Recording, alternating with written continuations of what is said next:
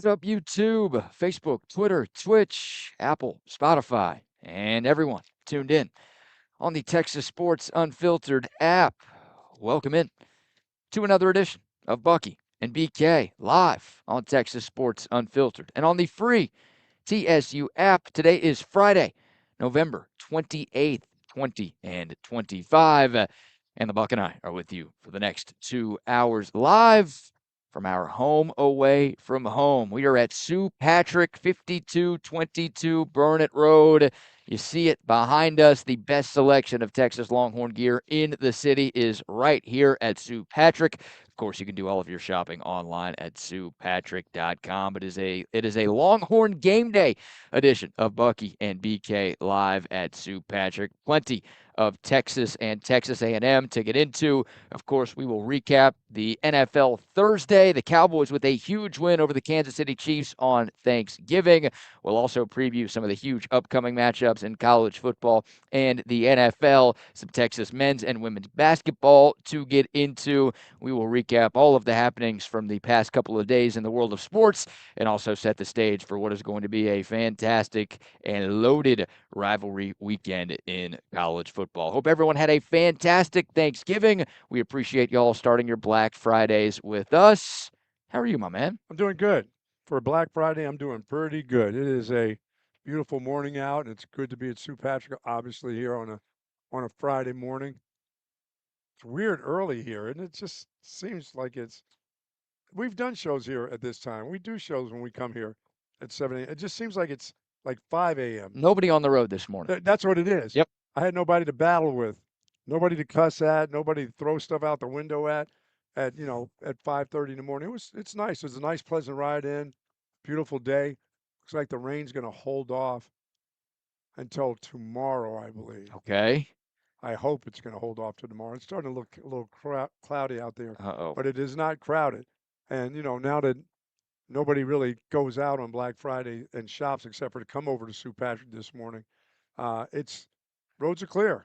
Roads are clear. Everybody's where they're supposed to be, I guess. Kind of felt the same way this morning. I'm just driving here. I'm like, oh, this is kind of nice. Yes. Where is everybody? I went down Mopac. There was nobody on Mopac. Right? Then again, most people aren't working today. No. But we've got a Longhorn game, so we're working a double today. Absolutely. Buck and I are here for the next couple of hours, and then, of course, our Texas football pregame show at Schultz Garden will happen at 4 to 6. Of course, a 6:30 kickoff tonight between the Longhorns and the Aggies, the first Lone Star Showdown here in Austin since 2010.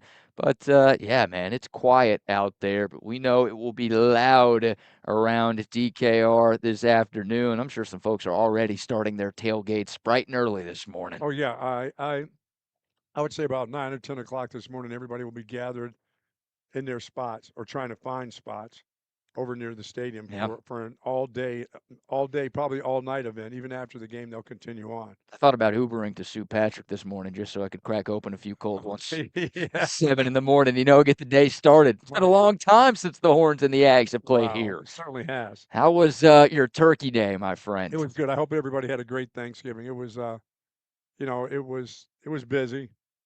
It was busy. Yeah? Yeah, it was okay. I know I'm tired from it. You didn't host, did you? No. Okay. No. We don't host. I don't do the host thing anymore. It's good. So, but it was fun. I watched the games, sat around, watched some games. There we go. Played with a little grandson who is now flat out worn my ass out. I'm just about done. You're done with the grandson. Yeah. Well, that's good. You don't have to deal with them anymore, right? You get No. one day on Thanksgiving, then you pass them off to the parents, and you go on with your life. Yes, and then there will be a Christmas time too. Mm. Twice a year I can do that. He'll come over and stay and get him out there on my territory. Yeah. You know what I mean? Put them on the putting green. Yeah, it's a little different when the grandparents get him in their environment than he is in his home environment. They get a little crazy in their home environment. Oh, yeah, you lose the home field advantage. Oh, no, when I get the home field advantage, it all works my way. Yeah, you do whatever you want. Whatever I need to do. Right. Oh, your parents aren't around. Here's what you're going to do, kid. This is how this works here at this place. Yeah, here. You see that burn pile over there? Light something up. Let's go. Stand by the fence and watch it burn. Oh, yeah, that's right. Burn bands off, too. It's going to be great. There you go. Yeah, make the kids start loading that burn pile. Put them to work early. Yeah, but it was a really good Thanksgiving. I'm thankful for a lot. And, we're here today. We get a chance to watch this great rivalry, watch some football yesterday, and just be around some people that you care about. It was good, really, really was good. Good. I don't get to get home to my family until I do that, during the springtime. But because I dare not try to travel back east at this time of the year, it's No. just no chance. So Also, you think this weather is cold? There's no way you'd be having a good time if you were up there oh right no, now. no, because I don't like the cold. I don't enjoy being in the cold. Yeah. So and this is just right this morning. I'm a little Sue Patrick long sleeve on. Got my long sleeve polo ready to go. Yeah. And boy, do we have a lot of stuff here, BK. Oh my God. Oh my God, it is tons of stuff here for sure. We'll have our world famous QVC segment with Oh my God, Jay, and he's got like 500 things ready to show there's off. a lot of items here for sure. Good morning to soldiers at Fort Hood, Texas, the soldiers in the state of Texas, and all those that fight for us each and every day. Thank you so very much. Hopefully, you had a chance. If you were in the states or around your family, hopefully you got the chance to enjoy being with your family. If you did not, we thank you so very much for what you do for us.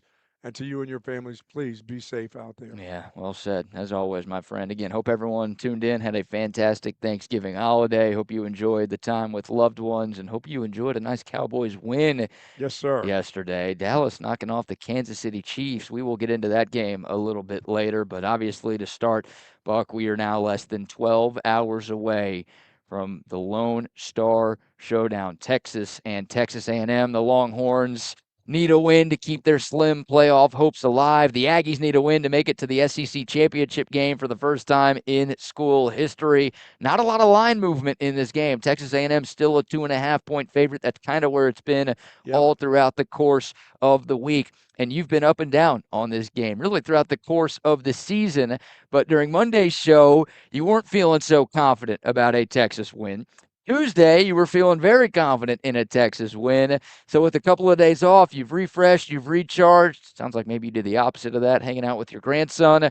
But it is game day. Where are you at on a Friday morning, Texas and Texas A&M? How is Texas going to beat the number 3 team in the nation? I mean, seriously, think about that. Oh, no. Come on, think about this group who couldn't cover me right now. Oh, no.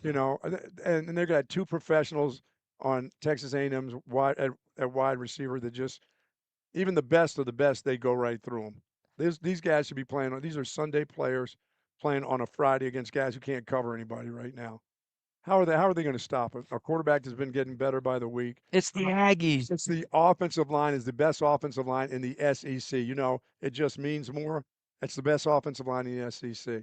They plan on coming into Austin, Texas, and running the ball with success. Which, good luck to them there. I still don't feel that one. But when they start throwing the ball and guys start catching and guys start trying to tackle guys, are you telling me that Anthony Hill is playing? I'm not sure. Yeah. Nobody's really sure. He was listed as questionable on the injury report last night. And I know there are some folks thinking, maybe that's a little gamesmanship, right? Big rivalry game. They already know one way or the other if he's playing or not. I don't know if they know. It sounds like from folks I've talked to, from some of the insider reports that I've read, it really sounds like a true game time decision tonight for Anthony Hill, which obviously sucks. We know Ty Anthony Smith will have to miss the first half of this game due to the targeting suspension from the By the way, that penalty was he such a had. poor call last I week. know. I mean, I don't know how you shoulder a guy. And it's not even really. They talk about the head and neck. He almost hit the guy in the chest. Right. But he wasn't. It didn't seem like he was close to his head. Helmet was never in contact with him. It was all shoulder. It was more like forearm shiver to the chest. And I'm like, why is that defenseless? I mean, maybe that was the call more so than anything. And it's a really small receiver who was also ducking his head. So he was going down there too. It's one of those plays you're not entirely sure what Ty Anthony Smith is supposed to do. And look, whether it was targeting, and it didn't knock him out. It didn't no, take the guy out because it was a pretty clean shot that didn't warrant that. I didn't believe. right. And whether it was targeting or not, the worst part is you've got this carryover suspension. Like that is a rule that has never made sense to me. And I don't think any college football fan likes it at all. No. Yet here we are. It's the biggest game of the year. And Ty Anthony Smith, who has been a key cog in the center of that Texas defense, has to miss a half of this football game. So Texas might be down two of their top linebackers for the first half against an extremely high-powered A&M offense. Yeah. It's not ideal. Thus, Texas A&M 34, Texas 31 right now. Wow. On a Friday. It's early. I'll wait till we get to pregame. Things will start to pepper up a little bit. He's turned on us again, huh? Yeah, my son did happen to send me a YouTube video from Brian Westbrook, 1995, hitting Leland McElroy across the middle on a catch, coming out of the backfield and just destroying him and getting a 15-yard penalty. Clean hit. Mm-hmm. No, and back in those days, those were just hits. But since he did the strut past him when he hit him, he got a 15-yard personal foul Of for that. course. Oh my God! It was like, really? That's nothing these days. That would be absolutely nothing. But back then, if you hit the guy and walked past him, you didn't even have to look at him. Just walk past him with a big strut, you were going to get it, and he got it. Boy, did he like that guy. I mean, that dude used to light people up from the secondary, I like that. and he was a big dude too. Good highlights. Most of the highlights from this rivalry are good ones to watch if you are a Texas fan, as the Longhorns have dominated this rivalry over the years. Of course, last year, the first meeting between Texas and Texas A&M since the Aggies moved to the SEC following the 2011 season. Texas got that 17-7 victory in College Station, and I think any Longhorn fan knows the Horns lead the all-time series 77, 37, and 5. So, An important game for Texas A&M to get into the championship for sure. too. But not so important is the fact that they're still getting to the playoffs Right. without getting into the championship game. And maybe, but if you don't, you don't play for like 3 weeks Right. afterwards. That's such a long time. I mean, it's like just going past the spring camp. That's a lot of time away from football. That's how it works. Wow. I mean, even if you do play a conference championship game, you get a couple of weeks off, especially if you're a top 4 seed and you get that first round bye, which That A&M, gives you 2 weeks, right? more than that. Man. Yeah, more than that. It'd be 2 weeks before the first round of the playoff game, but usually, Buck, remember the second round of the playoffs is right around New Year's. So if I don't even want to talk about A&M. Let's talk about other teams. Georgia and Alabama, let's say they're in the SEC championship Right. next week. They will play, and the winner of that game will likely get a top 4 seed and a first round bye in the playoff. They won't play again until December 31st or January 1st. Wow. So that's December 7th through the end of the month. So yeah, there's obviously a lot of time off. Well, you got to keep a lot of it. You're talking about paying attention to your players and keeping other people from talking with your players. In this world that we live in, Mhm. while they have off, they have their cell phones. They're at home. They're in different places, and people are contacting them about if their coach is staying or what's going on, and are you staying? Are you sticking with them? Here's some more money. We found some more money in the coffer just for you. Sure. There's all kinds of stuff that you have to do as a head coach during this time. You got to get ready to recruit for December. Right. I mean, it's nonstop. This is a tough time if you're having a team that's going to make the playoffs too. This is busy. It's a crazy time in the college football It's like calendar. you don't have really a Christmas. I mean, No. you really don't. Yeah, and that's why, look, there are a lot of coaches and a lot of administrators trying to flip up the college football Sure. schedule a little bit because you're right. I mean, National Signing Day is next Wednesday. Man. Obviously, the regular season ends this weekend for just about every team in America. Army, Navy, you'll get that game in a couple of weeks.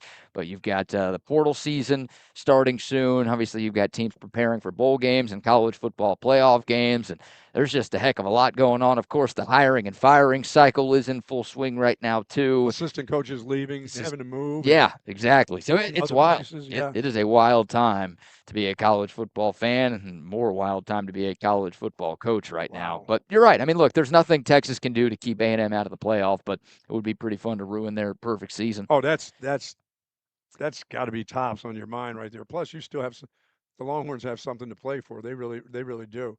But if you get beat today, you have nothing to play for. Right. And I said the room block is already sold out at the Alamo Bowl. The Alamo Bowl it's the room block's gone. So that means we're not going if No. Texas is going? No, I can't do another Alamo Bowl. no, dude. there's no chance. I don't think Texas would be going there with the loss today, but They could be in Houston though. no, they won't be in Houston either. That's usually for like 6-6 SEC team. 6-6 with good academics. Well, we were told that their academic level has picked up, so maybe the academics will put you in the. No, you don't want to be in the Texas Bowl. That's like the worst bowl for an SEC team. You'd rather be in like the Cheez-It Bowl or the the Citrus Mayo Bowl or the Bowl. Music City Bowl, or you'd rather be in the playoff. You don't want to be in any of those bowls. No, you'd rather be going home Right. and enjoying yourself. That's Right. what you'd rather do. So obviously for Texas, look, the new college football playoff rankings, they're not really new at this point. They came out on Tuesday night, but this is our first show since then. Texas only moved up one spot from 17 to 16 after their win over Arkansas. The Longhorns actually got jumped by Michigan. So Texas obviously needs to win to give themselves a chance, and then you've got to root, if you're a Longhorn fan, against a bunch of different teams tomorrow. Obviously, the worst part from a Texas standpoint, it's a 12-team playoff, so we keep talking about 12, 12, 12, 12, 12. It's really a 10-team playoff because you've got to reserve spot number 11 for an ACC team. Yes. And you've got to reserve spot number 12 for the G5 team. So there's only 10 spots that Texas has a shot to get. And it feels like 6 or 7 of those 10 are already locked in. And even worse is the committee's trying their best to get 2 Big 12 teams in. And right now, all that talk. Yeah, I mean, you've got 3 Big 12 teams ranked ahead of Texas. So not only, you look at teams 13 through 16 and you need them to lose, but you also need 1, maybe 2 teams in the top 10 to lose too. And it's not just the top 10 because, like you said, A&M can lose. They're still going to make the playoff. Sure. Ohio State can lose to Michigan. They're still going to make the playoff. Georgia can lose to Georgia Tech. They're still going to make the playoff.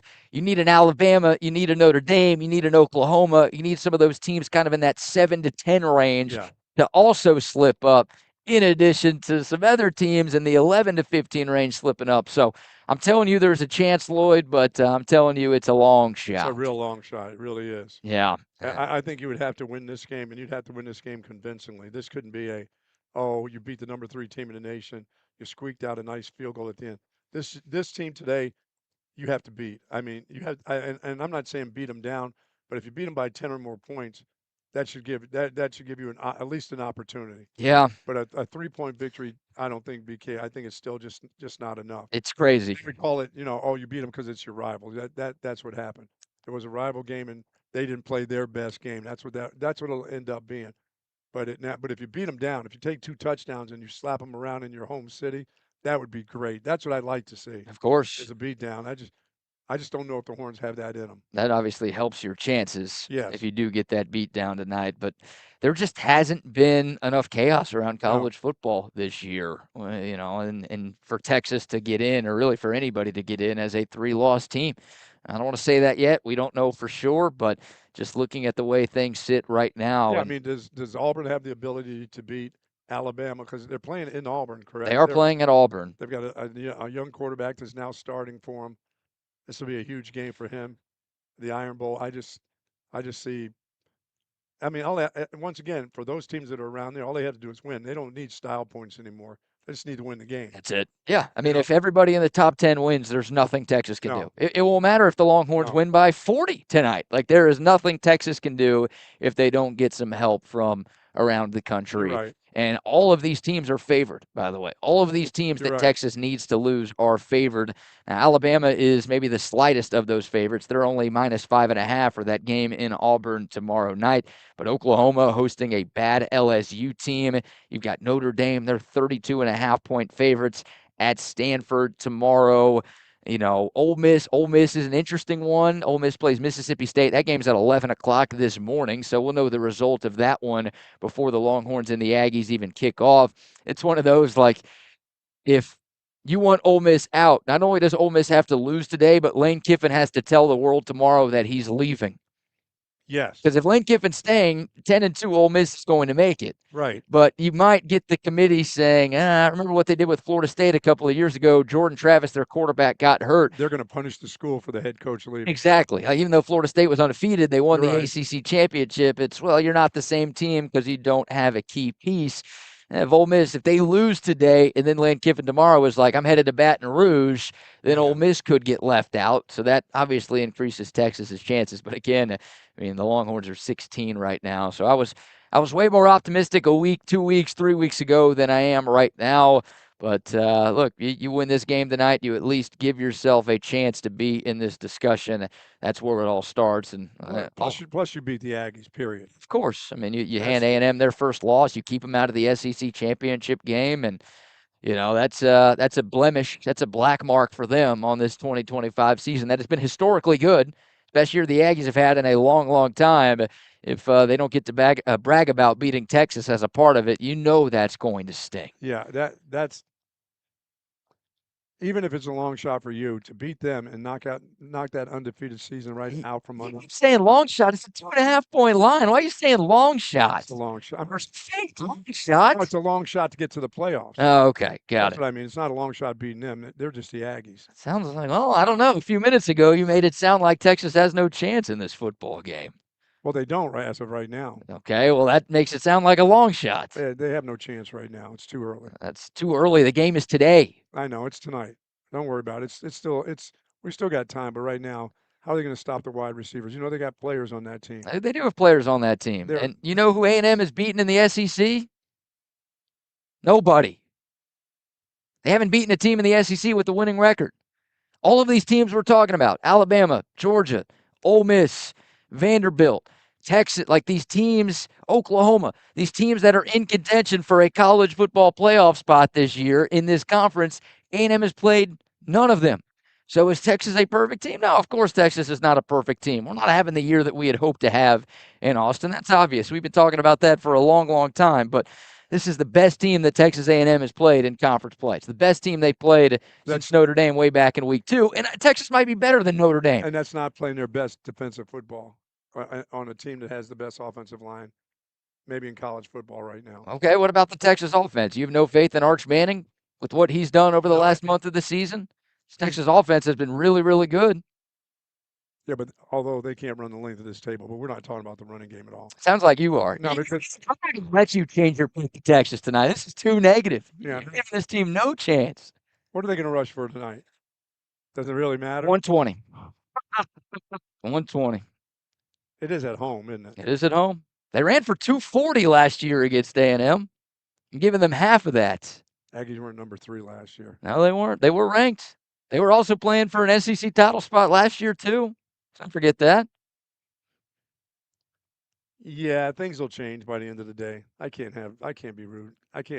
You're rooting. It sounds like you're rooting for the Aggies. That's what I'm hearing for you tonight. I don't want them to win ever. I don't know about that. When you're talking about them, it feels like Texas is playing the 85 Bears this evening. The 72 Dolphins this evening. I wish Texas could tackle better at this time of the year. Well, the defense has struggled as of late. Yeah, the Longhorns, they're going to need that defense to figure some things out, especially in the secondary. And I wonder what the game plan is going to be for Texas on defense. Do they trust their corners in man-to-man against Mario Craver and KC Concepcion? Would you? I mean, in man-to-man? I don't know. Depending on what kind of pressure you get. Depends on who's, like I said, if Anthony Hill's playing, I'm going to feel a lot better about this. Because that guy can put some pressure on this young quarterback. Right.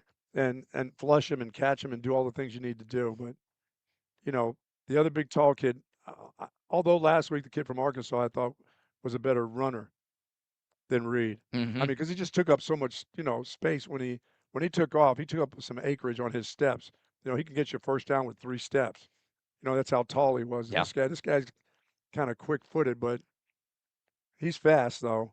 It's very fast. Yeah, he's a great runner of the football. And he's a better thrower than the other guy is right now. And that doesn't mean he's a great thrower. He's just a better thrower. No, he's having a really, really good year. Yes, he is. There's no doubt about that. And look, for Texas, Pete Kwiatkowski, for the majority of his Texas tenure, has been a very good game planner for bend, don't break. Yes. But unfortunately, in recent weeks, it's been bending and breaking for this Texas defense. So if you're the Longhorns, I think you got to keep a lot of stuff in front of you. I think we're probably going to see a heavy dose of cover 3.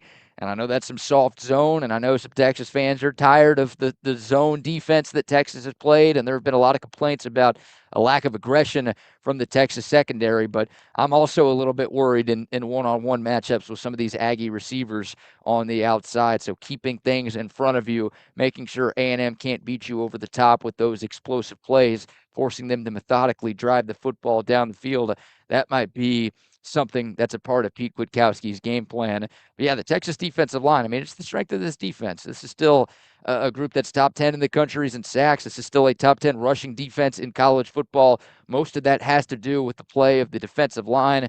Colin Simmons has been a co-defensive lineman of the week 4 times in SEC play this year. He's going to have to be really, really good. Yeah, for Texas, this is an Oklahoma type of game. I know it's a rivalry game, so it's easy to say that, but this is going to come down to the trenches. No doubt. Does Texas have it up front on the defensive line, and can the offensive line do what they did against Oklahoma? I mean, Oklahoma has a better defense than Texas A&M does. They've got a better defensive line than Texas A&M They does. And Texas was able to kind of whip the Sooners for all 4 quarters. Really, in the second half, they started to lean on the Oklahoma defensive front in Dallas. Like, we know they're capable of that. We haven't seen it a lot. We know they're capable of doing a lot worse than that, too. But it's going to come down to whether or not the Texas defensive line can win the matchup against the Aggie offensive line, and also if the Longhorn big uglies up front can hold their own against what has been a elite Aggie defensive front. Yeah, and for Texas, it'll be what is it going to be like when the first shockwave hits?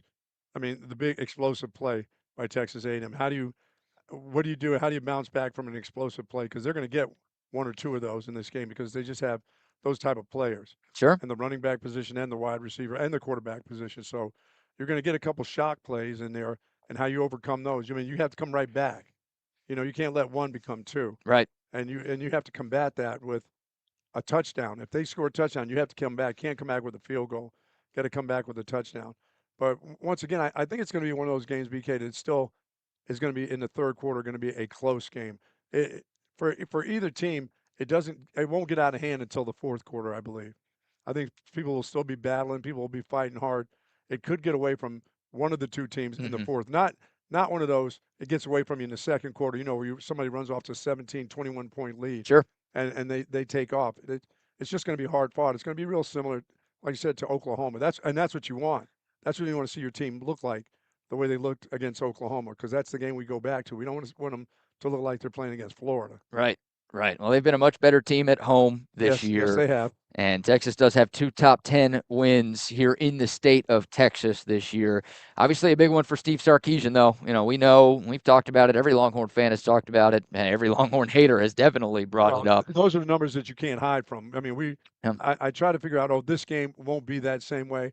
But when you bring those numbers up, those numbers seem to be starting to get pretty solid. Yeah, Steve Sarkeesian has lost 6 straight games against top 5 teams. Obviously, has had a couple of opportunities this year to get it done. Couldn't do it in Columbus. Couldn't do it in Athens a few weeks ago. It's his first top 10 team that he will get to play here in Austin. But yeah, I mean, it's a huge rivalry game. Anytime these two teams play, it's going to matter. But Steve Sarkeesian has to get that proverbial monkey off of his back and find a way to beat a top 10 team. I mean, or top 5 team, I should say. It's really that simple. It's a big one for him too. Yeah, he has to pull out all his tricks today. All the wonderful gadgets that he did last week, those things have to come back again. Yeah. He's got to find a couple easy scores where he doesn't have to really work real hard at. You know what I mean? Maybe a nice long drive, but to get the score, to get it in the end zone, I mean, a little razzle dazzle. They'll be expecting it. You also better be expecting it too from Texas A&M. So, and we know how that works on this end. Yeah. So whether it's special teams or whatever, you got to have everything buttoned up today. Big Steve Sarkeesian game. I have a hard time thinking this won't be a shootout, Buck. I'd be pretty shocked if this is a game that's played in the 20s. Yeah, I got to believe it. I still believe it'll be in the 30s. I agree with you. I think it'll still get to be in the 30s. So Steve Sarkeesian, like you said, I mean, when A&M scores a touchdown, Texas is going to have to respond with a touchdown of their own. This cannot be a field goal game today. Get off to a fast start if you can. Right? That would help. That would definitely help the Longhorns. And look, I mean, I think if you're Texas, you want this game to be played in the 20s. I really do. Like, I think in a perfect world, Texas, I keep bringing up the Oklahoma game, but it's the most complete performance we've seen from this Texas team this year. Like the second half where the Longhorns were able to put together methodical drives that took so much time off the clock. Remember that third quarter where Texas had like a 7-minute drive and then a 6-minute drive, put 10 points up on the board, and John Mateer in Oklahoma, they were just stuck on the sideline for basically the entire quarter. Like, that's what you want to do today. You want to be able to keep Marcel Reed and Ruben Owens and Craver and Concepcion and all of those weapons on the sideline. Look, I mean, you take points however you get them. If you got a bunch of explosive plays and you score fast, you're not going to complain too much. No. But if you can find a way to keep your defense fresh and keep their offense on the sideline with those long drives that do also result in points, that's your best case scenario right all there. That tells me that means they have to be able to run the football with some consistency. But, and not the kind of consistency that Sark tells us that I thought we ran the ball well. No, we don't need to hit. No, we need to see you run the ball well. We don't need to hear about it Monday that, at this particular point, I thought we ran it well. You need to run it well all the time. You're right. That's old. That's the number one key for me is for Texas to avoid obvious passing situations. right? A&M is the best third down defense in America by a mile. Oh, no, and they can come after the quarterback, Right, too. that's a huge part of it. They're second in the country in sacks this year. They've got Cassius Howell, who leads the conference in sacks this year. Like, that's a loaded team, and Mike Elko's a genius when it comes to scheming up third down defense. Sure. He's been doing it for years. So, yeah, a part of that is being able to run the football. It's avoiding the keyword, and then it's running the football to stay ahead of the chains. You're at home today. You Yeah. got to be able to handle the P word today. You really do. This is in this game. 6 or 7 of those, BK, is. I mean, some of it is going to be just from being excited playing a rivalry game. You're going to reach out and grab a guy because you don't want him to make a play on you.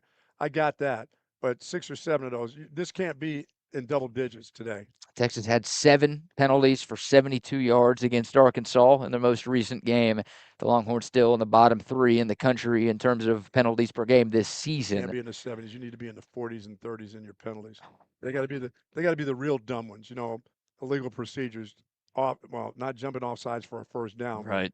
Those type of things. It's and if you're an aggressive player, you may have 1 or 2 in the secondary because there's going to be a time where that guy's going to go by you. You need to grab him. Tackle him. You need to grab him. 15 yards is a lot better than 60-yard touchdown. No, these are house calls. If a guy beats you Yeah. at wide receiver from A&M today, you better grab him because he's going to go. He's not just going to go by you. He's going to leave you in the dust, and that ball's going to be out there. And those guys make the plays and they make the runs and the catches. It's bad enough that they're going to catch balls and shake you one-on-one. Right. It's the ones that you just can't let get behind you, the easy ones. Yeah, the communication has been so bad for Yes. Texas on the back end, especially on those switch releases. Yes. And, Colin, there are going to be plays where he puts Craver and Concepcion on the same side of the field, yes. too, where it's like one guy's going this way, the other guy's going that way, and it's on the defense to figure out who needs to cover who and who's going where. And that's why part of me thinks like cover 3, just like keeping it safe, keeping it pretty simple. You don't need a bunch of crazy, complex concepts. If only the cover 3 wasn't so soft where every time they threw it, they could get a first down.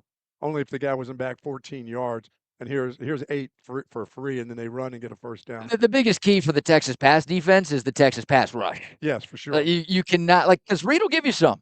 Go back and watch the first half against South Carolina, right? He'll overthrow some. He'll give you some opportunities at some takeaways, but you only get those opportunities if you get pressure on him. Right. And his receivers are too good, and he's a good enough quarterback to where you can't let him just sit back there in the pocket. It's going to be a long day for Texas if that's the case. You have to, Colin Simmons, if Anthony Hill is playing, Ethan Burke, Lance Jackson, any of these names that you want to mention, these guys have to be able to disrupt his rhythm and capitalize on, not only can you get him to, maybe give you one, when he does, you got to make the play. Absolutely. There can't be any drop picks where you see a DB looking at his hands or looking to the heavens you've got to take advantage of those. His hands like this is why I'm not a receiver. He's got to make the play. No Rod Baber stone hands tonight. And you've got to be able to for Texas, they have to be able to catch balls also. For sure. The other side, they everything has to be caught. I don't care if it's rain or whatever. You have to catch the ball tonight. You have to be able to make the plays. These are it's Oklahoma, it's Georgia. These are championship games. This is not just another game. Don't say it's Georgia. If it's Georgia, they'll be dropping them. We had a lot of drops in Athens a few weeks ago. Yeah, you got to make all the plays, and as I said, you have to be buttoned up on all your special teams tonight. Yeah, it's gonna matter. All right, well, especially with Concepcion back there returning punts. Yeah, 2 great punt returners in this game. Yep, and they've got Terry Bussey on kickoff return too. They've got a couple of explosive difference makers in special teams, and they're going to punt it to Niblett. We all know what Ryan Niblett has been this year. You think he gets his chance tonight? Oh, yeah. They're going to punt it to him. Okay. I like that. They're going to go ahead and their head coach is going to say, no, we got great athletes. We can cover him. It's been way too long since Ryan Niblett's had a punt return touchdown, What's the deal? Well, a couple bounces and a couple holes and some other things. He's had some nice returns. Yeah, he's still really, really good. But teams have kind of started the game plan away from number 21. Well, if they were smart, they would do that. You understand why. But I'm not expecting this head coach to be smart. I'm expecting him to want to be ballsy and show you that he's got great players. I think maybe he ate too much yesterday. What do you think? You think he? That was Thanksgiving. We all ate a lot, right?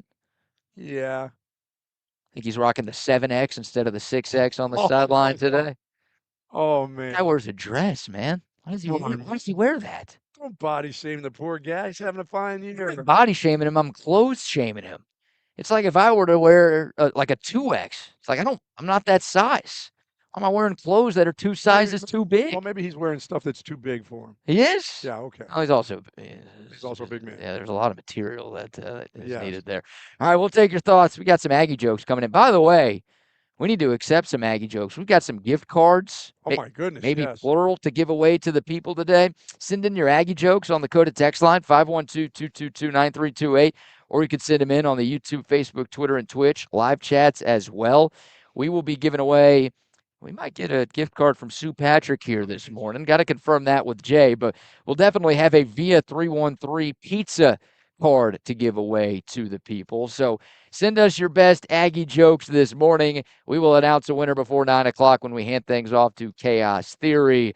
And yeah, if you've got some good ones, we'd love to hear from you. All right, we'll give a few of ours. We'll also dive back into the Longhorns and Aggies in a moment. But first, how about our first round of sponsor shout-outs? So to our friends over at Relax the Back, they've got a store up here north, of course, and they have one south.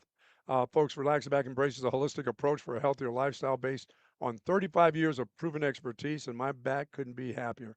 I can't wait to get back to my Relax the Back chair for watching a little football before we do our pregame show.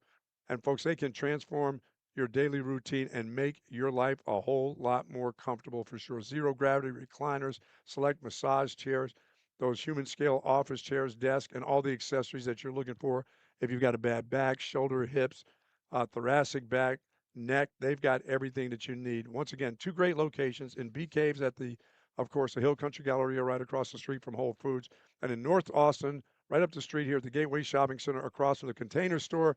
Live pain-free like the Buck at Relax the Back. Yes, indeed. Love Relax the Back. Also, a shout out to our friends at Humbug Holiday Lighting. Oh, light them up, please. Come on. Thanksgiving is over. Christmas right around the corner. You don't want to get up on the ladder this weekend. You want to be watching college football and the NFL over these next few days.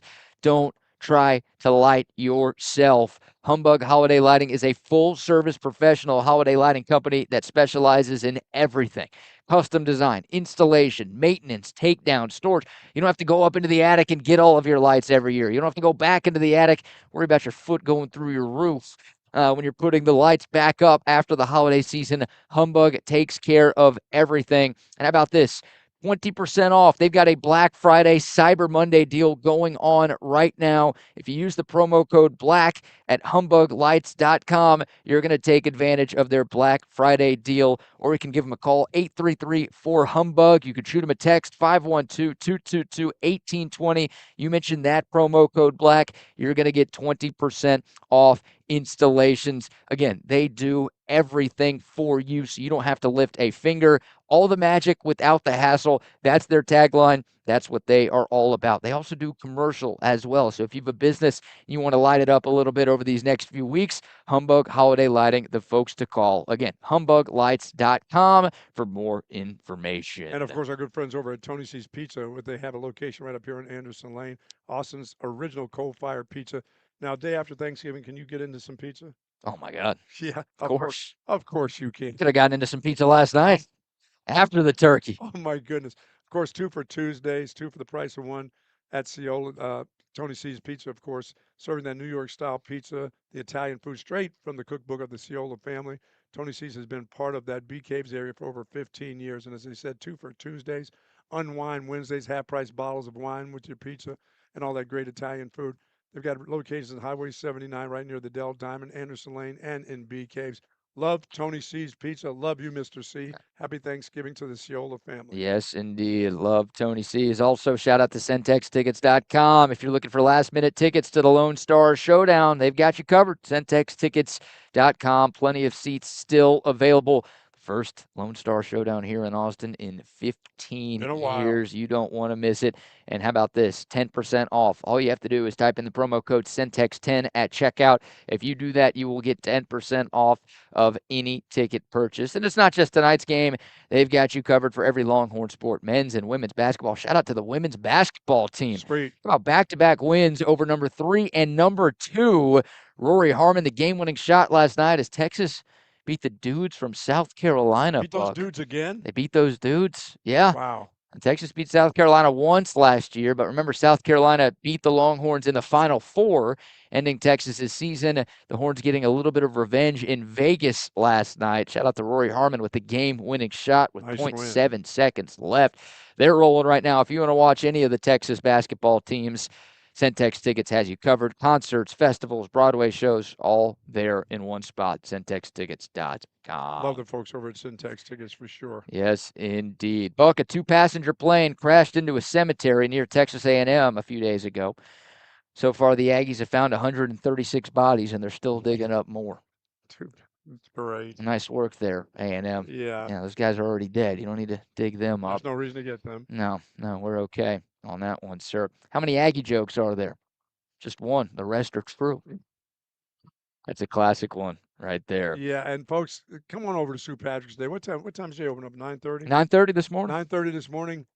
Bartholomew Bear has been sold before we even got here. Pour some out. How about that? Wow. Never thought I'd see the day. He's around, but he's about to be shipped right here locally, as a matter of fact. This place just doesn't feel the same. I know. We usually have Bartholomew Bear sitting in our third chair over there. Can't take somebody's bear away, but everything else is here. Luggage is back at St. Patrick's, so if you're looking for that gear to go on your holiday trip, hey, maybe to a bowl game. Yeah, maybe to a playoff game. Maybe to a playoff game. That's They've got it. It is back. Love that. Look at that carry-on right there. It's nice looking luggage right there. It certainly is. Rep your Longhorns in style. That is nice looking luggage. That would fit. That's the overhead, right? Yeah, you can get those in the overhead.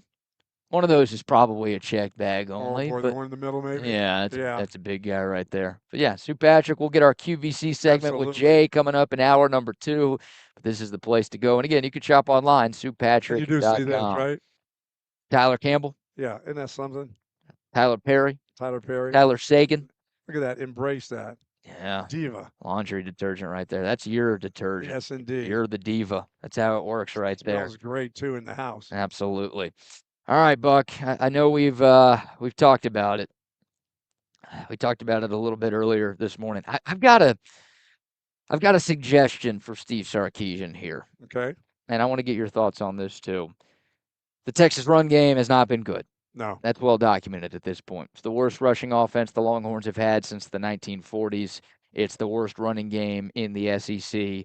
Texas A&M has been middle of the pack in the conference in terms of rushing yards allowed, but they've got some elite talent on their defense, and it's a pretty good group that they've got up front. Really good linebacker play, too. I just don't know if you're Texas. I hope Trey Wisner is going to be locked in. I hope he can come close to replicating what he did against the Aggies in 2024.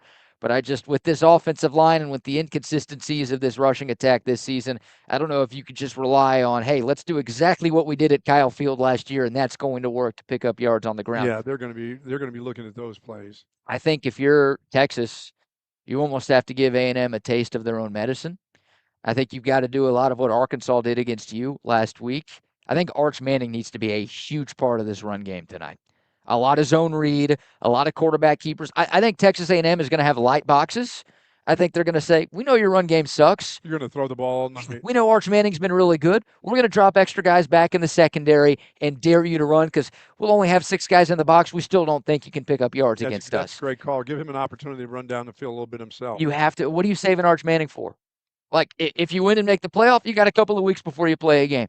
If you win and don't make the playoff, you got even longer before you play your first game. He's doing a really good job of protecting himself. Right. If you lose, then you're not on the playoff, and who really cares about whatever bowl game that you're going to be in? So, look, I don't want Arch Manning to get hurt. I'm not saying use him as like a crash test dummy out there. Just let him be a football player again. But I'm like, it's less of just, hey, Arch, telling him, hey, if you want to take off and run, I'm calling a lot of design runs for number 16 to try to get that run game going tonight. Well, yeah, I mean, you're trying to get to the playoffs yourself, so yeah, you have to do everything you can to win the game. And if that's a part of winning the game, you're going to have to take a chance with your quarterback who's now been, 5 weeks removed from a concussion now? Mm-hmm. Well, it's time to just go play football.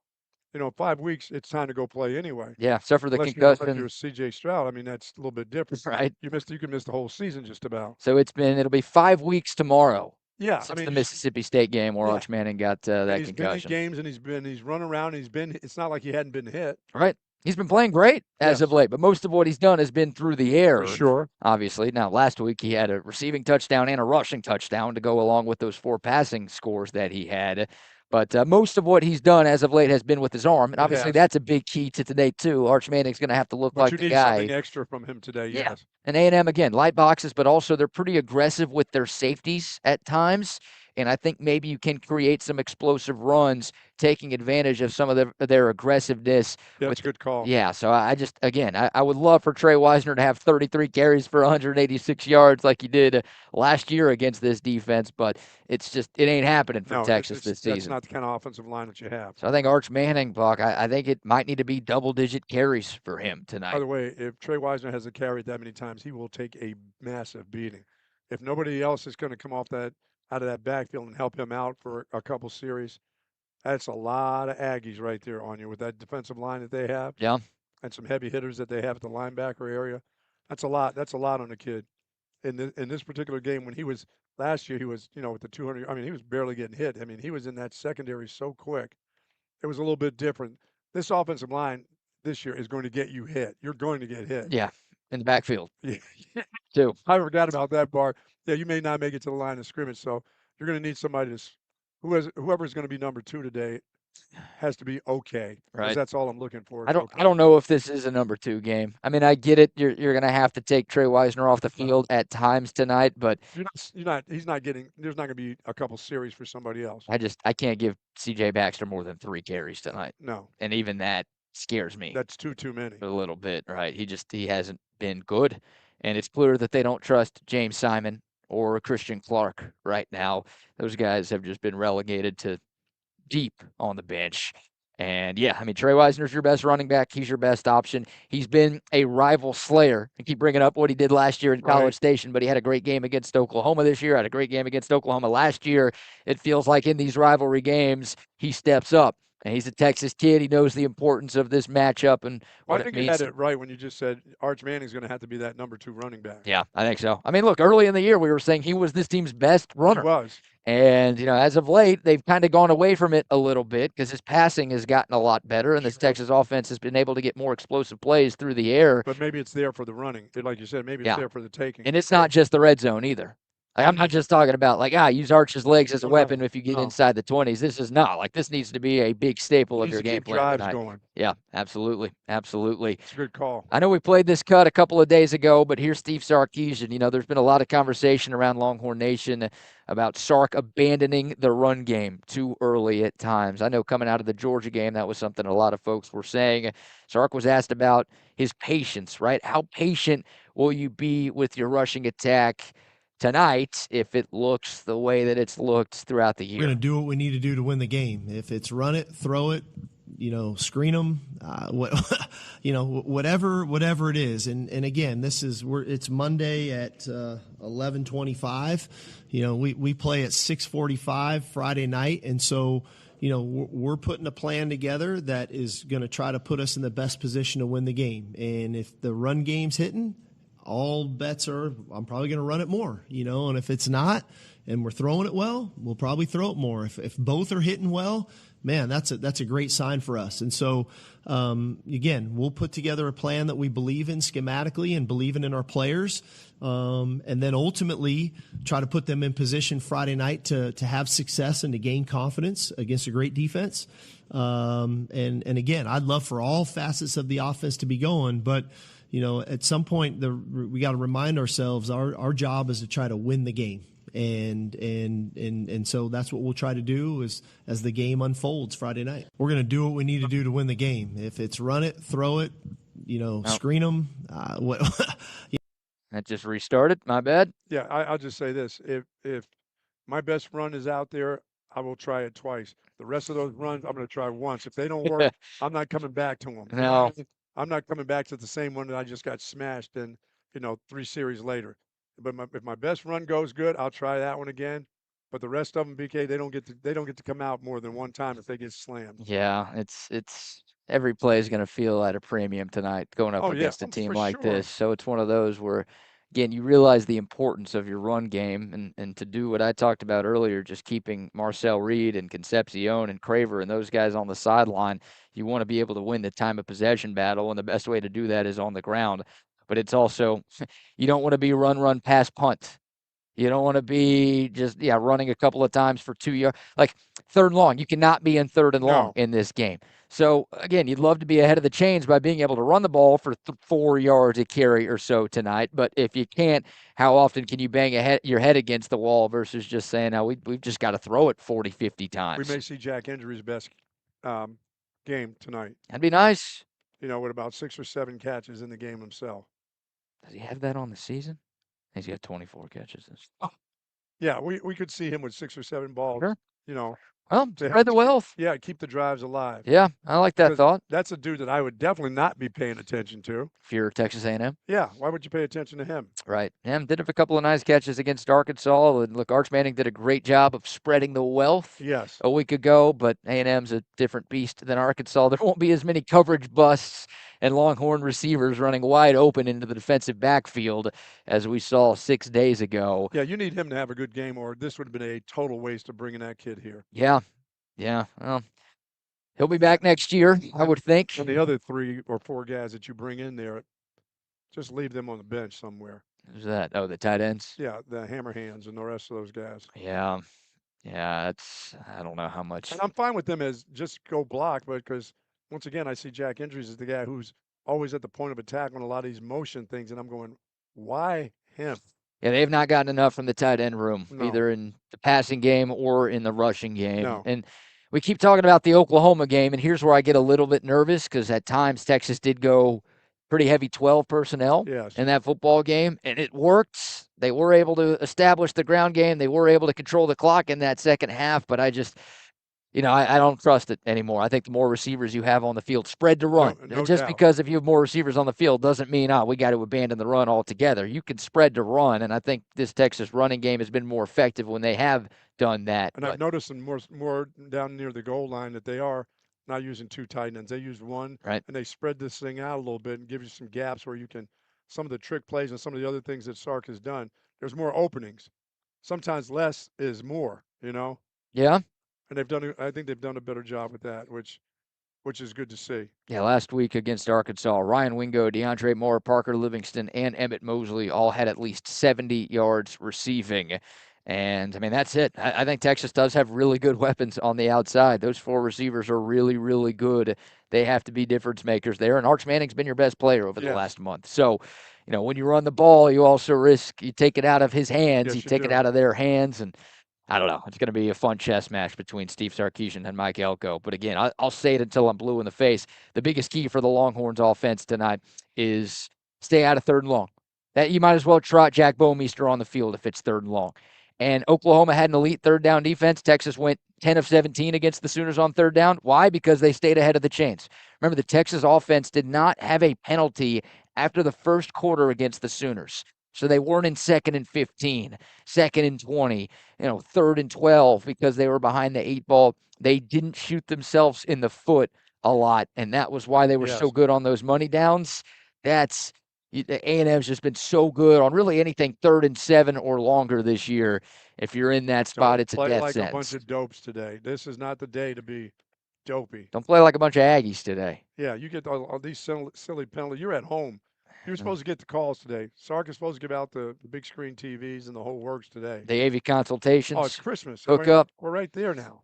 Do we need to get Tom McKay on the case? This is the time. This is the time to get the 85-incher out there for some of these official. Head official. Yeah. That's right. We'll share the wealth. Yeah, before the game. Hey, Sark, call a couple of holds on them, please. Colin Simmons gets held like every other play, and nobody's called it this year. If you call a couple on A&M, we'll have an 85-inch AV consultations TV waiting for you in the parking lot after the game. Georgia's bad, but Oklahoma was the worst. That's the worst holding group that I've ever seen that gets away with it, and especially in the game against Texas. And for some odd reason, it's like a free-for-all. You can grab and reach and pull guys down. Hey, if it's a free-for-all, that's advantage Texas because we're the team that grabs and reaches and pulls guys down. Certainly do. Well, maybe we need the refs to swallow the whistle a little bit tonight. That would help us, wouldn't it? That could be a good thing, couldn't it? Because some of those guys, you're going to have to grab and reach every once in a while. Yeah. So you're going to get, like I said, BK, you're going to get a couple of those those kind of penalties are going to get called in this game. You're not going penalty free. You're not getting, maybe one holding and saying that's all we can afford to give out. No, you're going to get a couple of those tonight. What you can't get is the illegal procedures, the dumb ones. We've talked about Texas You just being, can't do it. bottom 3 in the country in penalties per game. A&M 126th out of 136 teams in penalties per game. That's one thing. Last year under Mike Elko, it was a problem for them. Yes, it was. This year, it's a problem for them too. They don't have a lot of problems. They're 11-0. They're top 3 team in the country right now. But they can play dumb. But they could play dumb at times. So if the 2025 season is any indication of what tonight's game will be, expect a lot of laundry on the field. Yes. I don't want to see that. I'm not there to watch the Zebras. No, I don't want them to be a big part of the game. They might feel the need. And you're going to have to stop the explosive plays. That's just going to be part of it. It's hard to do with the 2 wide receivers that they have. So once again, as I said, you're going to get 2 or 3 of those type of plays, but you can't. The ones that are explosive, BK, can't be the ones that are explosive. They go behind you and they count for 6 points. Yeah. They may be able to count for a first down. They may change field position, but you can't give those explosive plays where they turn into 6 points. No. And that's what those guys look to do, especially Concepcion. When he touches the ball, he looks for a home run every time. Craver can just outrun you. This other guy can just out-fake you. I mean, he's a great punt returner. He's got the ability to make guys miss in space. And, we saw that last week. We saw guys getting a spin cycle last week. Can't do that tonight. Tackling's a huge key. Yes, it is. And Mario Craver actually leads the SEC. Wow. I should say, wow, I haven't even given the stat yet. It's big. Whatever I'm going to say is big. It's going to be big. He leads the SEC and most times catfished on Hinch. Leads the SEC and most pieces of pumpkin pie. Nah, his head coach has that one for sure. Oh, my goodness. No, leads the SEC, leads all SEC wide receivers, I should say, in missed tackles forced. And KC Concepcion, I think, is 6th in that stat in the league. So it's one of those things where, yeah, a lot of their big plays are not throw the ball 60 yards down the field and they'll come down with it. It's, you throw them a crossing route, you throw them a screen, you throw them something in the flat, and they catch and run. Yeah, and they take pride in it. You can tell they take pride in their ability to run after the catch, too. Yeah, they do. That's a big part of what they do. So tackling has been a bit of an issue, just big plays in general. And in the last 3 games, Vanderbilt, Georgia, and Arkansas, Texas has allowed 27 pass plays of 15 yards or more. Wow. And they've also given up a lot of big runs in those games, too. You think about what Arkansas was able to do, especially in the first half a week ago. So, yeah, this was a great bend, don't break defense for Pete Kwiatkowski. They're bending and they are breaking as of late. So you need that group to be buttoned up, and tackling is a huge part of Texas pulling off an upset. And I think what really gets you down is when you see that stuff happening early in the game to Texas. Those 1st and 2nd yard runs. Yeah. Those 2nd down runs when they go for 6 and 7 yards. Those are the ones that demoralize your team, that hurt you early in the game. That's what kind of sets the tone for that 3rd and 4th quarter type of stuff. Oh, we can go back. They make them feel like, okay, we can go back to what we did in the 1st quarter. Yeah, we'll have a couple big plays in the throwing game, but our run game is when we need to really ice a game, late in the 3rd, beginning of the 4th quarter, they'll go back to that. Texas has been really good at stopping that, though, BK. They really have over 3. I know it's been tough over the last couple of weeks, but more likely than not, they have really come through when it comes time to stuff the run. That's a big key tonight. And, yeah, last week against Arkansas, I mean, the Hogs had more than 100 rushing yards in the first quarter in the game. Now, in the second half. 150 in the first quarter? No, I think it was 106. Wow. But Arkansas had the ball to end the first quarter, and they scored a touchdown like a minute into the second. And after that drive, it was at 133. Yeah. Remember being at DKR looking at the scoreboard, I'm like, geez. And this defense gives up like 83 rushing yards per game. We're 16 minutes in, and the Hogs already have a $130. So, yeah, it was a problem. And, yeah, Marcel Reed's a great runner. Good news for Texas, no Le'Veon Moss. Mike Elko told us on Monday that he probably wasn't going to play. Le'Veon Moss is out on the injury report, so there's no intrigue, there's no mystery about whether or not he will be out there. But the Aggies still have some talented running backs with Reuben Owens and E.J. Smith. Reuben Owens is the one that scares me. Yeah, he's their best guy. He's their leading rusher. And obviously Marcel Reed has been a huge part of their ground game too. Texas has struggled with some dual-threat quarterbacks in recent weeks, so they've got to be buttoned up. While we're talking about that real quick, I want to play a little bit more sound from Steve Sarkeesian's Monday press conference. He was asked about, hey, you played Taylor Green last week. Does that help get you prepared for going up against Marcel Reed. Here was Sark's response to that. I wouldn't even say just Taylor Green. I think you can go to Gunnar Stockton. I think you can go to Diego Pavia. I mean, there are some real dual threat quarterbacks in this conference that can hurt you a variety of ways. And so Talon was a real unique player because of the scheme that Coach Petrino had instilled. One, they had the pro style offense to go along with the quarterback run stuff and then the improv scramble stuff that Pavia and Stockton do as well. And so, but you probably argue Marcel Reed is the most dynamic of all of those guys. And so where it prepares you for is, okay, where did we break down when they hurt us? All right. And then how do we, rectify that and fix that? And so we can go back to some of that old tape, whether it's from practice or from the game, to see where our issues occurred against those guys. And then we can work on those things in practice because, A&M's got a great offensive scheme and Colin Klein does a fantastic job. So, everything we see on tape isn't what we're going to get Friday night. We're going to get some new wrinkles, some new things that have hurt us in the past. But as long as we're right fundamentally, as long as we're right schematically and that we're doing our job, we will put ourselves in good positions to be where we're supposed to be. And then ultimately now you got to go make those plays. Right. Now, you schematically, if you've got the numbers and the numbers are right, your one-on-one, your individual players have to make the tackles. What we saw last week was a bunch of guys with their heads down, getting spun by as much as people like Reed, the kid last week I thought was a more dynamic, like I said, make you miss guy. He really had some shakes on him. And he had guys in the spin cycle. I mean, he was coming around that corner, and the one-on-ones was like, oh, God, this is not going to be good. And so they're still they can go back to it, but those are individual plays. You got to get your head up and get them in the waist. You can't be looking to think about, oh no, he's going to fake one way, he's going the other one. You got to have your eyes right on his waist and make ththose tackles. That guy has to come down to the ground. And this one's not as big as the other one. Right. The other guy last week could fall for 3 or 4 yards at 6'4". This one's, a 6-footer that if you get him the right way, he'll go down. 6'6". Taylor Green 6'6", by the way. Marcel Reed listed at 6'1". Yeah, I mean 185. This is one that you can bring down to the ground. Yeah. If you hit him the right way. Last week, you could hit the other guy and he still could drag you for a couple of yards. He's a big dude. Right. Yeah, you talk about physicality. That's part of it. You got to hit hard in this game tonight, and you got to make Marcel Reed think twice before taking off and running. This is a hard-hitting game. Yeah. That's going to come naturally with a rivalry game, like I said, playing Oklahoma. This is a natural hitting game. If you're not in this one to hit, you won't be a part of this game for very long. Absolutely. All right, we'll take your thoughts. Dakota text line 512-222-9328. Keep sending those Aggie jokes in. What is an Aggie degree best used for? To park in handicap spots. Wow. That's a good one right there. How do you get an Aggie out of a tree? Wave at them. That's another good one there, too. Keep sending them in on the Dakota text line. We've got a couple of gift cards to give away for the best Aggie jokes. Send them in as we're having some fun with the rivalry game being back in Austin for the first time in 15 years. What a great day for it. Absolutely. All right.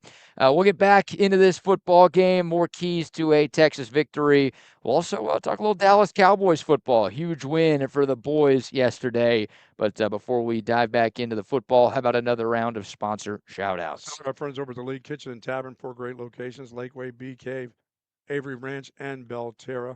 Lonnie's famous fried chicken there. Of course, now he's got the famous spicy Nashville chicken. I saw Lonnie last week when I was over at Bee Caves. And I got a chance to talk with him. He says his Nashville spicy is really, really good. There we go. So I got to check that out for sure. Hawaiian wings, pulled pork sliders, teriyaki glazed pork chops, all day breakfast, happy hour each and every day from 3 to 6. Great selection of wine, of course, savings on glasses of wine and select cocktails and specials on beer, of course. There Thursdays, prime to wine. Half-price bottle of wine with your prime rib dinner at the Lee Kitchen and Tavern. Locally owned and operated, folks, since 2011. Once again, 4 great locations, Lakeway, Bee Cave, Belterra, and Avery Ranch for the Lee Kitchen and Tavern. Yeah, get you some of that Altstadt beer out there, Yeah, too. you will be able to. Love the Altstadt beer. Tailgates, watch parties, whatever you have going on tonight and throughout the massive football weekend. Your football watching is made better with a great beer by your side. My choice is Altstadt. Yours should be too. Brewed locally in Fredericksburg, available wherever you buy your beer here across Central Texas and all across the state of Texas. If you're tuned in from the Metroplex, if you're tuned in from Houston or San Antonio, you can get you some Altstadt beer. If you're going to be hitting the town this weekend, make sure you ask your bartenders, waitresses, waiters, whoever for Altstadt. You go through a lot in this life. Reward your taste buds with Altstadt beer. Tons of different brews, something for every palate out there, including the Altstadt Light. If you've been eating a bunch of calories, we all have eaten a bunch of calories these last couple of days, eating all those leftovers this weekend, you still want a good beer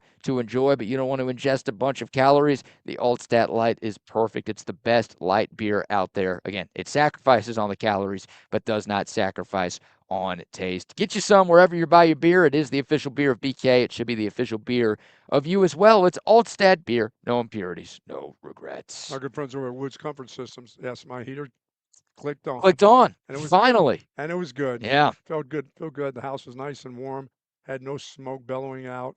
You know, all the filters have been changed thanks to the folks at Woods Comfort Systems. They've been doing it close to 70 years in Central Texas, whether it's air conditioning, heating, and plumbing, folks. If you got any problems with your plumbing, and maybe after the Thanksgiving you could, do call on Woods Comfort Systems. I said, Woods Comfort Systems, nobody does it better. Hey, your uncle's still in the bathroom.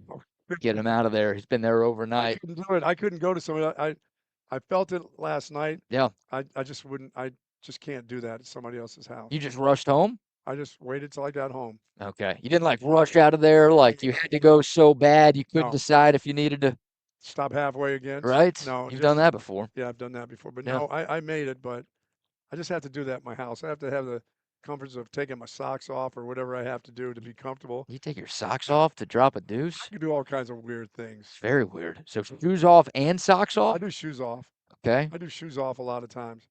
I like to extend my legs, get a little, You know, you can do that with your shoes on. You can stretch your legs with your shoes on. No, I have to have that all those comforts in my little square little box there. There's people who get completely nude when they drop a deuce. You're not one of those guys, are you? No. Shirt's got to come off. Pants have to be off. Underwear off. All of that. No. Because if I'm in there for more than like 3 minutes, I get a knock like, "What are you doing in there? Hey, don't use up all the water." Or if you're in the shower, if you're in the shower for more than 5 minutes in my house, it's like, "Hey, don't use up all the hot water." I'm like, "There's only 2 of us. I can't use up all the hot water." Come on. Don't you have a second bathroom too? Can she not go to the other bathroom? Oh, yes. Oh, my gosh. Yes, and most of her stuff is there now because she doesn't. Where I am, it's not good enough for her anymore. Yeah. That's why you have 2 bathrooms. Smart. It's a good move right there. I'm Absolutely. surprised you don't get relegated to the other one. No. Okay. No. She knows that I'm the guy that got to be careful getting over into the tub part of the shower. I need to have a walk-in. Are you one of those guys? You just spend a lot of time in the bathroom when you're in there? I don't. Okay. I'm not a bathroom person. I've never been. You're not reading the newspaper in there? I don't do that. That's no. Crosswords, I got Sudokus. couches and different places I can sit and read. I'm not a reader. I'm not Bob Cole. I don't go in the bathroom, and it's not a learning place for me. Right. Say, go do your business and get out of place. You know, if you're at work, I understand spending some extra time in the bathroom. Well, right? yeah, because I got to say hello to the people next to me. I make a nickel. My boss makes a dime. That's why I poop on company time. I go in there and I have conversations in bathrooms. You do that too. Yeah, that's kind of strange. That's a horrible bit right there. It is a horrible bit. And those bathroom habits, I try to avoid it if I can too. Even though I was at my parents' place, I'm like, there were 40 people in the house yesterday. Oh, no, you get in. Only a couple of bathrooms that people have access to, so it's you don't want to be in there. There's nothing like somebody knocking on the door when you're in the bathroom. That's awful. Yeah, it's the worst. Just tell them you're taking a leak. People in Louisiana don't care because they have plenty of places to use the bathroom. Yeah, no, the world is their bathroom. Absolutely. You know, for guys, we say the world is our bathroom, but we mean outside. Yeah. Like anywhere in nature is our bathroom. For people in Louisiana, it's not. If you're inside a store, toilet's taken. All right, there's floor in this store. I got to ask Arch about that. All right. Yeah, that's going to be your first question to Arch when we get him on the show. It's not going to be about football. It's going to be about, hey, man, why do people piss on the floor in your home state? How about you?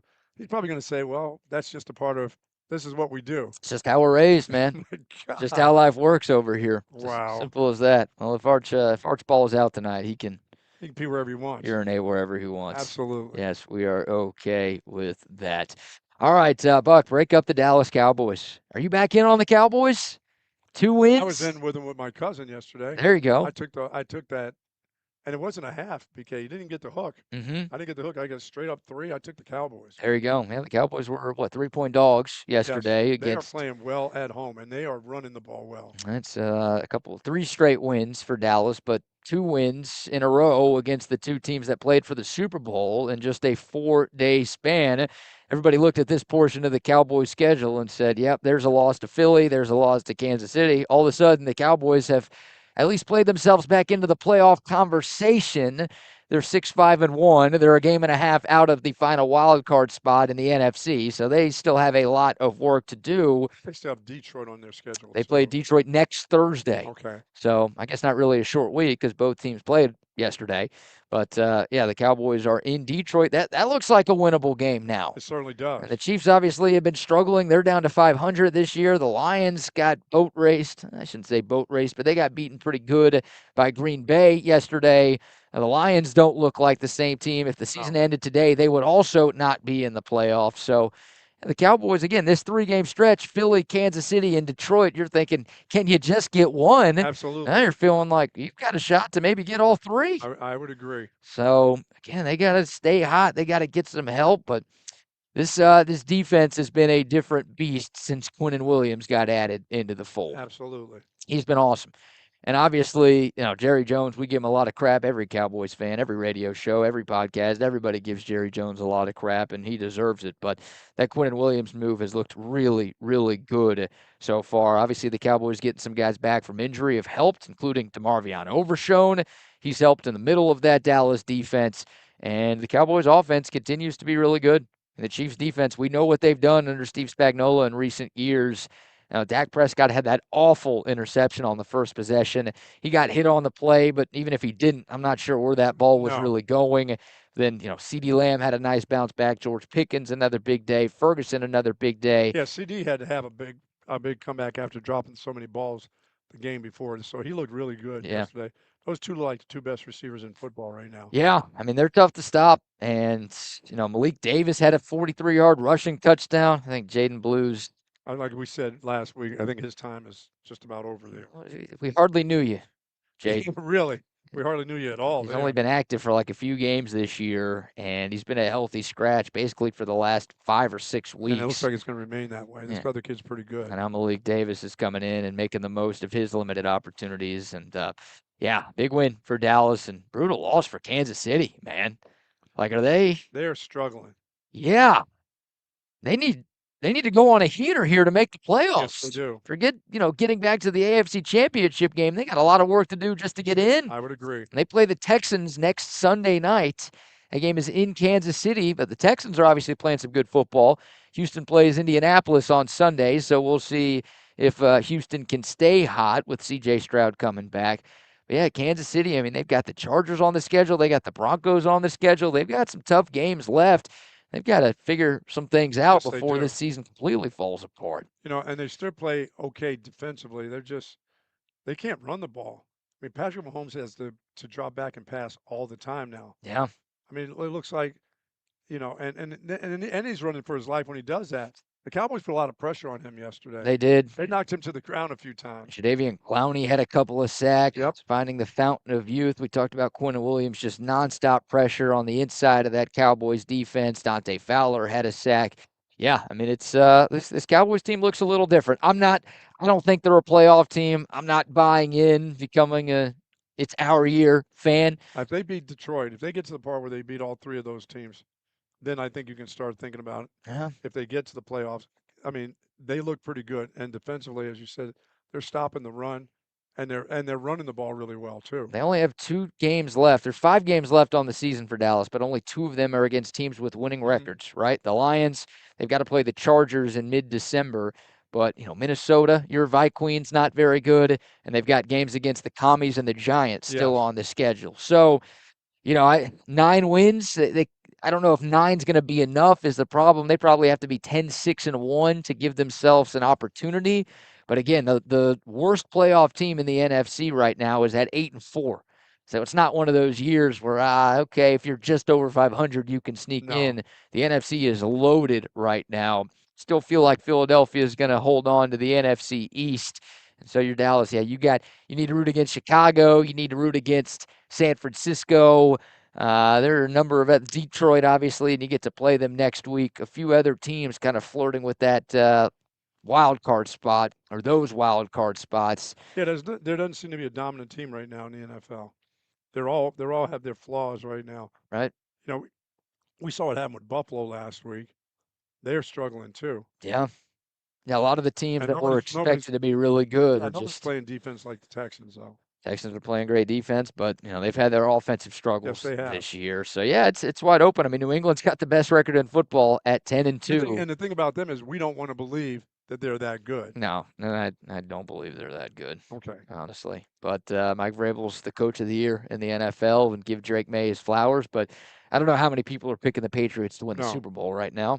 I'm not. I can tell you that. So, yeah, it does feel pretty wide open. I think the Rams are the best team in the NFC right now. They've got the number 1 seed in the NFC right now.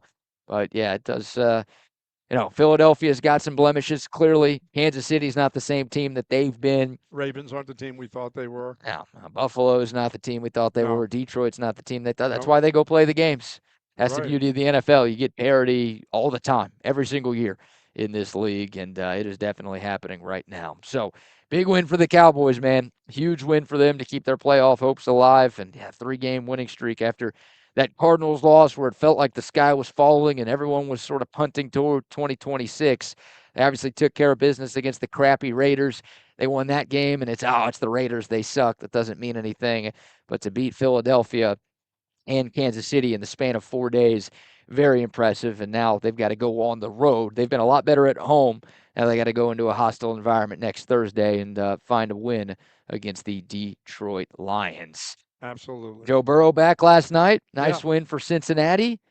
You give them they're 4-8, but the AFC North is so bad that maybe they've got a shot here. Well, do you trust Pittsburgh? No. And Aaron Rodgers is dealing with that, fractured wrist right now? Mm-hmm. So he's going to miss some time. Do you trust Baltimore? I know they've been playing great since Lamar came back, but obviously Cincinnati just whipped them up last night.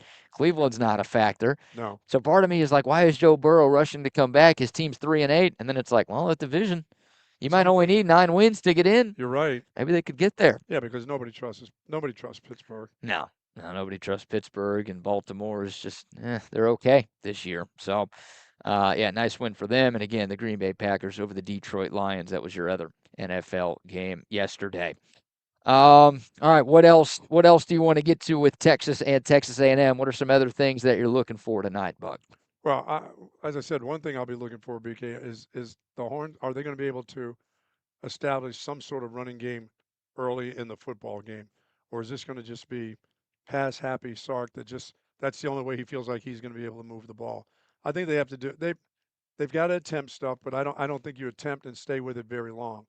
This isn't one of those games you continue to say, because I believe the Aggies will try early and they will try late too. They will stay with their run game. Yeah. They will try to do that. They don't want to put that ball in the hands of their young quarterback for the majority of the game. They want to pick their spots to throw the ball, because I think when they do throw the ball, that's where they'll have their success. But I think they really want to continue to try to pound it. They've got a backup running back and another guy right behind him that are okay. And that offensive line, their offensive line is really good. Very good. Yep. They're really, really good. So I don't know if it's protecting the quarterback, but I think they're good with the run game. I think that their head coach will try to stay with the run game as long as he can. A&M's got the 3rd-ranked rushing offense in the SEC, right behind Arkansas. And again, Arkansas had a lot of success, at least compared to with an okay line. Right. With their offensive line is really good blocking for the run. I mean, Arkansas has averaged more yards a game on the ground than Texas A&M has this year. But look, A&M's loaded. They're really, really talented, and their run offense is a big part of what they do. And again, you heard it from Steve Sarkeesian a few moments ago. Like that's what they're about. They'll get the quarterback involved in the run game. Yes. And it's Colin Klein who's their offensive coordinator. Remember him as a quarterback from his days at Kansas State. He's a run-first type of guy. So yeah, he's got weapons on the outside. They'll utilize them. And they would love to bring that secondary of Texas in a little bit closer to protect the run, where they can get their guys one-on-one back there against the defensive backs. 100%, 100%. So it's going to be paramount for, Marcel Reed is having a great year. He's been better than I thought he would be. Credit where it's due. But I just, if you're Texas, your best opportunity to win tonight is making Marcel Reed beat you through the air. Absolutely. You take away their run game or at least contain it to where they just can't. They truly want to keep you off the field. They want to Right. keep Arch Manning off the field the way he's playing right now. Yeah, I mean, look, any offense is easier to stop when it's one-dimensional. Sure. So if you're able to slow down Reuben Owens and company on the ground, then, again, Marcel Reed will give you some. He'll give you those opportunities, Yes, he especially will. if the Texas pass rush is playing the way that it has this season. You've got to take advantage of those. Yeah, you cannot let A&M run the ball for No. 4, 5, 6 yards of carry on repeat tonight. That's going to be a problem. I want to get your thoughts on this, Buck. Last year, these two teams met in College Station, and it was a big controversy when A&M did not allow Bevo to make the trip. Remember that? Oh, yeah. This Have year, enough room, not enough room. not enough room, I guess. I don't know. This year, Texas has returned the favor by saying no to Reveille. No dog here? No dog on the sideline tonight. Come on, man. What do you make of that?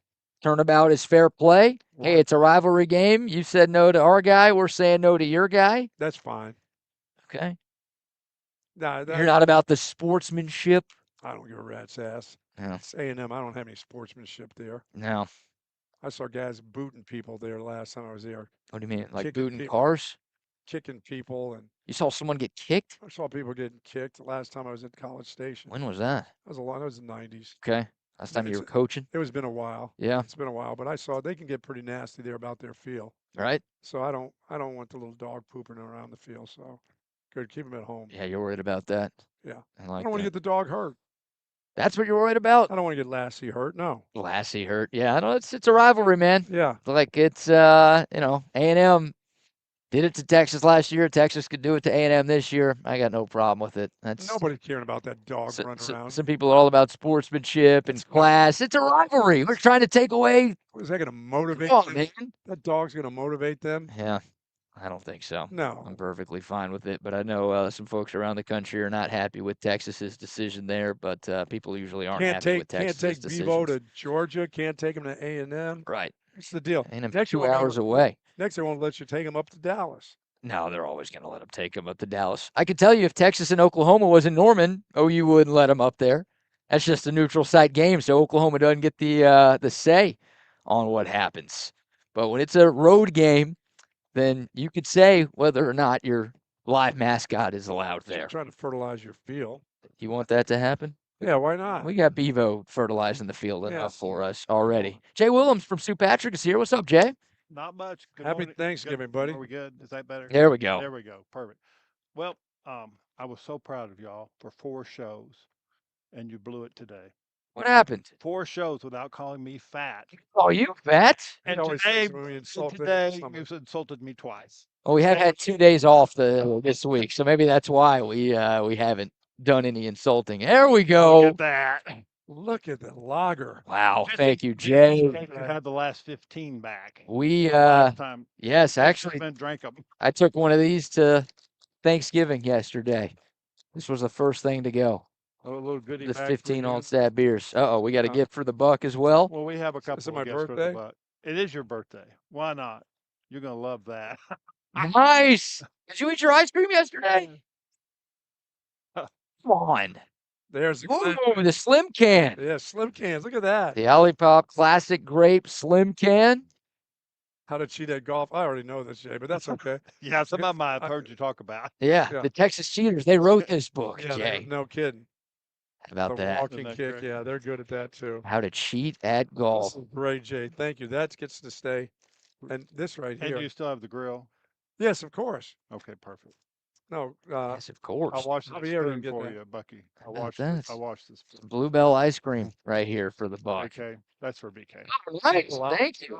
More than the beer? You more than a beer, and Shelby bought that for you. Wow. Thank you, Shelby. Yeah, she was too tight to buy the batteries, but she got you the present. Too tight to buy the batteries. There we go. An That's OLIPOP classic Classic Grape. We're locked in here.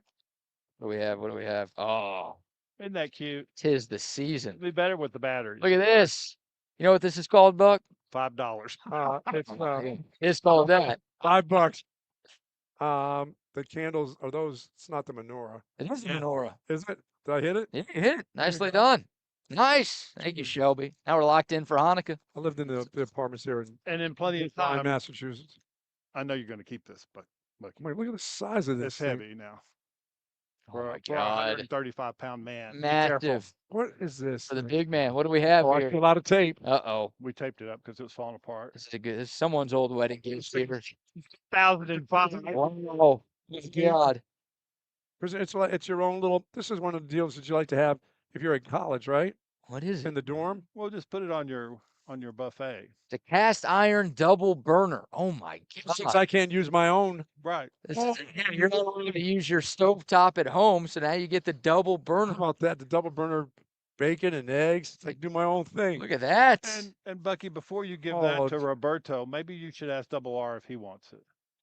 Double R will take it. You don't even have to ask him. Double R will take that. He'll leave that in his car. Thank and you, he'll- Jay. That's awful kind of you. Yeah. And I'll let you two be the judge. Best Aggie joke today gets a $50 gift card. There we go. Ah. Sue And Patrick. it has to be better than my Aggie joke. What's your Aggie joke? How many Aggies does it take to eat an armadillo? I don't know. I mean, It takes 3. 1 to eat the armadillo and 2 to watch for traffic. Nice. Well done there. Real Well done there, Jay. that's a good one. That's what we need. More of those coming in. $50 Sue Patrick gift card on the For line. the best one, and you two can be the judge. Yes. And you think somebody stole my one about how do you get a one-armed Aggie out of a tree? You wave. No. Somebody stole that. I hope someone did text that one Yeah, in this morning. So, Yeah. so that one doesn't count. Okay. All right. So I thought I'd start with a little Christmas present. These are $34 cashmere scarves, and like the brown and the black and the navy are great for guys. Very nice. Since we're 50 years old, 1975. That's the price of these. 1975. How about that? We got about Very nice. about 40 colors, but I just pulled these out. Those are nice. This is soft right They here. don't have a horn on them. No horn. No No horn. horn. Just regular Just a cashmere. Oh, that's beautiful awesome. cashmere. Great. Bunch of different colors to choose from. I have about 40 colors in them. 40. Yes. Very nice. Yes. Any style. Bet you This is Sue's great. Sue's selling a bunch of those back there. Where we're selling them was online. There we go. Like 20 in an order.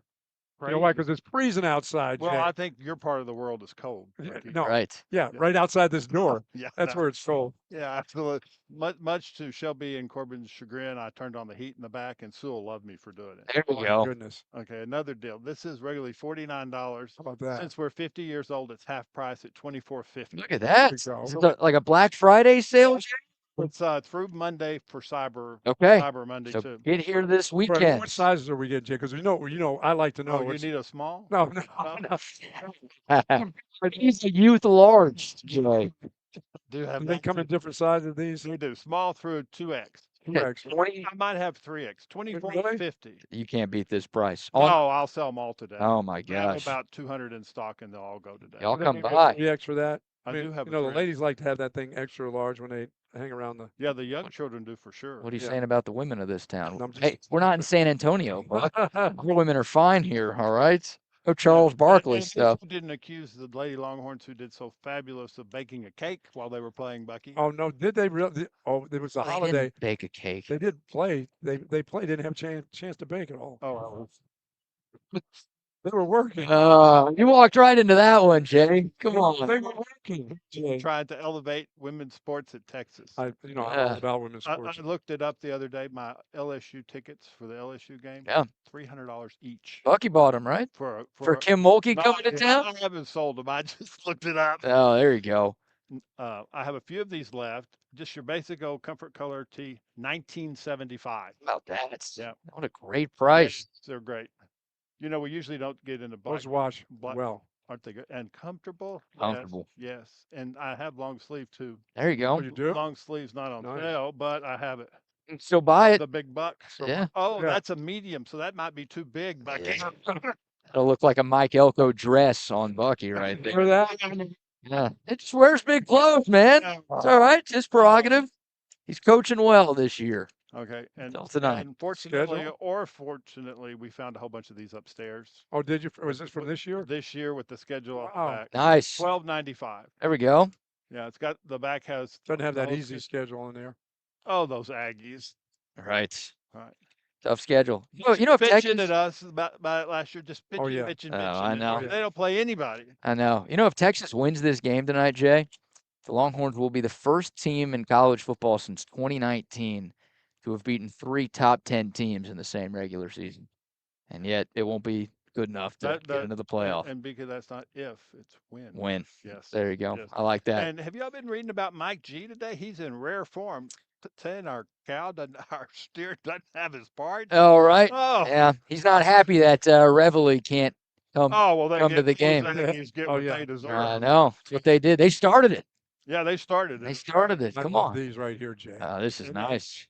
And Yeah, you'll look at be Oh, glad man. that comes small through 3X, and you'll be glad to know, Bucky, that your mentor bought that. Ed? The man who taught you everything you know. Ed Clemens bought one of those? Yeah. I don't know if I want it anymore. I don't know if we're looking like Ed out there. Yeah, he was at the Headliners the other night doing some kind of show, and he was wearing it. That's great. Very Oh, nice. that's real A little comfortable. flag and anthem. They're good for tonight. A little Look at quilted that. pullover with a left chest embroidery. And doesn't that feel good? Certainly does. Look at that. Oh, this looks comfortable. This looks warm, That's too. exactly. This is heavy. Because it's freezing outside. Freezing. Oh, and a big shout out to my friend Mr. McCoy, who is watching from Mexico.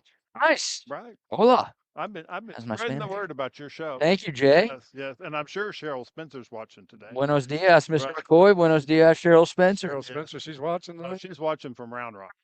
Hello. Unless she's on her way over here. Some of those Round Rock people. I don't know what language they're speaking. You guys, I do need to be careful. You have lots of ladies. I know. Oh, we love the ladies. He's watching. We love the ladies. We need more of them. We need them telling their Yeah. friends too. Yes, I'm a one man recruiting show for ladies for your Well, show. I'll just Thank say you. this. You know who listens to our show and watches our show? Jody Conrad, Uh, Kim Mrs. Balke. Burke.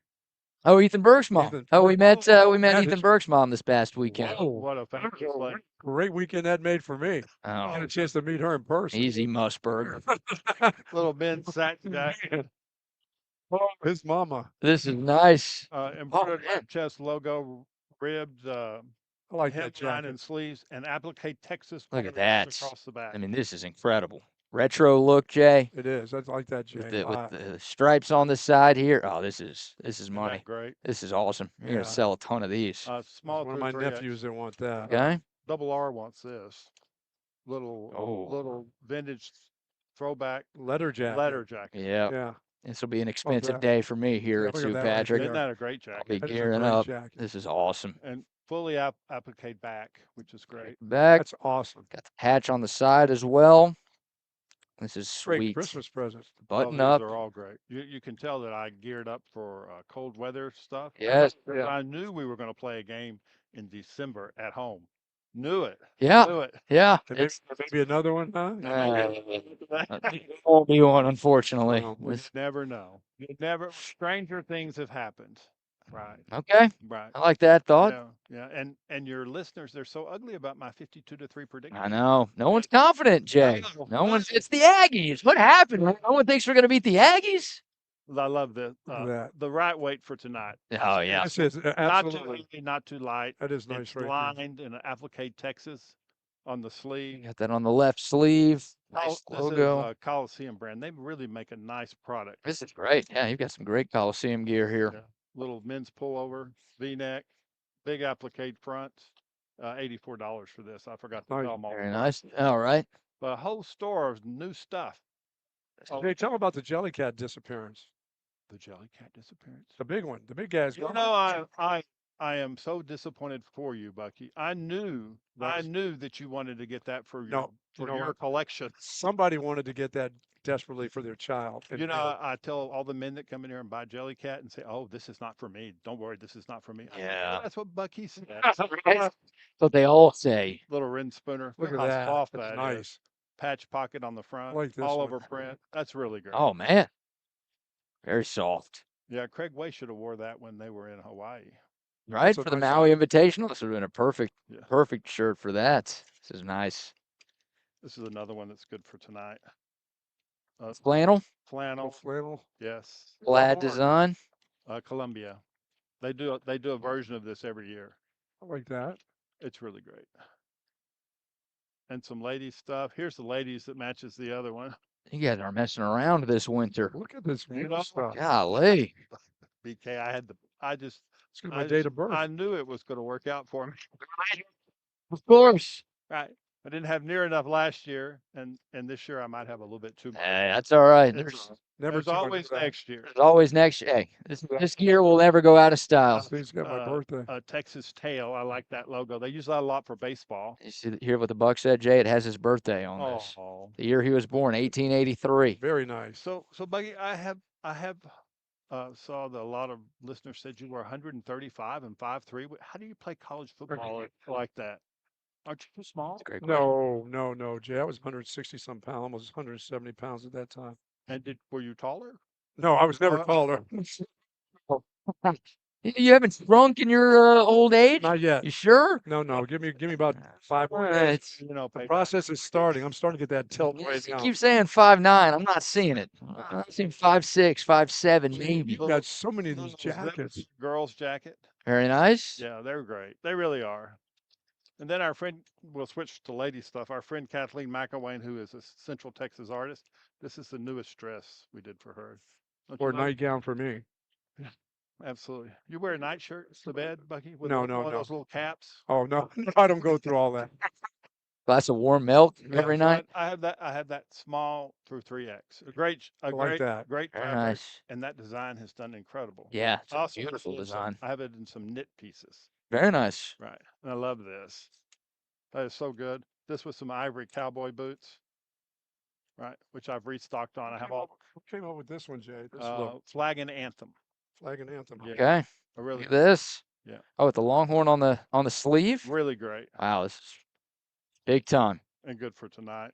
Except for we probably all ought to be wearing orange. Buck, I feel like you could pull this off. No, I could not. You don't think so? No, I'm not Dale Evans. You know who that is?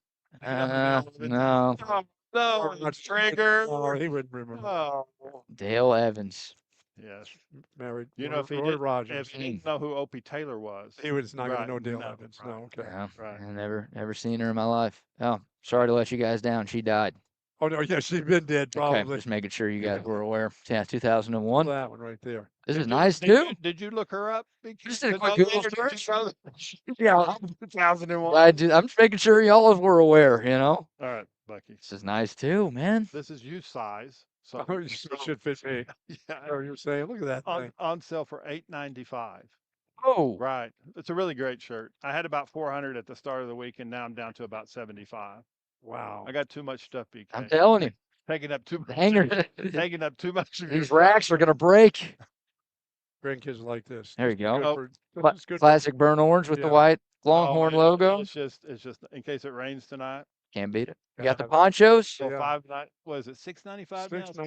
$6.95 poncho. $17.95 at the stadium. Wow. Right. I might need one of these for tonight. We think it's gonna rain tonight. What's the come on, weather guesser? It's going to rain before the game. Before the game. Yes. You know, Okay. BK, if it rains on you at the game, I'll be thinking about you. Thank you. I'll be at the game, but I'm a special guest of the Austin American States. How about that? What does that mean? You're like on Is- the top row of the stadium? No, he's It's inside. the newspaper. He's in there with the shrimp. Oh, all right. They still get good seats. In there with all the beer. Oh man, Outstanding. I'm gonna sneak me in there, Jay. My daddy loves Texas football. A brand new board book to go along with the other one that we Oh. have in. Nice, good stocking stuffer right here. Yes. And then, Bucky, look at that. I like that. Tell me that's not cute. Little golf cart. I know. One golf cart. Yeah. Look at that. Stuffer. Oh, nice. And what would a day be without Jellycat? Oh my Now goodness. this A Jelly- day that I don't want to live in, Jay. Isn't that the truth? Now, if you're going to start collecting these, but I don't know if Amber will let you have it because this is supposed to be the actual specialist Jellycat ever. This bee, there aren't any in the world, and we're going to we got in 12, and we're going to sell all 12 today. How about that? Yeah. There's none left in the world None outside. left in the world for sale. Okay. Yes. Wow. Apparently, that one's the hardest one to get. How about that? Buck, you Yes. getting one of You these? gotta get one of those. You're gonna ruin some young girl's life if you Gonna buy ruin- one today. ruin Amber's life. Doing that? Shoot you, Bucky. Look at this. All right, go get you one today. Yeah, you should be paying for it right when she gets here. That'd be even better. Right? Oh, Oh, isn't that it's cheesecake. Yeah, a little piece of cheesecake. I don't know Nice. if they call that cheesecake, but It's they cheesecake. might call it something else. Strawberry cheesecake. Yeah, a little cheesecake. There we go. Let's see what the name is on the. Yeah, it might have something else. My name is Florette Tart. Oh, a tart. This is a tarty. Yes. There's an E at the end. Does that mean it's tarty? Tarty. Tarty. What's Nice. that one, Jay? Just a slice of pie? A little piece. A little piece of brie. No, it's free. Oh, free for me. What kind of pie are you eating, dude? Oh, this is I saw you had a rough Thanksgiving. cheesecake. Cheesecake, brie Brie. cheese. And Bucky, did you have? We kind of breezed over. Did you have ice cream yesterday? No. No. No, just no, watch- What? No. You spent months talking about having ice cream on Thanksgiving, and you Well, didn't have? I was eyeballed the whole time over there near the refrigerator. But you went 6 months without it. I know. Yeah, certain things. It's just. She said if you can go 6 months, you can go a lifetime without it. I said no, it's not going to work. Oh, he's gotten soft, Jay. Oh, yeah. The Grinch. You know, being married 40 years will do that. Can't, to you. Yeah, can't well- stand up. It's a puzzle. Oh, Isn't that great for family time? How long would it take an Aggie to figure this out? a lifetime. A lifetime. Yep. And then look at the. Oh, little is that a Grinch. jelly? No, that's a Sesame Street. No, Dr. Seuss. I'm Dr. Seuss? losing my characters. There you go. Dr. Seuss. That's a cute one. My granddaughter would like that. That's a stocking stuffer to put in a stocking, right? 1,000-piece puzzle right here. Isn't that Nothing great? like Very that. nice. So- Yeah, look at this. So I read through your gift, Bucky, just for a minute or two. Okay. And one of the keys to it, it says when you're picking up your ball to actually hit it just a little bit closer to the pin. Have you ever done that? And when I mark it back down again, No, I thought you have to mark it.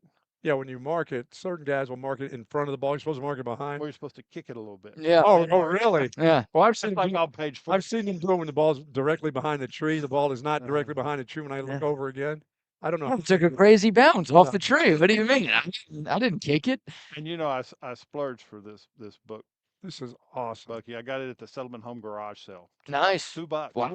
Yes. Big spend over here. It was $5.95. I spent $3 on Ed's guess. That's $3 too much.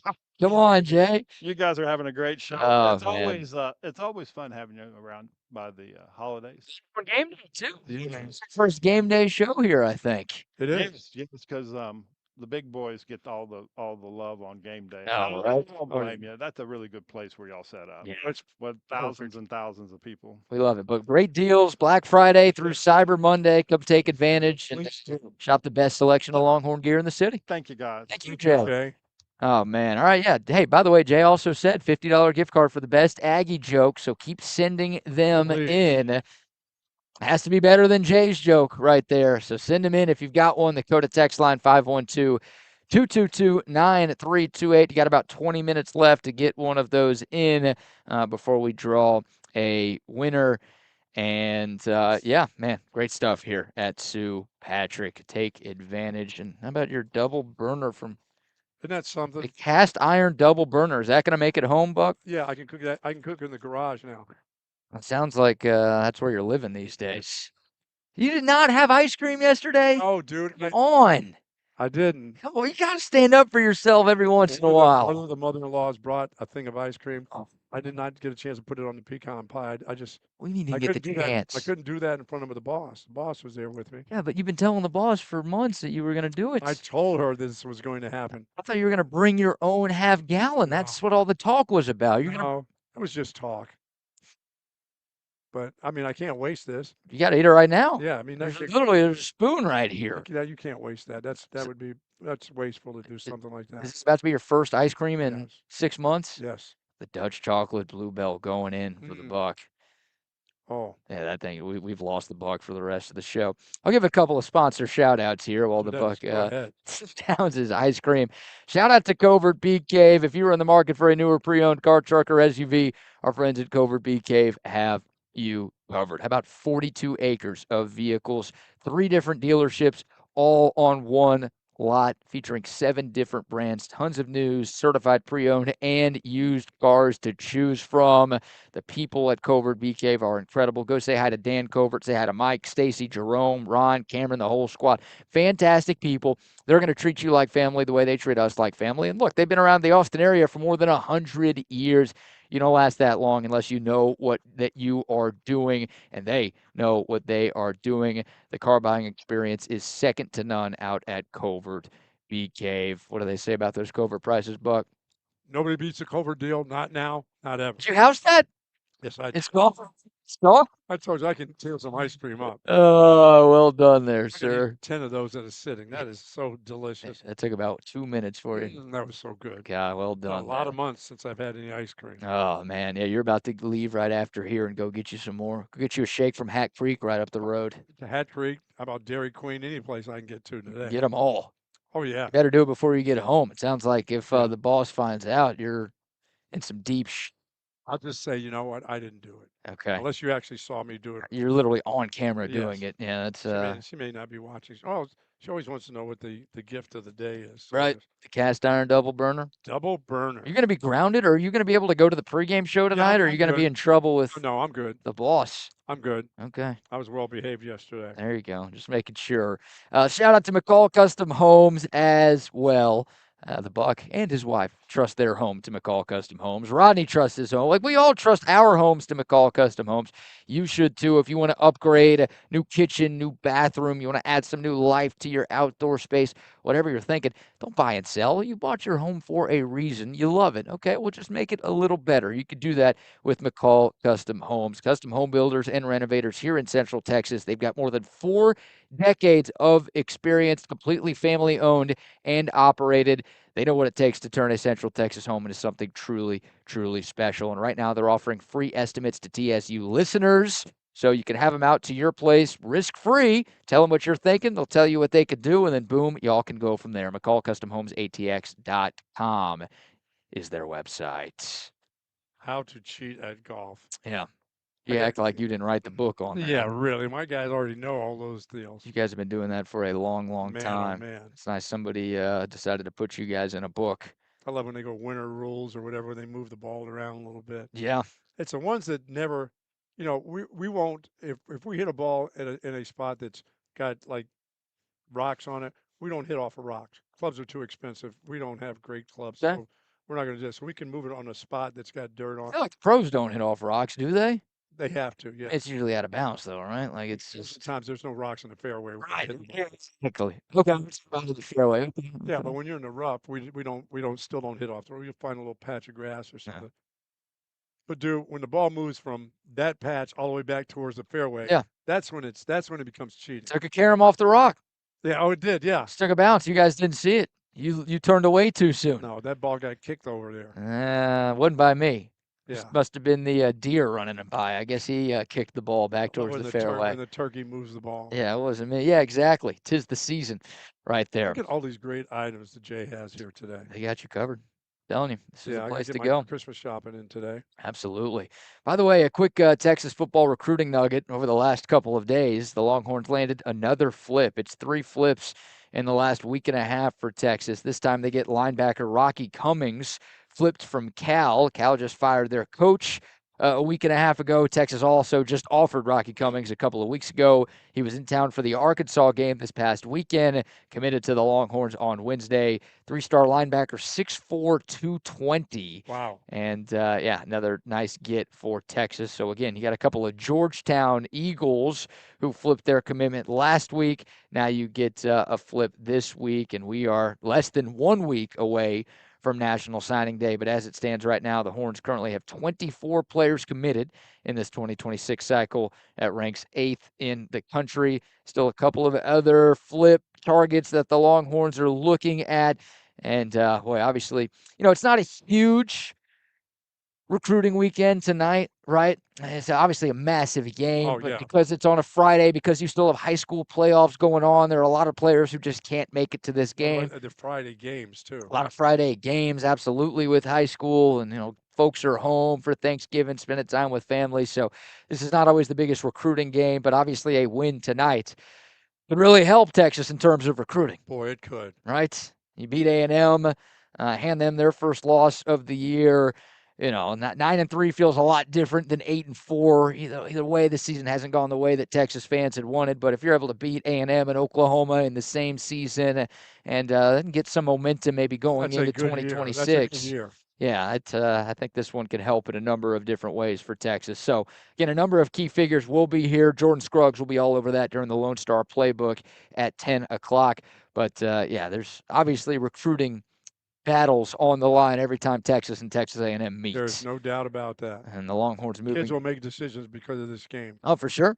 The Longhorns moving to the SEC. That was such a recruiting advantage the Aggies had for the 13 years these two teams were in different conferences. But they did nothing for 13 years. And they did absolutely nothing with it. But, Texas now being in the SEC, that obviously helps the Longhorns out in recruiting. But A&M having a great season has definitely helped them as well. So something to keep an eye on tonight. Right now, the Aggies have the 9th-ranked recruiting class for 2026. Again, mentioned that Texas is number 8. So, the game tonight matters, but also to build the future of your program, finding a way to close strong for this class absolutely matters for Steve Sarkeesian. All right, also situational football is really going to matter in this game, Buck. Red zone, special teams, if you can hold A&M to field goals, hidden yardage, this is supposed to be a close game. A&M's a 2.5-point favorite right now. And it feels like there are a lot of people around the country not giving Texas much of a chance in this one. But I do think this is going to be a 60-minute, 4-quarter football game. Situational football, those hidden yards. Again, those are things that are absolutely going to matter and could be the difference between Texas fans celebrating or Texas fans being miserable into the offseason. Yeah, and that hidden yardage to me comes in the form of your run game, your penalties, and your special teams, BK. That's where the run game advantage A&M. The special teams, I'm still going to go advantage Texas. Okay. Well, I don't know if special teams is advantage Texas. Yeah, their punt return is pretty good too. Well, no, the punt return has not been the issue for Texas. It's holding penalties. That's what I mean. That's those hidden yards that separate you getting good field position. Onside kicks working against Texas. I feel like A&M's going to pull something tonight, right? Yeah. Oh, yeah, something's coming tonight. There's going to be trick plays or trick something on the special teams tonight. Yeah, I've been very unimpressed with the job that Jeff Banks has done this season. I really have too. Last couple of seasons. Now, look, he deserves credit for Ryan. That's the guy that he chose. A lot of Texas fans were calling for, pulling of the plug on the Ryan Niblett experiment in the first month of the season because things just weren't going great. I would agree. And they stuck with him, and, he's been a total difference maker in SEC play for Texas, but there are still just too many boneheaded mistakes on special teams that are just killing this football team. I think the one that bothers me more than anything is just the simple lineup of the punt team. Right? The legal procedures on that. Just stay still and let's go. You can't have one of those tonight. Yeah, you can. And you may get one of those. That's the simple 5-yard part, On a punt? Yeah, I know. It's the ones that kill me are the ones with the same guy holding on the punt returns. They go 30, 40 yards down the field. Now they've got to come all the way back, and then you lose 10 more. So you can't have that tonight. All these plays are going to be big plays tonight. Yeah. I just hope they can keep it to 5 or 6 penalties. Yeah, and if you can just cut down the explosive plays, as I said, Texas A&M is going to have Texas is going to have explosive play too. But Texas, you got to keep them from having more than you can get. You can't have them have 3 or 4 that go just really big-time plays with these wide receivers. We've seen this defense. You go back to the Ohio State game in week 1. Yes. Jeremiah Smith, Carnell Tate. I know Julian Sand, that was his first game as a starter, but that guy's one of the favorites to win the Heisman Trophy right now. He's having a tremendous season for the top-ranked Ohio State Buckeyes, and you were able to keep that offense in check. They scored 14 points. Jeremiah Smith really struggled in that game. And you only gave up sort of one explosive passing play. It was a big one, the Carnell Tate 40-yard touchdown, but you were able to contain those receivers. So, again, early in the year. Yeah, I hate to go all the way back to the first game of the season. Right. Yeah, no, it's been a while. Look, they did it against Oklahoma. They've had some good games in the secondary, but like you said, Buck, the last month has been way too many breakdowns, way too many missed assignments, just poor alignment in the communication. And all the things that we were talking about, you can't see that in this game. In this particular game, if you want to win this game, you can't have all the things that we're saying. You can't have one of those, actually. Pointing fingers. Yeah, you can't do that. Guys not know, where they're going to be. Because these guys are going to distance. If you're pointing fingers, that means the guy has gone by everybody. And maybe you can get away with one. Yes. And A&M's going to get 1 or 2. They're doing it against everybody. That's right. It's an explosive offense, but the entire game cannot be. No. The Texas pass defense can't look like what Arkansas's pass defense was against Texas. Or it's just every other play. It's like, how is that guy so wide No. open? Like, what is going on Because here? these guys are going to score touchdowns. They're not. Right. They're not going to just hurt you. They're going to hurt you badly. Yeah, they've got a ton of weapons. Craver and Concepcion, the two that everybody talks about the most. But don't forget about Terry Bussey. That guy gets lined up all over the Yes, and offense. he's really having his latter part of the season. He's doing really well. Yeah, Bethel Roman, the freshman, Ashton Bethel Roman. He's come on strong And as the of tight late end, as the big well. tight end. They got a big tight end who makes plays. Yeah, I mean it's a really good offense. It's a really talented team. And then the Aggies, look, they're 11-0 for a reason. The offense is top 3 in the country in terms of FEI efficiency. Yes. So they're doing just about everything right on that side of the football, and it'll be a tall task. And it's just, yeah, you wish the Texas defense was playing with a little more confidence. We wish we were more confident about the Texas defense, Yes. but it's clear that there's like a lack of confidence going on that unit right now. And I just don't want to waste a lot of time watching them try to run the ball tonight. When you're don't run, just go ahead and throw the ball. This is Texas on offense now? Yes, please just throw the ball. Come on. Don't waste your time on. I mean, if it's not happening, you'll know, BK, by the first couple series if it's going to happen or not. You know, you don't have to worry about it in the third quarter. Well, you got to run the ball in the third. No, you'll know before halftime if they can run the ball against the Aggies. Yeah, try a couple Period. of different things though, don't you? Remember, If you're one traditional, time. Wingo reverse. Yeah, that's Just doing that one time. Oh, that's got to happen. Okay. If it happens more than once, that's fine too. Okay. With him touching the ball where he doesn't have to actually catch the ball is a good thing. And then he's got to get loose too. He's got to play big time football like the big time receivers that they have tonight. Yeah. Those receivers have to.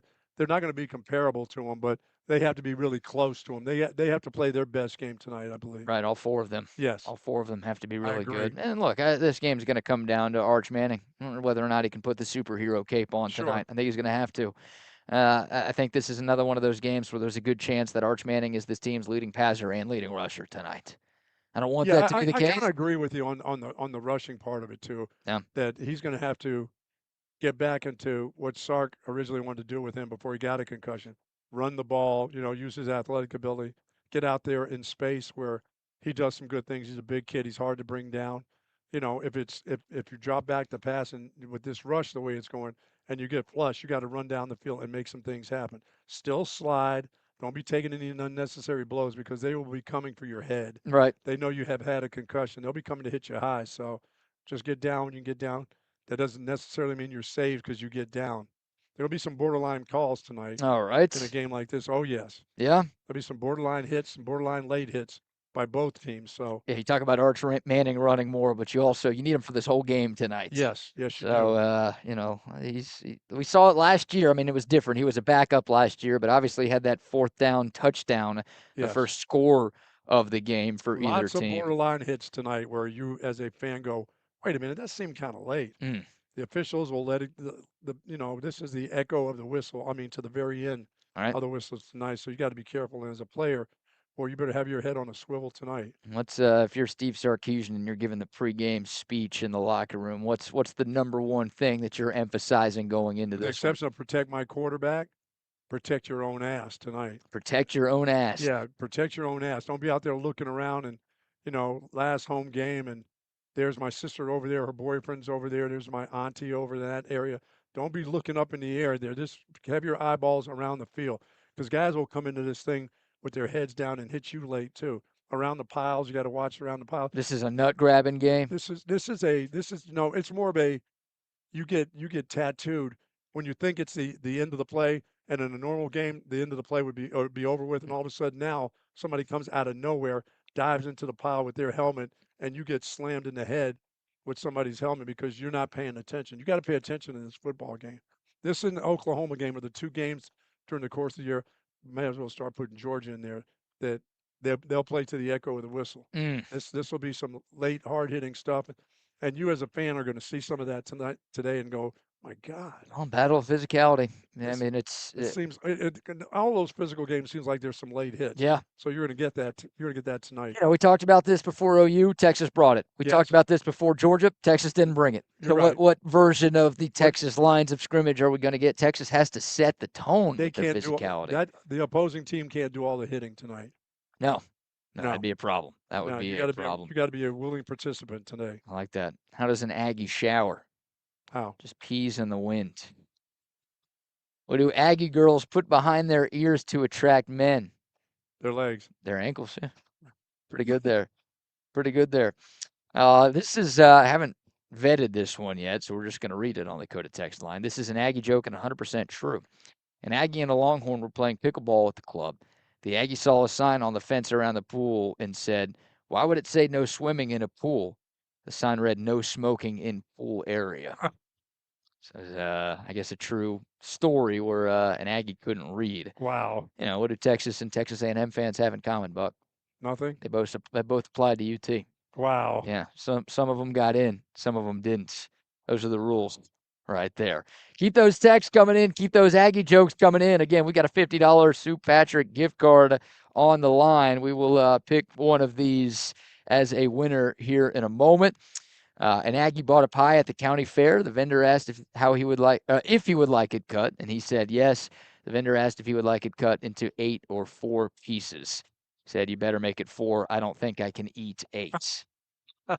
That's good. That's a good one right there. Good job. As well.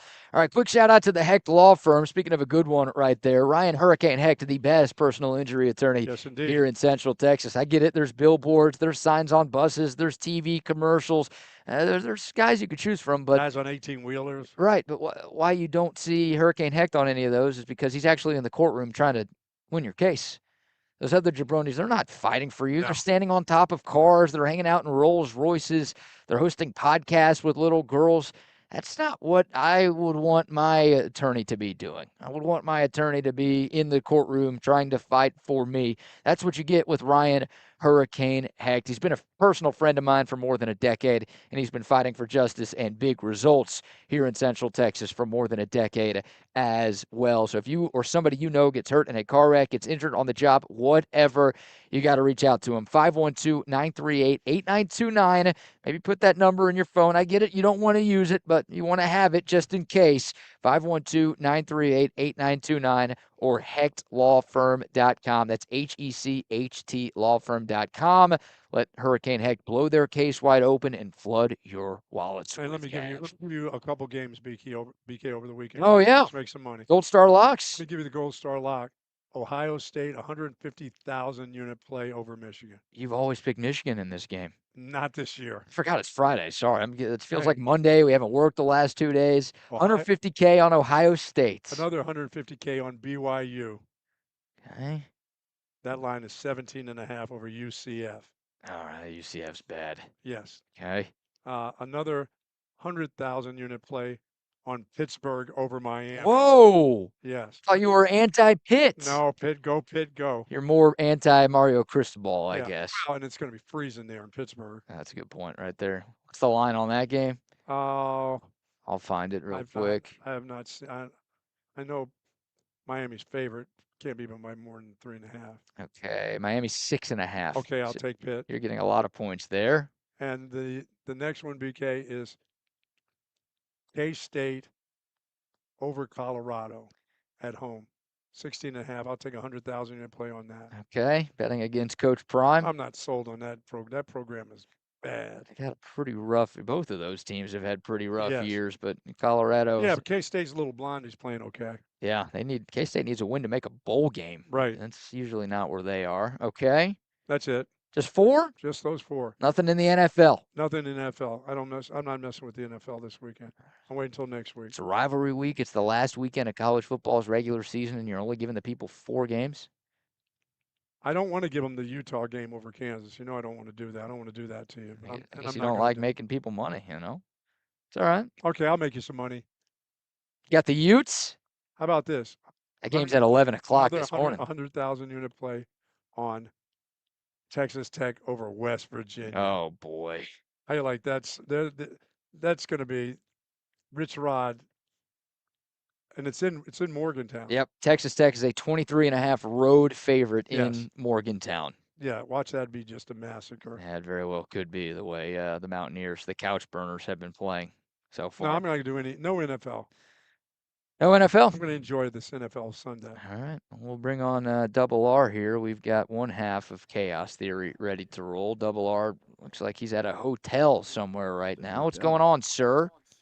Dude, I'm at the Marriott in the Houston Medical Center. So yeah, The got a little hotel Marriott. action. The Marriott.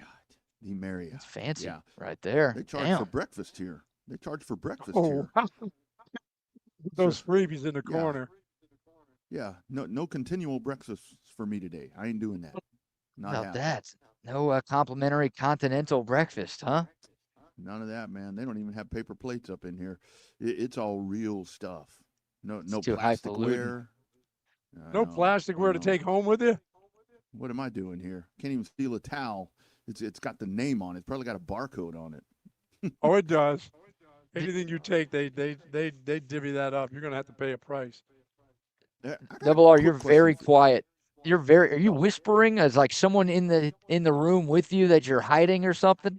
Oh, is that better? I try to talk a little lower when I'm in hotels, just because I don't like to disturb the neighbors. So, does that work a little bit better? A little better. Yeah. Yeah, we'll see what the Yeah, you're doing a listeners have show. to say. Fuck the neighbors. Hey, Hell yeah, that's Yeah, what make I'm sure they talking heard about. that too. whether they're banging or not. That's right. All right, we'll work with it. Did you see what Bucky got from Jay and the Oh, gang my at St. goodness. Patrick, gentlemen? I did not. What's going on? This is a Cuisinart. Cuisinart cast iron double burner. That Need means that I in can my cook in the truck. garage, Rodney. I can cook in the garage. Just plug it in. I and need that go. in my truck, my man. I need that in my truck. Yeah, he would use that every single day. Rodney would start living in his truck, I think, if he had one of those in there. Absolutely, absolutely. How was Thanksgiving, boys? Pretty. I mean, awesome setup by Audiovisual Consultations. Thank you very much. But yeah, kind of like my son having the party instead of us. So had a little family soiree, and then towards the last part of the NFL games, my son kind of bogarted the party and brought all of his friends, and my wife and I kind of meandered upstairs. Okay, all right, doesn't sound too hectic. Did they come and get No, all the not too food, hectic, too? but again, like I wanted to experience the outdoor vibe by myself. Or not so much by myself, but at least get to experience it. You can't. Dad can't really be cramping the style. You know what I mean? Of course. No, you have to leave. They Yeah. want you to leave. It's 100. all new. Let it be new to them also. Right. You had a kid and you want to do stuff alone? I feel like that's not how it That- works. that's No, not how I that- just wanted. I wanted That's to not how try to that do ever something. going to work. Wanted to try to do something alone for the first time in a long There you time. go. Yeah, I believe that. Hey, how do you sink an Aggie-built fishing boat? You put it in water. Now that's really good right there. I like that. Any Aggie jokes for you? We got to pick a winner of this $50 Sue Patrick gift card this morning, Buck. Any come to mind for you from earlier today that you really liked? I like the one-arm deal, but that's Jay's, isn't it? Yeah. How do you get an egg? Yeah, that's Jay's. You can't use Oh, that. out of a tree. Yeah. You wave. Yeah. I can't really think of any. I hear them all the time, but I can't really think of a good Aggie joke. I mean, they're all good. I saw on the Coda text line had some good ones. Coda text line had some real good ones. How does an Aggie shower? He just pees in the wind. Is that the winner right there? I like that a lot too. All right, that Didn't may Bucky be the do winner that? right there. Didn't No, Bucky that do that was on a road trip? Oh, you did No, do that no, once. I did that You because- peed in the wind. No, you wanted to give one of your friends a shower, though. Yes, they got it. They got the golden shower. Yeah, they were excited about that one. Nothing right like that there. on the back of your neck as you drive. Oh, God. All right, well, that's going to be the winner. That's CB, actually. Congrats to CB Sweet. for sending that one in. CB, that. $50 Sue Patrick gift card Pick coming some- your way, pick something sir. out from Sue Patrick. You get to do your online shopping right there. Love that. All right, boys. Well, we'll let y'all get to it. Thanks again to Sue Patrick for having us. And happy belated Thanksgiving to everybody. The Buck and I will be back at 4 o'clock, Schultz Garden, getting you set for kickoff Texas and Texas A&M. We'll see y'all soon. See you, boys. See you later, guys. There, boys. There they go. Here we are. What's on the slate, Dad? How you doing, my man? Doing good, man. So- What do we got going on today? Yeah, well, I mean, little game going on in Austin. I guess we can talk about that. Maybe some good. Yeah, NFL biggest game of the yesterday. year, right? Biggest game of the year. How about the Cowboys kneeling it out against Kansas City, my man? The faith is there for Dallas, man. I like it. The tides might have turned, right? I mean, of course, are we whispering this into existence for the Cowboys, man? I mean, look, it was just a notion a couple of weeks ago, right? And now the stars are starting to align with the Cowboys too. I mean, no pun intended. The stars are starting to align to the star. Okay. This might be a real thing. You know, they took care of basically the toughest part of their schedule, in my opinion, right? They got rid of Philly, they got rid of Kansas City, who, Kansas City, you know, at 6-6 isn't exactly the Chiefs of old, right? But they were getting Rashee Rice back. They were starting to fire on all cylinders, man. And it's, of course, when you got Pat Mahomes back there, you can't exactly really have any complacency at all. And sure enough, man, I thought the Chiefs were, and the Chiefs are still in the hunt, if I'm correct, right? I don't think they're still out of the playoffs just yet. They still got a shot. But still, the Chiefs, deadly team, we know that. And here come the Cowboys, man. And for the second week in a row, looking like the Cowboys defense might have come on to something here, right? Yeah. You know what was real impressive last night or yesterday was in that sequence where Kansas City went ahead and then Dallas forced 3 straight punts. That's when I thought, damn, because that's usually when the Cowboys would be done. But this defense is really Where really are the Cowboys usually done after that? Like they just roll over and die. Over and die when they fall behind. I mean, or it gets into one of those things where they spot a team elite, and when you've got the really elite offense, which you have right now, you can't stop them. So it's like Dallas scores, Kansas City would have scored, just back and forth, and we'd have wound up in like a 48-49 ball game or something like that. But the fact is that they were able to make stops, and that's impressive. And Jadeveon Clowney, I mean, I doubted that pickup. But, man, 2 sacks yesterday. It's like fountain of youth for that guy, man. I like it. But it may be too late. You know, that I think that tie against Green Bay is what's going to do you in. You needed to win that game because 10-6-1, I'm not sure that's going to be enough, Wags. At the way that it's looking now, dude, I think the Cowboys are in control there. I mean, they need help, of course, but I think the Cowboys are going to get in, man. I think they're going to punch a ticket. Man, I hope so. So yeah, we'll. What would be the one deciding factor that you think is going to leave the Cowboys out of it? I think because from what I'm looking at right now with the rest of their schedule, it looks like they're getting in, man. Detroit's not exactly the Detroit that they were, and with Amon-Ra St. Brown going down, now they're out with Laporta. They don't have Laporta. They don't have Amon-Ra St. Brown. They still got one of the deadliest backfields in the league, but still, like, you have to be able to make it not one phased, right? You have to be able to get your passing game involved. Gonna see a lot of crossing routes with Williams, right? Seeing if this dude can kind of break the man coverage and unleash some of that elite speed that he has. Him coupled with Gibbs, you got probably 2 of the fastest dudes in the league out there. You just got to be able to put it all together. And without the rest of the pieces, without the rest of the cogs, I think the defense won't be. You're not going to be able to take the eyes off the defense there, and I think they're just going to be honed in on it. Dallas struggled a little bit, right? I mean, but usually, Eberflus has kind of found a little bit of the X's and O's at halftime to kind of make everything come together in the second half. Maybe a little bit that they struggle with Detroit in the first half, and then you see some corrections come again. I think Dallas is primed to take this one, though, man. Detroit, it's at Detroit. I think they can still get by with that. The one game on the schedule for me left for Dallas is probably the Chargers, just because they can get up and get after it. But I think they're going to take care of Detroit. And honestly, man, I think they can take care of the Chargers too. They got a high-powered offense, but Dallas is a team that the opposition needs to score 30 to win, right? Like Dallas can put up the points too. So I think Dallas wins out. I do. It's weird to say that, but as a Giants fan, and I know that we're kind of the Giants. I think the Giants, last game of the season for the Giants there between Giants and Cowboys. I don't think we're going to be playing spoiler at all. I don't think the Giants are going to be playing spoiler for the Cowboys at all this year. I think Cowboys get in. And I really hope that. Oddly enough, I think they find a way to get into the dance here. And if they do, they're scary. I mean, that's a thing where I think if they get in, I think that they're going to be able to go toe to toe with anybody. But where I'm going to be very interested in is if you can get by Detroit and get by the Chargers. That's where in the do you past. Think Detroit's better than Cowboys right now? Not right now. Not right now. There are too many even injuries. moving forward, going into the playoffs with Detroit's injury bugs that have just happened, right? Do you think without Amon-Ra St. Brown and without they're not one of the best teams in the NFC right now, right? Right. Dallas is a better team than them right now. Dallas they can absolutely give a better are product in the playoff, right? Yep. Okay. And here's what worries me. And again, this is just from years and years of being a Cowboy fan. Let's say that you're able to get, the last 2 weeks where you've come through these wins, but then you get to the Commanders or the Giants, and then you step on your toe and you lose to one of those. But this feels different, man. And I got to say with Shoddy, I mean, I issued an apology to Shoddy last night on X where I'm like, dude, I doubted you as the coach and I frowned upon this.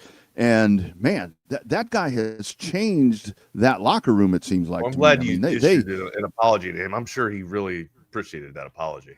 He called me. He called me up. He said, "Accepted." Jerry Jones sent me a picture with that turkey leg in his hand. But it just feels different to me, Wags, that they really seem to be in unison to where the circus is kind of off on the side. Let Jerry Jones be the circus and do whatever he wants to do. And let's go out and win football games. And that's what they're doing at the moment. And this defense, I mean, with the moves that they made there, and it really has come together for them. And I don't know, man. I just think it may be too little too late. I don't know. I hope I'm wrong. I think you are wrong. Maybe, I thought they were able to. I hope I am too. Not that Kansas City has a stout running attack, but they were able to stuff the run last night, right? They kind of forced Kansas City into being one-dimensional. And honestly, like the big Rashee Rice got going, right? And Worthy hit like one bomb. But besides that, they kind of minimized like the damage that a high-powered offense can do. So I'm kind of a believer, man. Yeah. So we'll see. It's got to play itself out. You get a little bit of time off, so hopefully that that there are some injuries still with the Cowboys. I'm going to tell you right now to buy stock. I'm going to advise all my clients to buy stock in Dallas. My man. Okay. Well, if you're advising clients, then I'm going to feel a lot better about that. But that was a really good win. And I see the whole thing with the Cowboys have beaten the 2 Super Bowl teams in the last 4 days. That's all well and good, but you just got to keep going. You got to keep going. The Bengals last night, dude. I have a question for you about the Bengals. And this is I don't know why they rolled Joe Burrow out there, but no. They defied the odds, so dude, I stuck that into my money. I stuck him into my money league in fantasy football, and I'm glad I did. So is it the Bengals or the Bengals? Because I hear it's Bengals with an E. Are we really having this conversation? No, because I hear people say the Bengals. I'm like, the Bengals is a rock band as far as I know. Well, I mean that could just be, somebody's accent or whatever. But if I say Bengals, I'm sorry, it's Bengals. I don't get that hard with totally the E there. I totally agree. I go back to grammar. I didn't realize we were having grammar conversations. It's grammar conversation. When I see the helmet that had Bengals on it, it's an E. It's the Bengals. But yeah, Joe Burrow, that dude's just a slayer when he comes in there. That was and Lamar. The biggest thing that I took out of that was Lamar Jackson last night, to where since he's come back, you see him making mistakes that he's not typically making. I don't know if that's lower extremity injuries starting to add up or what it is, Wags, but this is not the Lamar Jackson that we're accustomed to. So the point that I have Lamar Jackson is not Lamar Jackson, but it's not because he's making mistakes. It's because he's reluctant to run. Exactly. There are times when he can take off, right? But he does not. He holds up and he stays. He's reluctant and he wants to find that open wide receiver, right? When before the injury, he'd take off and get 20 yards, 30 yards. So, yeah.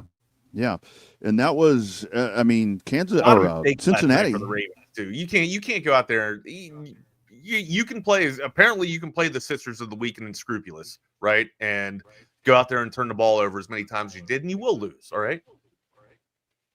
And for Cincinnati, kind of what you were talking about, I think I said the last day we were on the air, why do you roll Burrow back out? I mean, to me, that just doesn't, I don't know, just for the long-term health of this dude, but they're still in the hunt. I mean, because that division is still there for the taking, I think, if they can get their shit all together here and make a run towards the end of the season. The Bengals can't grab this division. The Bengals are out, are they not? I have not done the actual math on the Bengals path to the playoffs, but I do not think that they can make it. I think they are officially eliminated, Double R.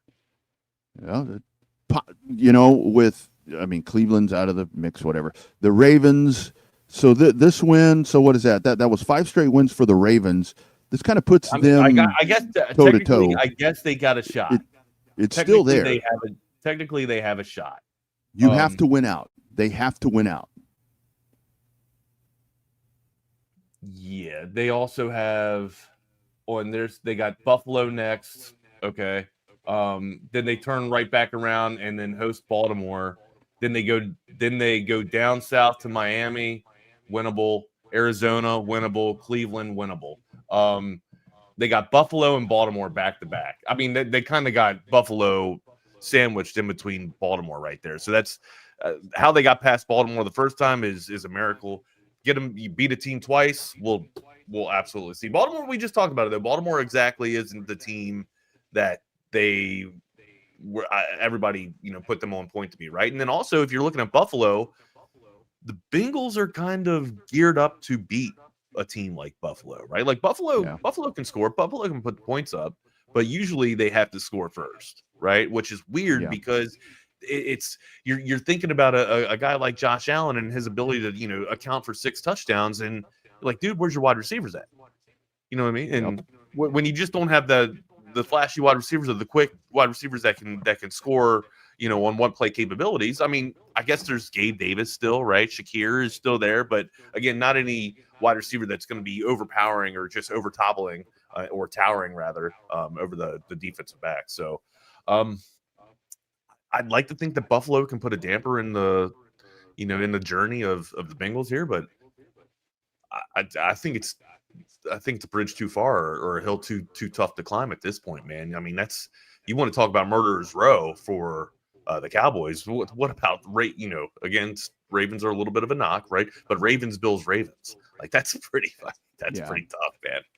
And the other part of that is, I think where it will be tough is that Pittsburgh had sprinted out so well, and that's another one with their schedule. Pittsburgh was able to jump out and get a nice cushion here when all these other teams had injuries and were dealing with whatever. So what does Pittsburgh do the rest of the way? With Aaron Rodgers, I mean, Pittsburgh they go 500 and it's over. Well, I mean, Pittsburgh's got Baltimore. They got Buffalo next. They got Baltimore, Miami, Detroit, Cleveland, and Baltimore again. So Pittsburgh still got a tough schedule upon them too. So yeah. So you never say never. You never say never. And the way that this all works out with these teams, like I was talking about with Dallas, especially this year, to where it seems like anybody can just randomly beat anybody. That's where you get that hope up for a team like this, and they drop a game that they shouldn't, and that eliminates them at this point. Because you got 5 games left. So if you're in a must-win, must-win means you must win. It doesn't matter if it's the best team in the NFL or the worst team in the NFL. That's exactly what must-win means. You must win. Yeah, absolutely right. So I don't know. We'll follow that. We will follow that. How about Green Bay yesterday? Again, all over the map. Green Bay, all over the map. Green Bay. Why are we doubting Jordan Love? Remember, I think Jordan Love might have been listening to you when you were telling him that he's played like shit all year long. I think so, man. 4 touchdowns yesterday. Again, Detroit's got a lot of injury stuff that they're working through.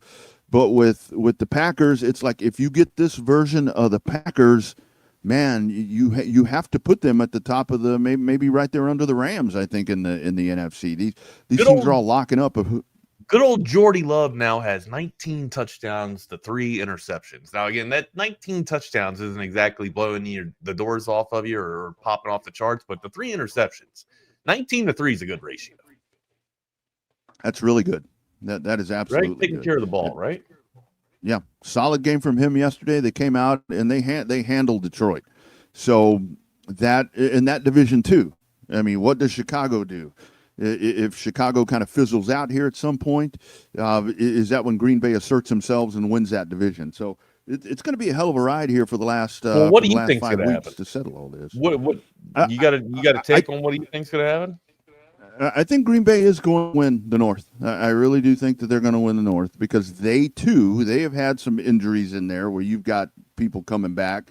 You've got guys coming back that are going to be key pieces. And where the Chicago defense seems to be what's really. You don't think Chicago's defense can hold that? You don't think Chicago's defense is playing up to snuff? I think that they are, but I think what they're going to have to do is like when we talked about Texas at the beginning of the year, to where the defense will do whatever. Can the offense match even? You need 60% of that offense to be able to solidify the defense. I think that some of that newness in there with that system with Caleb and all of that is going to begin to show itself, and Green Bay is going to take it over. I think Green Bay is going to take it over, the experience and their defense as well. Micah Parsons was great yesterday. That's what we expected out of that defense. And I think that now that we get down to push and shove, I think that that's when they'll take control of the division, with a couple of weeks left and win it. I got you. All right, real quick before we have our guest on, let me tell you about our friend Ryan Hurricane Hec, the Hec Law Firm, new lawyer in town. You guys know this, man. When that storm hits, you got to call our guy Hurricane Hec. He's your personal go-to attorney right here in our fair burg of Austin, Texas. Proud Texas Longhorn, fighting for fellow Texans. Ryan's not just a lawyer. He's a Longhorn through and through. Wears that burnt orange with pride, and he brings that pride into the courtroom, right? You're injured in a car accident. You got any type of personal injury at all, you just give our guy Ryan a call. The number, 512-938-8929. Again, those lottery numbers, 512-938-8929. Aggressive in the courtroom, compassionate with his clients. Ryan knows what you're going through, and he's going to fight like hell to make it right. He's going to blow the doors wide open off the case with those insurance companies, and he's going to make it comfortable for you, right? Friend of the show, fighter for the people. Again, we talked about it. He's going to bring that burnt orange into the courtroom, all right? Call Hurricane Hec today, 512-938-8929. Again, 512-938-8929. Or give my guy Ryan an email at ryan@heclawfirm.com. Ryan at HECHTlawfirm.com. That's Ryan at HECHTlawfirm.com. Tell him the crew from TSU sent you. Absolutely. Julia Hatch joining us here for a few minutes. Coming up, we're going to talk about Humbug. So we'll get some details on that. A Black Friday special that's rolling into everybody, Cyber come Monday. look at the lights. Come look at the lights. But before that, a word from our friends at Covert BK. You see Covert everywhere. It's that personal level of just feeling like it's a personal family interaction. The customer service, it's impeccable. It's unlike anything I've ever experienced buying a car. Over the 30 years that I've been buying cars from them, I feel like I know them and they know me. Covert's done an amazing job of making me feel valued. If you purchase a vehicle and you want to feel like you're part of a family, join the Covert family. Come and experience it for yourself. Covert, born and raised in Austin. That's right. Nobody beats a Covert deal. Not now, not ever. Be sure to check them out. CovertBcave.com online. Also, check out those weekly specials. Holidays are here as well, so you know that they're going to have some special stuff coming up for you. Speaking of special stuff, we have been talking here for the last couple of weeks. Look, I am a satisfied customer. My house looks amazing, and it never has before. People drive by my place, and they're like, laughing at that. Oops, went out there for a second. They're laughing at my house. That's not the case anymore because Humbug Holiday Lighting came out and they set me up. And joining us here to talk a little bit about that is our friend Julia Hatch. Welcome to Texas Sports Unfiltered, my friend. Hi, thank you for having me. Absolutely. Hey, do you play that piano back there? No, I don't. This is actually a fake background. I know. We used to have one of our hosts that did that, and we always gave him hell about playing the piano. So, Julia, let's talk about Humbug because it really is, for me, it was always a thing to where the neighbors did all this really cool stuff. I knew I couldn't do it. The peak of my house, I'm scared of heights. I'm not going up there. I'm not messing with any of that. And like I said, I would put stuff out, and it looked really, really bad. It looked very, very homemade. You guys, it's turnkey. You come out, you assess, then you do mock-up of it. Kind of take us through the process of how this works if someone goes with Humbug to get this done over the holiday season. Yeah, sure thing. It's as simple as just finding us on the internet or texting us, and then we get your address, we make a design, we send it to you with a proposal. you let us, we will send some options, our own ideas. If you have your own specific plan of how you want the lights, we'll do that as well. We try to work with you within your budget, because really it's about, the holiday season and making that spirit for you for the festive season. Then we go in and we get our supplies ready and we just go and install. It's obviously hassle-free for anybody else. For the customer, they don't have to go through the tangled cords and untangling them every year and those high steep roofs. We do it all for you. And then once the season is over, we take it down for you and we store it. And we have markers on our little lights so we can take it back next year, which you obviously would get for cheaper since you've bought the materials, and we just install. And it's pretty hassle-free. So, Julia, let's talk about kind of, I know when the guys were out at my place, I saw them out there. They were literally sitting in the driveway. I had the driveway cleared out for them. They're sitting there, and they are precisely measuring these strands of lights and sitting there. There are all these strands of lights laying around, and I'm like, what's going on here? Kind of talk about the attention to detail and the professionalism that these installers have, man. It was really, I was like, I was creepo looking out the window watching while they were doing all this. Yeah, they're highly trained. We actually flew them out to another state to train them, and they go through very specific measuring techniques, and they mark each part as they're measuring, and then they take each part and they do their job. They clip it in. I've been with them for a full job, and they are very, attentive to detail. They make sure everything is good to go. They're all lit up as they should be, and they they're all secure for any adverse weather, because we know this is Texas. We have all sorts of weather here. Yeah. Other part about that is what I think is really cool that I learned as this was going on. If something happens, if you have some bulbs that burn out, if something falls off, if you get a weather event that does whatever the case may be and damages something, you guys are going to come right out and take care of that. Yes. As long as you're our customer, it's a lifetime warranty, and we come and fix it for free. No, that's awesome. That's awesome. So let's talk about the Fancy and I were kind of going back and forth, and he said, I think I want to do a Black Friday special. Let's roll it into Cyber Monday. Let's make this thing grow. Kind of talk about what's going on for future customers. Like I said, I'm one. I know the referrals are happening, but talk about what folks can get if they get it done right now. Yes, if you do it right now, we have a Black Friday Cyber Monday deal. It's 20% off, which is the highest discount I've seen since being here. And all you do is you type in our code. We made it really simple. It's BLACK, BLACK. And when you're paying, you just type in that code and it'll take 20% off.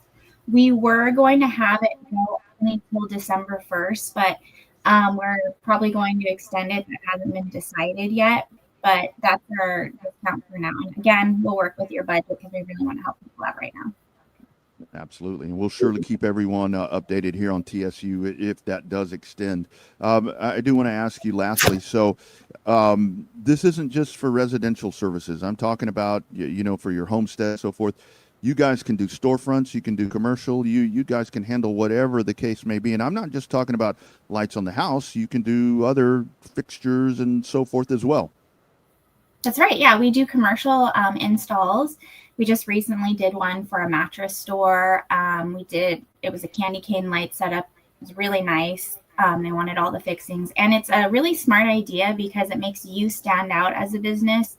It does attract a lot more foot traffic. And it really catches your eye. It shows people that you really care about the season, which this is the season to celebrate. And I think it's a smart idea for a business.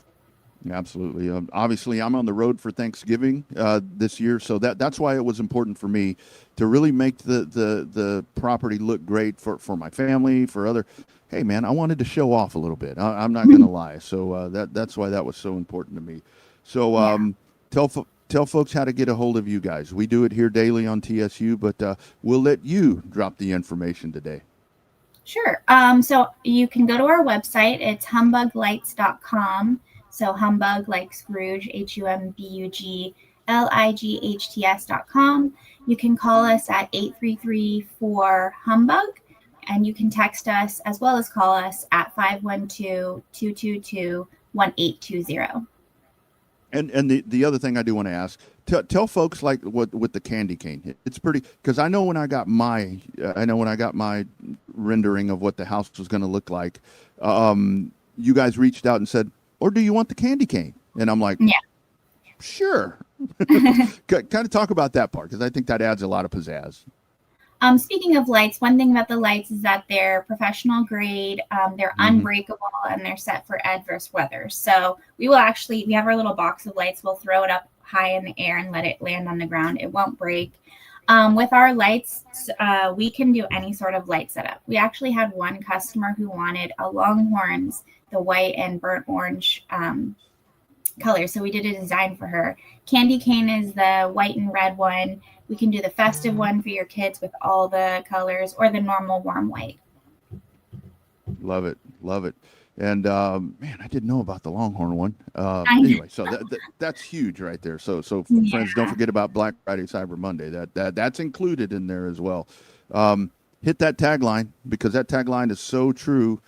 Like I said, I'm not dealing with hassle this year. That's right.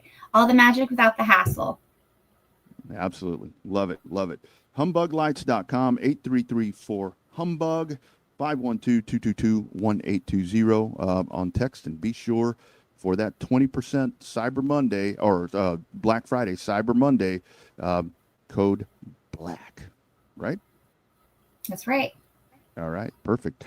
Thank you so much for joining us. Appreciate the partnership with you guys. Happy to talk about what you guys are doing. And happy holidays. Happy post-Thanksgiving. And I'm sure we'll be in constant communication. Yes. Happy holidays, and thanks for having me. All right. Thanks, Julia. Take care. Bye. You bet.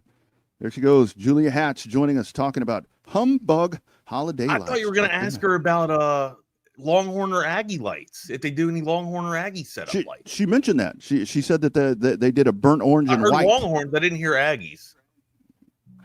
Man, who wants that? Well, I mean, see, if you're going to do rivalry day, right? Yeah. Well, yeah, I think that would be the cool thing. Burnt orange on one side versus the burgundy on the other, having them clash. That's house divided, right? When you have the house divided, just do the white. Yeah. There you go. Yeah, cool stuff right there. Thanks to Julia for joining us. It really is. They do. I had somebody that contacted them and did. This person has a huge property. They have like a massive house and a shop and all this different stuff. Wags. She sent me pictures over, and it's like, my goodness, looks really, really good. Why don't you talk about AV consultations? Because you can take all these services, tie them into one, and then you have a beautiful outdoor setup like you have from AV Consultations. Yeah, man. AV Consultations, 512-255-8678, the very best in audiovisual automation, setting the standard since 1988, man. Make sure you give them a call today. Get your Christmas setup primed and ready to go. Just give Tom a call. Look, man, the eye candy, we already know, right? It's the TVs. It's what everybody, it draws us in. It gets the gaze there. But here's what it's all about. It's all about the audio, right? You go outside and you're just walking around, checking out the rest of your yard, doing some yard work, man. You can catch up. You can still hear all the game, like it's the audio for me now, man. That's what it's all about. Like I was novice. I was a novice viewer. Okay. I'll admit that. I was all paying attention to just the optics, right? Got to go with the audio clips too, man. Call them up, 512-255-8678. That's avconsultations.com. How about the game day super chat right here, Wags? There we go. That's what I'm talking about. That is super awesome. Let's get into some game day chat then, man. It's game day. Let's do it. 9:40, and we're not even talking about the Aggies and the Longhorns yet. Let's get into it, brother. Have you changed your mind? Are you going Texas? Nope. I wish I could. Yeah. I saw that you feel, I guess, still strongly about Texas winning. Why do you think Texas has a shot to win today? No. That was a slip on the text. So you thought we would? I felt like you thought that we were going to win, though, moving up to this game. No. Okay. I mean, there's a possibility. There's always a possibility. But look, when you lay all of this out, you look right now. Texas A&M is the better team. Texas A&M has found every way to win games. They've dominated. They've been in close games. Hell, they were beat and found a way to come back to win. There's too many weapons on the offense. The Texas defense is still very susceptible to me. It's like strengths of this offense, the A&M offense, are going to fall solely on some of the deficiencies that we're seeing on the Texas defense. I just don't see where it can happen. I mean, I'm looking for the injury. I hope I'm wrong. Do we have an official update on Ant-Man? He's not on the injury. Is he GTA? I saw him as questionable 2 days ago. Yeah. And now I saw GTD yesterday, and now he's not on there. So, yeah, I don't see how he misses, Wags. But that's what version of him do you get? That's my concern, right? That's what I'm reluctant to ask this, right? Like, do you? I mean, of course, he's a game changer, okay. But if he's not at 100%, is he a liability at this point because of how quick and fast this offense is? And again, like I'm not trying to be a fool here, man. I'm asking a legitimate question. Like, I know he wants to go, but sometimes, man, we all want to, we feel like we got that dog in us, but at some point, like, does it compromise the team? I'm not saying that he's ever a compromise. I'm just asking the question, man. If he can't go 100%, and ultimately, I don't think PK would put him out there if he wasn't 100%, or if he wasn't going to be able to put them in a better position to win, right? You hear guys talking about that all the time. They don't want to put themselves ahead of the team. They don't want to compromise the team. It's just a legitimate question to me. Well, here's the other part, I think, to where it's even What's up, Noe? What's up, Hunter? We see you guys. What's up, Sal? What's up? Where it's even more intriguing now is that you've got a guy that can't play in the first half, where a guy that's going to be able to fill the gap right there. Correct, yeah. I mean, you've got that guy out. So, yeah, I mean, if there is a possibility that he's not 95% or whatever percent you want to throw in there, if you roll that dude out there, the coaching staff, PK, whoever it may be, they need to make the decision to get him out of there because he's not going to want to come out.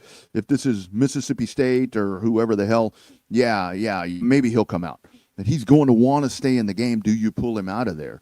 And that's where I think that the week off, I think he's going to be good. I think he's going to be good. He's got to be really good. Colin Simmons is going to have to be really good. Ethan Burke is going to have to be really good. That's probably going to be the game changer for us, right? It's got to be Simmons to keep Reed off the spot, to kind of disrupt that offense, to not let it get going. Yeah.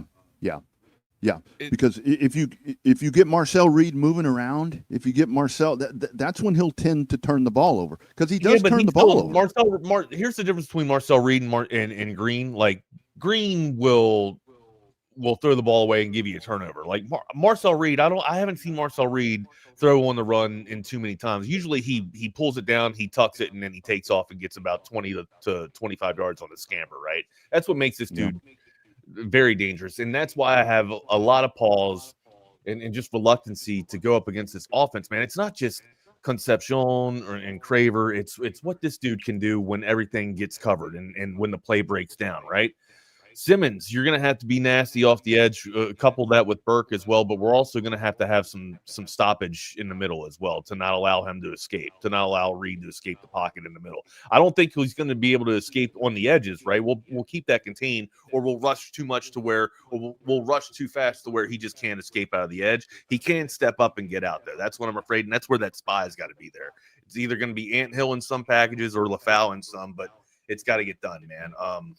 That's going to be the X factor. Sure, the core, the wide receiver core is what's known for. Owens coming out of the backfield now can sprinkle it too. But Reed, I think that's going to be the kryptonite. If there's going to be kryptonite on the field, that's the guy. It will be Reed. He will be our backbone. And it seems like absolutely. And I mean, I didn't see Le'Veon Moss on that injury report, so I'm assuming that dude's going to play. If Moss plays, that's not nasty. good. I was hoping just for Owens. Like, Owens has been great in spell of love, right? Love. Moss. But if Moss is playing and if Moss is full, if he's a full slate and he's healthy, shit. Now we got another problem to worry about, right? Because we were talking about Moss a couple of weeks ago. Yeah, absolutely. There he is. Noe and Thank you, Noe. just We wakes appreciate up, you, brother. We are grateful boom, and thankful for you, Noe. Thank you for all that you do here for Texas Sports Unfiltered. Wags, right. do the Longhorns establish the run today? They're going to have to. You have to. I've have talked to. about it. I don't think that they can get into a track meet with this team. If you do that, I think you're playing right into the hands of this Aggie defense. I know that their rush defense looks pretty stout, and on paper or statistically, they're pretty potent.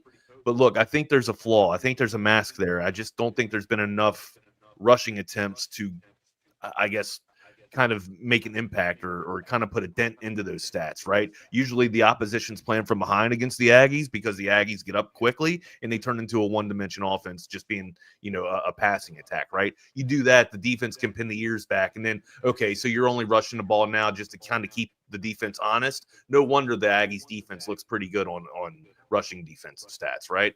I think if you continue, when will you have to abandon the run? I guess that's going to be the question, right? Like, hopefully he doesn't, or hopefully Sarkeesian and Flood don't abandon it quickly, because if that's the case, you are playing into the hands of the Aggies at that point, man. I just we saw that Longhorns can be efficient and can put it up. I just don't think that's in the best interest of the Longhorns this week. You have to have a balanced attack moving forward. I know we sit here and we say the cliche of establish the run, but if that doesn't get done today, it's going to be a shit show. Yeah, where you can get to this defense is running the ball, because they are susceptible to giving up some big running plays. And I think today it's all gloves off. Do we have the bell cows? Do we have the bell cows to get those big gouging running plays though? That's a question as well. I hate to say, I think Arch Manning may be the one that can do that, because I don't want Arch. I'm leaning on Wisner, buddy. I think Wisner's the guy that gets it done. Yeah.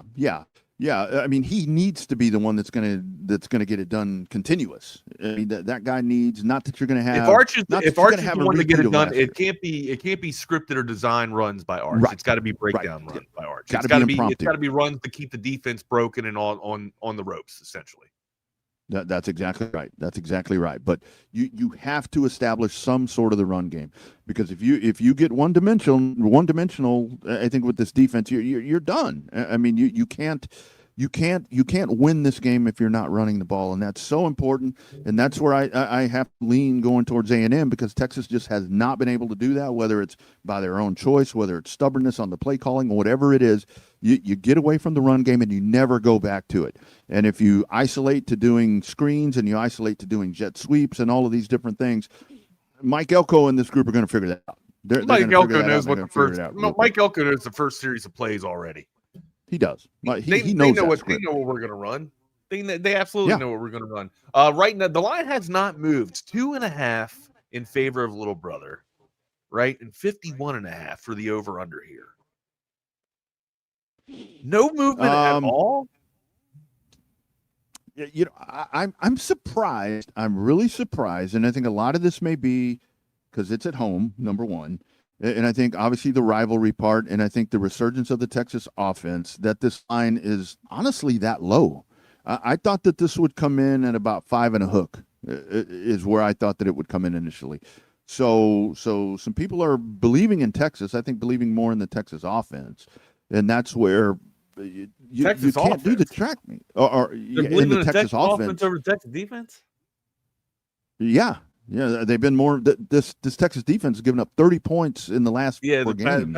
Past couple of weeks, it's been fucking bad. And that's where, Wags, if A&M scores 30, I don't think you're going to win. You got to keep this in the 20s. I mean, my dude, I thought high 20s. I'm still looking to see if Moss is an actual go here. If that's the case, we struggled to stop the run last week. How bad do you think we're going to struggle stopping the run this week?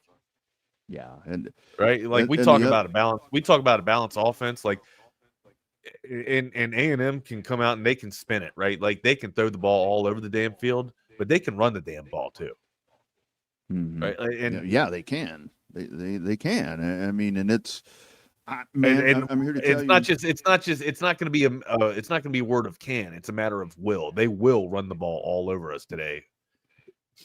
Yeah. That's exactly. You know me, I'm kind of doomsdaying, man. I'm prepping myself for a little bit of disappointment. So I'm not trying to be Debbie Downer today, guys.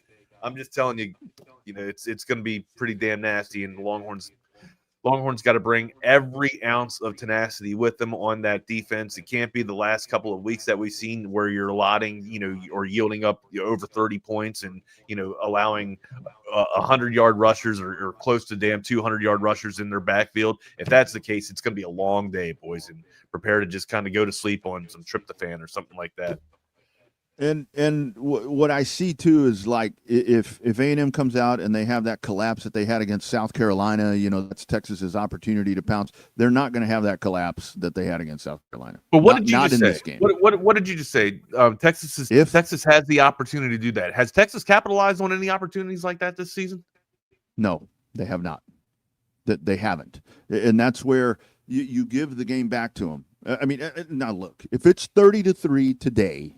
God damn, Jake, I love you. Jake makes me want to run through a brick wall sometimes. Well, and I mean, you don't know.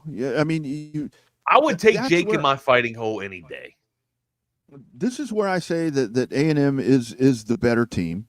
I mean, the obviously the record speaks for itself. The way that they're winning games, Texas stumbling out of the block, and by the way, the Mission superseding Texas in the CFP thing. Tonight, for me, it's not about college football ratings. To me, it's like, go win that damn game. Let all of that play out wherever it's going to play out. Let the cards fall. Don't even think about that shit.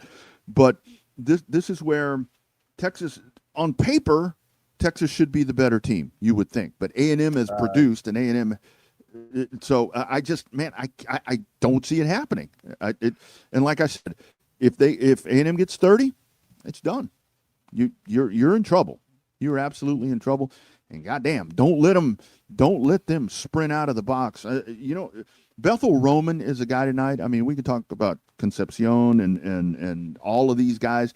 Bethel Roman may be the guy tonight because you've got the guys to key on. Right. When you're locking everybody else up, Roman still hits you for 15. So that's it. So watch that dude. Watch the tight end. I mean, that so dude's not a big playmaker. We've been pretty pessimistic in this conversation. What's optimistically, what do you think the Longhorns do against this Aggie defense to kind of crack them open and get ahead? We've talked about, establishing a run and getting that going. What do they do out of the passing game? What does Arch have to do again? Does he have to have another 6-touchdown game and throw a trifecta? I'll take 4 touchdowns. If you're going to lean on the passing game to win you this game, I'll take 4 touchdowns because I think that's what. Are we in trouble if we're leaning on the passing game? Yeah, because then you're one-dimensional, right? I mean, it does come down to me. Yeah, establish the run games. Somebody run the damn ball. I mean, you're going to have to because that's going to open stuff up. I think it's pivotal. Here's the frustrating thing about the run for me, right? It's not the fact that we can't run the ball; it's the fact that we're not running the ball. Like, because you've seen that you're getting 3 to 5, or 3.5, or anywhere between 4 yards, right? And maybe that's just not fast enough. Okay, that's just not enough chunk yardage. We're not getting down the field fast enough. Well, guess what? You're taking time off the clock, right? And that's what needs to happen tonight, Wags. You talked about it. If you're taking that long to get downfield and you're only piecing together threes, okay, but then you're also forcing the other team to go 3 and out, or you're allowing them to get a couple of first downs, and then they're punting to you, and you're still going down the field, taking time off the clock, but you put up another 3. Sure, that's 2 possessions where you could have come up with 14, but big shit. You know what I mean? You're taking time. You're not allowing their offense on the field. And what else are you doing? You're wearing down the goddamn defense. It feels like football 101 is not a part in this locker room, and it's just not coached. It feels like it hasn't been coached. And that's the frustrating part for me, right? When you're able to get 4 to 4.5 yards per carry and you elect not to do it, that's a kick in the dick. Yeah. And if you're Texas and you're putting yourself in 3rd and 7, 3rd and 8 constantly tonight, you're done. Because this defense on 3rd down, this is a swarming defense on 3rd down. And they just do not allow 3rd down conversions. So 1st and 2nd down are imperative. You got to get it. I say get ahead of the sticks. You have got to get ahead of the sticks tonight. Because you're simple, 3rd and long. And I'll go back to this too, Double R, right? You take care of the little things today, or you take care of the little things tonight, and the big things will just naturally unfold for you, right? Just do the little things. Yeah. Okay? Do the little things. And you know Don't beat the other little yourself. things Don't too. don't beat yourselves. All right, no penalties. Right. There you go. You just beat me to it. No false starts. None of that bullshit. You cannot have that tonight. You absolutely cannot have that tonight because these guys will pounce on you. These guys. Somebody give me Kurt Russell. Somebody give me Kurt Russell in the locker room to give me a damn speech. Yeah. It's. I really. It's going to be close. I think it'll be close. I think there's going to be some back and forth. I hope it's close. I said that if you get to the fourth quarter and you're in a field goal game, if you can get this to fit, because that's the one thing I said that the A&M's a little susceptible on some running plays. Buddy, I think to where you're going to count on the kicker. I think a close game plays in favor for them. Well, but they can't kick field goals. They ain't got a kicker. They got two that aren't any good. They've gotten better. Well, they got so much better. They had to bring another guy in who's still missing field goals. So they've gotten better. I hate to say that's the only hope, but man, let's get this defense. Oh, Wags, I'm so worried about the secondary, man. The secondary tonight, I mean, with what we've seen in the last 4 weeks, and again, it's like the counterpoint to that is the first 4 weeks were like, oh my God, this offense is horrible. What the hell's going on? Now the last 4 weeks were like, what happened to the defense? So it's like maybe tonight you get the mesh of the both and you get a complete game, but that's a lot brother, to ask I'm against. a little worried about it all, man. Team. We will find. I mean, we've kind of exhausted this and beat this to death. Let's go around some other games in the college landscape here. Egg Bowl, huh? A decision is supposed to be made this Saturday. Oh my! Like a decision was supposed to be made last Saturday, right? Just everybody falling for this soap opera of the troll himself just taking you all for a ride. Does Joey Freshwater and the Ole Miss Rebels take down Mississippi State? They will. I mean, they're going to win. They could put these distractions. Just too much distractions. Double R. Too many distractions. Here's my thing, Wags. If I'm Lane Kiffin, I've told that team what I'm doing. If I'm leaving, and I respect. This is all hype, man. All this Ole Miss has been in the news, dude. This has been Jerry Jones 101 media, bro. Yeah. If Lane Kiffin does leave, I will be absolutely shocked. I really will. Right. And you know what? I'm not going to say that I'll be disappointed. I'm not going to say I'll be disappointed because that's what this thing is. I mean, yeah, that's Ole Miss because everybody's going with him, right? I mean, he's like taking the team. He's bringing in the U-Haul and taking everybody with him wherever the hell he goes. But it's like that's Lane Kiffin. But he really but for the game today. I mean, look, Mississippi State. I mean, shit. Mississippi State probably should have beat Texas if you really want to dig this thing in. They should have beaten a lot of their teams that they played this year. So I mean, they did beat Arizona State. If I may misremember that, but I think again rivalry game here. This is going to be, but I think ultimately Ole Miss wins. I mean, they see the big picture. Lane, even with maybe going, he's told them win this, and we're going to be in the CFP. He wins, and I hope he stays. If they lose, I think they're still in. I think they're still in. I think they're still in. But I don't know. I'm tired of this thing. I'm looking forward to Saturday. Let's get to Saturday and figure out what the fuck he's going to do because I'm tired of talking about I'm telling you, spoiler alert, he's probably staying in Ole Miss. That would be refreshing. That would be refreshing. Georgia at Georgia Tech. The Dogs favored by 16.5. Over under on this one, 59.5. Do you think Hayes King gets his kingdom rolling? I think Georgia Tech will lose by 10. I think, but I mean, again, rivalry game. But I mean, you get that. That's a pretty high line to me, don't you think? 16.5. That's a pretty tall order to where you got 2.5. Not for college football, right? Well, that's true. You're kind of taking the stalwart of the ACC and throwing them in there. I guess the new up and coming stalwart. I don't know. It's kind of hard to say that there's a stalwart actually in the ACC, right? It feels like anybody can got in that conference. Yeah. Give me Georgia to cover. They're not exactly on the road in the Mercedes-Benz Stadium. It's kind of like a home away from home for Georgia there. Give me Georgia to cover. against Georgia Tech here. I know 16 and a hook's a lot of points, but I think they're good for it. I'm advising my clients to take that too. There you go. So Vandy extends Clark-Lee. Yeah, the other part saw, of that yeah. for what it's worth. Yeah. Yeah, for what it's worth with buyouts and everything. Yeah, good point. But yeah, Clark-Lee staying home. It feels like with all this circus of carousel talk going down, I feel like it's in Joey Freshwater's best interest. And honestly, like, would Ole Miss allow him to be doing this shit if he was leaving? And that's a legitimate question. I mean, they don't know. I mean, I would hope that he hasn't advised them of what he's wanting to do. The bigger question for me is, shit. let's say, but I mean, like, do you think that, them seeing him just taking a tour and going all over the land and seeing him, go play house with their rivals and shit, you think they're cool with that if he wasn't staying? I think a lot of that is you don't want to disrupt the continuity and you don't want to of play what your hand. Sure. Yeah. Disrupt the continuity there of what you have going on. But and by the way, congratulations to Eric Morris to Oklahoma State. That's a good get for them, man. That's a good get. And hopefully hopefully he can change the tide real quickly there, right? Like they need something fresh, dude.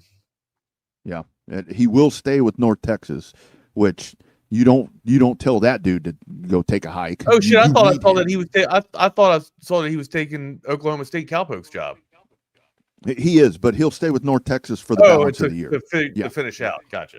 Yeah. I don't think North Texas is in the spot to say, okay, you're going to Stillwater. See you later. Leave today. Yeah. Pack your shit and get out the dough.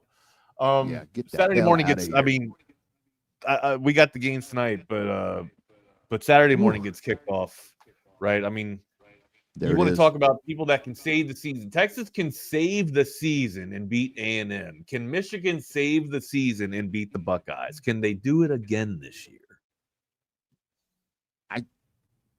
No. Okay. No. Okay. No. No. But 9-2 rolling in here, buddy. Yeah, not 9.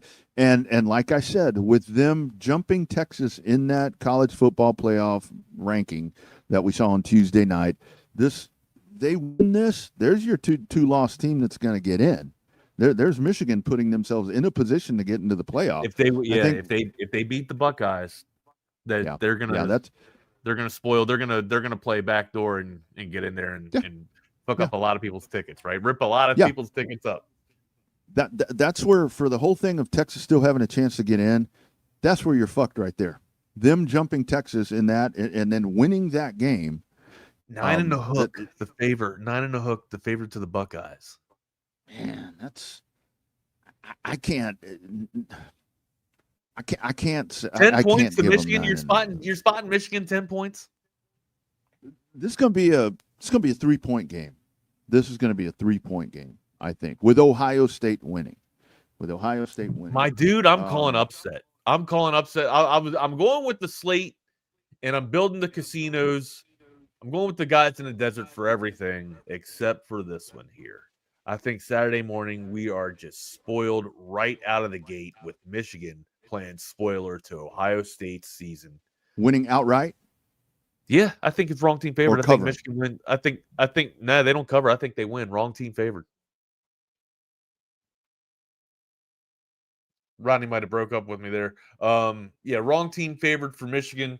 And then going down the slate, one more, we have Miami and Pittsburgh. Miami 12 against 22 Pittsburgh Panthers here. This, I mean, doesn't really move the needle for me. I don't think either of these teams are that good. Miami's very inconsistent. It's honestly, it's which Carson Beck's going to show up that day. Miami favored 6 and a hook here. Give me the Canes. Give me the Canes up in Pittsburgh. I'll take the Canes, and again, for them, for college football playoff hopes and so forth and so on, you better win. You have to win. But Miami. I mean, Mario Cristobal, kind of shits the bed from time to time, but I think right here, especially against Pittsburgh, I'll take that one. This is totally legit right here. Give me Miami in this one. This is actually a really fun parody question here, Double R. Jose Rodriguez chimes in. Rodney, if these two teams in Texas A&M and Texas and A&M were NASCAR drivers, who would they be? That's a good one. So let's see. Can I take a guess? Can I take a guess before you get at it? Yeah, go ahead. A guy that's touted out there to be one of the better ones, but kind of comes up short, right? Hamlin? Denny? No, Hamlin? Can we call Texas Hamlin? You could call Texas Hamlin. Always on the cusp. Just can't finish the job. Just can't finds ways to get there. Yeah. That's a pretty good call. I think I would go with no. Texas. No, go ahead. Texas No, is, go ahead. Yeah. Texas is Chase Elliott.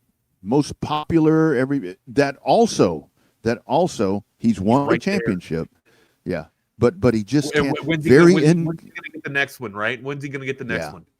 Yeah. Guy's got all that talent. Comes best resources. From the lineage of racing. Yeah. People live in the past talking about his dad.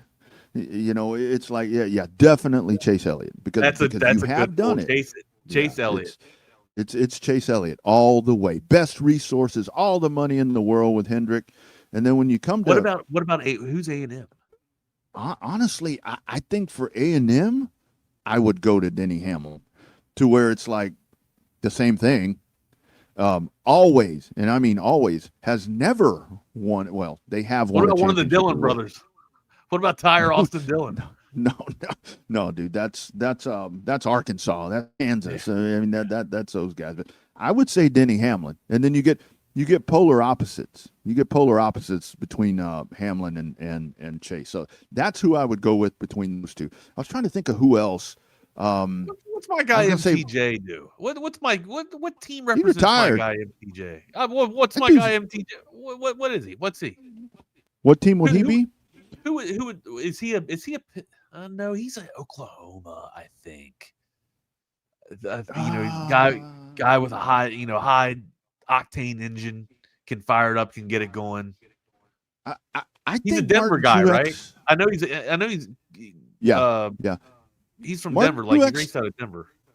Martin Truex would be a USC, a staple. Dude's won championships. He's there's a lot of pizzazz. Martin Truex never had that. I mean, he never did. He's just a dude. Oklahoma. He could be Oklahoma. Silent but deadly. Oklahoma's got flash too, though, right? They got pizzazz. Yeah.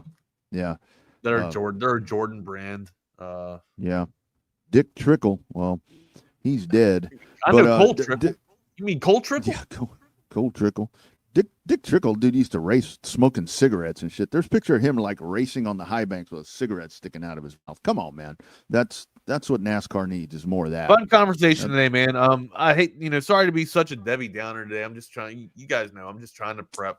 I hope the Horns can do it. I really do. It's gonna be hell and high water to kind of make all this come together, man. But if they can do it and spoil A&M, crazier things have happened. And they say these games are the Super Bowl for a reason, right? You can have a shit season, and then all of a sudden you just play your best game. And sometimes it just takes that little bit of a motivation to kind of get all your teams or all your guns to fire on all cylinders, right?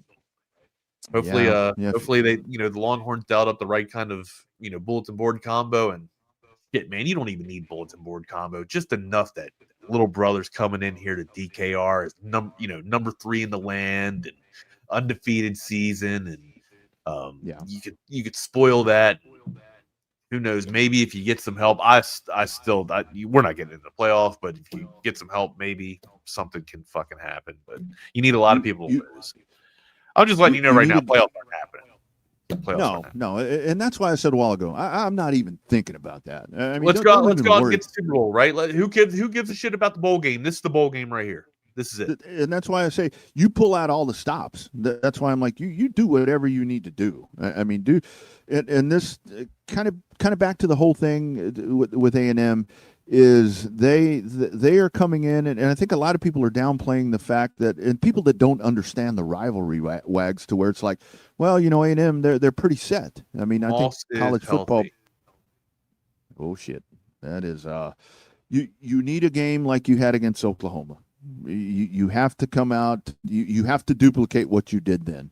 If you can, if you're even capable of doing that. I don't know how you do it, but that's what it's going to take tonight, because these guys are coming and they want to kick your ass. 11-0. I don't care if they were 0-11. They're going to come in here and they want to beat your ass, because they haven't forgotten last year. Remember?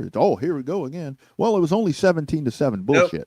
They dominated you're right. A&M. If I'm messing the Sark here, right? Break tendency, all right? Don't come out and do the high tempo.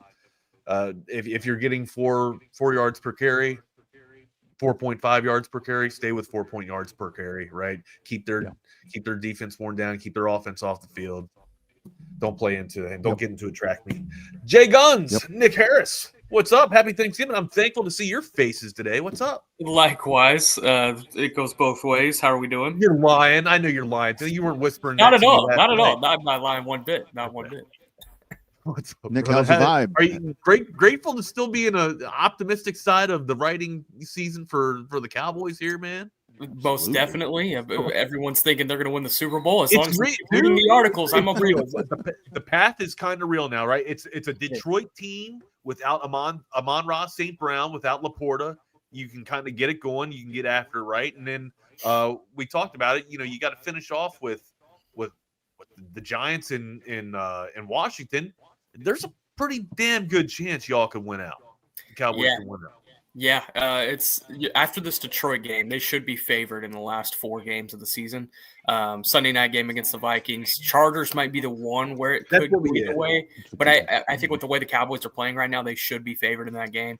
And Chargers will probably get in their own way, right? Yeah, they have the worst offensive line of football. After Joe Alt's gone down, they've lost their right tackle as well. It's been really bad up front for them. But man, I'll tell you what, this group, it continues to show some fight. I wish they could have better starts to games. I think that would really help them, move forward a little bit better. But counter to that, though, it's pretty nice to see Eberflus be able to fix some things in halftime in the locker room and come out and kind of make it happen, though. Yeah, no doubt. And that's been huge these last 2 weeks. But, yesterday was one of the more better vibes wins I've been a part of. And certainly that's going to carry into next week. Nick, how great was it to watch what Brian Schottenheimer has done? Yeah, just to see his attitude carry into this team. He has them believing in each other. It's an aggressive team. This isn't your country club team that we're accustomed to seeing. These guys are coming out and they're believing they can win every fucking football game that they play right now. Yeah, certainly so. And Dak Prescott said it after the game last night. He was like, this is the guy to lead our team. He's doing everything the right way. And you could certainly see that. The leadership has been on display. Shotty, I think, is doing a better job of play calling, too, as the season has gone on. I don't really feel like he's had a bad performance from a play perspective all year, but there have been games where you're just like, that was a weird sequence. I probably wouldn't have done that. Shoot, last week was one of those weeks against the Eagles, the 4th down opportunities. But he's done a really good job of being able to use his personnel to their advantages. And yesterday, getting CeeDee Lamb more involved, getting him back into the offense. And if he can be at 100% next to a 100% George Pickens, I mean, it's going to be tough to stop this group. Yeah, let me. I mean, I know we're putting the cart ahead of the horse here, but do you guys bring Pickens back? That's the plan. And from everybody in the building, that's the plan. But it's not going to be as easy as that. It's not, knowing the Dallas Cowboys and how Jerry Jones does business. There's going to be drama involved. There's going to be, hey, you probably shouldn't earn more than CD, this, that, and the third. And there's no telling how that's going to go. But they do want him still in the building, absolutely. It's kind of hard not to after the performance he's put on, right? Like the dude shows that. I think he's already accrued more than his total yardage that he had at Pittsburgh in 1 year. The total production that he had in Pittsburgh, he's accomplished more or already achieved 1 year, 1 season. He has a career high in receptions, receiving yards, and touchdowns. The one thing that I think could get in his way is meetings have been tough to show up on time for. And so that might be the one thing that is that changing how well he's playing, how good he's been? Absolutely. But I think I will say this, and I hate to say this, I hate to be the pessimist amongst the 3-game winning streak and everything's looking fantastic. But if they sign George Pickens to a long-term contract, there will be drama. within that contract at some point in time. It is going to happen. It's just a matter of, okay, are you going to accept that drama is going to come, knowing that wins will also come with it? It's Des Bryant literally all over again. It's weird for me, Nick, to look at this situation and say that a dude that was kind of a locker room guy, or not a locker room guy, whatever, kind of a head case, whatever, comes to the Dallas Cowboys and gets fixed. No, it's just a more locker room. It's a more player friendly locker room. I don't know if he's exactly fixed. It's a more player friendly locker room. Jerry loves to be till he gets paid. That too. Yeah. Jerry loves to be Captain Save-A-Ho. There it is. All right, boys. Save-A-Ho, ride a cowboy. All right, we got to get out of here, man. There's a long list of Captain Save-A-Hos with Jerry. First one I think of is Greg Hardy. Oh, absolutely. You know, absolutely. See you, Wax. Well, hey, welcome into the Lone Star Playbook. I'm Jordan Scruggs. That is Nick Harris on a wonderful Black Friday morning here in Austin, Texas. Vibes are great. Thanksgiving was awesome yesterday with the family. I know we got a lot of Cowboys fans on here, had a big win. I watched the first half of the game, but, you know, my parents are divorced. I get 2 Thanksgivings, and I was on the way to the second one and was at the second one when the second half happened. So I didn't really see any of the back half of the game. So, you know, want to take it from here. The floor is yours with the Cowboys. Big picture thoughts coming out of the win, obviously a big one. I know the Chiefs haven't played quite like, you know, what they've been in years past, and their record reflects that. But, you know, anytime you can beat Travis Kelce, Patrick Mahomes, especially on Thanksgiving, I mean, you take it. That's a huge win. So I guess just, I don't know, big picture thoughts coming out of the win. Yeah, I think the 2 big things that I'm looking at. Well, we could start with they have beaten each of last year's Super Bowl participants in the span of 5 days. Yeah. With basically without practicing in between. They got banged up pretty bad in that Eagles game, so they just ran through a couple of walkthroughs this week, didn't really install a whole lot more. They just kind of ran through what some looks that they were going to get on both sides of the ball, and then that was really it. They didn't put the pads on one time this week. So in essence, they hit the field against the Chiefs without practicing in essence, and for all intents and purposes. When did the Chiefs play? Sunday, the same Sunday the Cowboys played? So they were in the same boat. Yeah, and arguably, I would say the Chiefs were in a more plus travel. Yeah, exactly. More topsy-turvy boat because they had to travel. But the Cowboys were certainly banged up coming out of that game against the Eagles. A lot of guys dealing with some nicks and bruises. They did not have their starting left tackle. The backup left tackle comes in, 38 dropbacks in that game. He did not allow one pressure. And he was the one with the nose ring? No, he is not one with the one with the nose ring. That was that's Josh Simmons for the Kansas City Chiefs, who also got knocked out in the game. Utter woke nonsense. My left tackle with a nose ring. No, but it was good to see that those guys were able to still play physically, despite the physical demands that they had just had to go through on Sunday. But both games, this team has been punched in the mouth. 21-0 against the Eagles. You throw the pick on the second play of the game, and then the Chiefs score in 2 plays. It was kind of trending in the direction of what you thought the Eagles game was going to go. And then they answer right back with a long touchdown drive. They get CeeDee Lamb involved. On that first scoring drive, CeeDee Lamb converted 3 third downs, including the touchdown grab from 15 yards out. And CeeDee was just phenomenal last night. So, big picture moving forward, I mean, this Lions game is the biggest game all year. You can't lose this one, in my opinion. I think you are going to have to get to 11 wins to win this, to get into the playoffs. I don't think 10 wins is going to do it. And if you get to 11, that means you're winning out. So even if you do lose one along the way, it can't be the Lions, because the Lions are right there on that playoff bubble with you. You've already lost against the Bears. The Bears could be on that playoff bubble with you. Panthers as well. Panthers could be on that bubble. So, you're hoping that one team crashes and burns if you beat Detroit. If you don't beat Detroit, then you're hoping 2 teams crash and burn. And that's tough to foresee. But, big picture, I mean, a lot of these guys in the locker room are feeling like there's a good chance with the way that they're playing right now. And rightfully so. I mean, like I mentioned, after this Detroit game, they should be favored in every game the rest of the season. And, they should be able to take care of business. But, hey, man, it's good vibes over there. And this defense is completely flipped on its head since adding Quinnen Williams, getting DeMarvion Overshown back, adding Savone Revel into the secondary. Logan Wilson, he hasn't played a whole lot, but he's had some impact as well. I don't know. This team, this team's kind of coming around their guys. Yeah. Hey, not a bad time at all. I think this is a pretty good question here from Jose. So, Nick, I hate to ask, but, has Marshawn Nealon's death united this team to play much better, like a team of destiny? And it's obviously different. But I have a big Michigan basketball fan, or I have a buddy that's a big Michigan basketball fan. And to this day, he's like, if Kevin Ware doesn't do that to his leg, Louisville doesn't go on to win, March Madness or the Natty.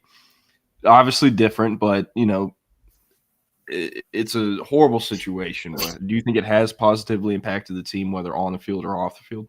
Yeah, absolutely. And they talked about it right after that it happened. It was like this instance, if there's any good that comes out of it, is that it's united us as brothers forever. It's like, past this season when these guys are, someone goes and plays for the Broncos and someone goes and plays for the Chargers, these guys, they're going to be a part of this group that we had this year.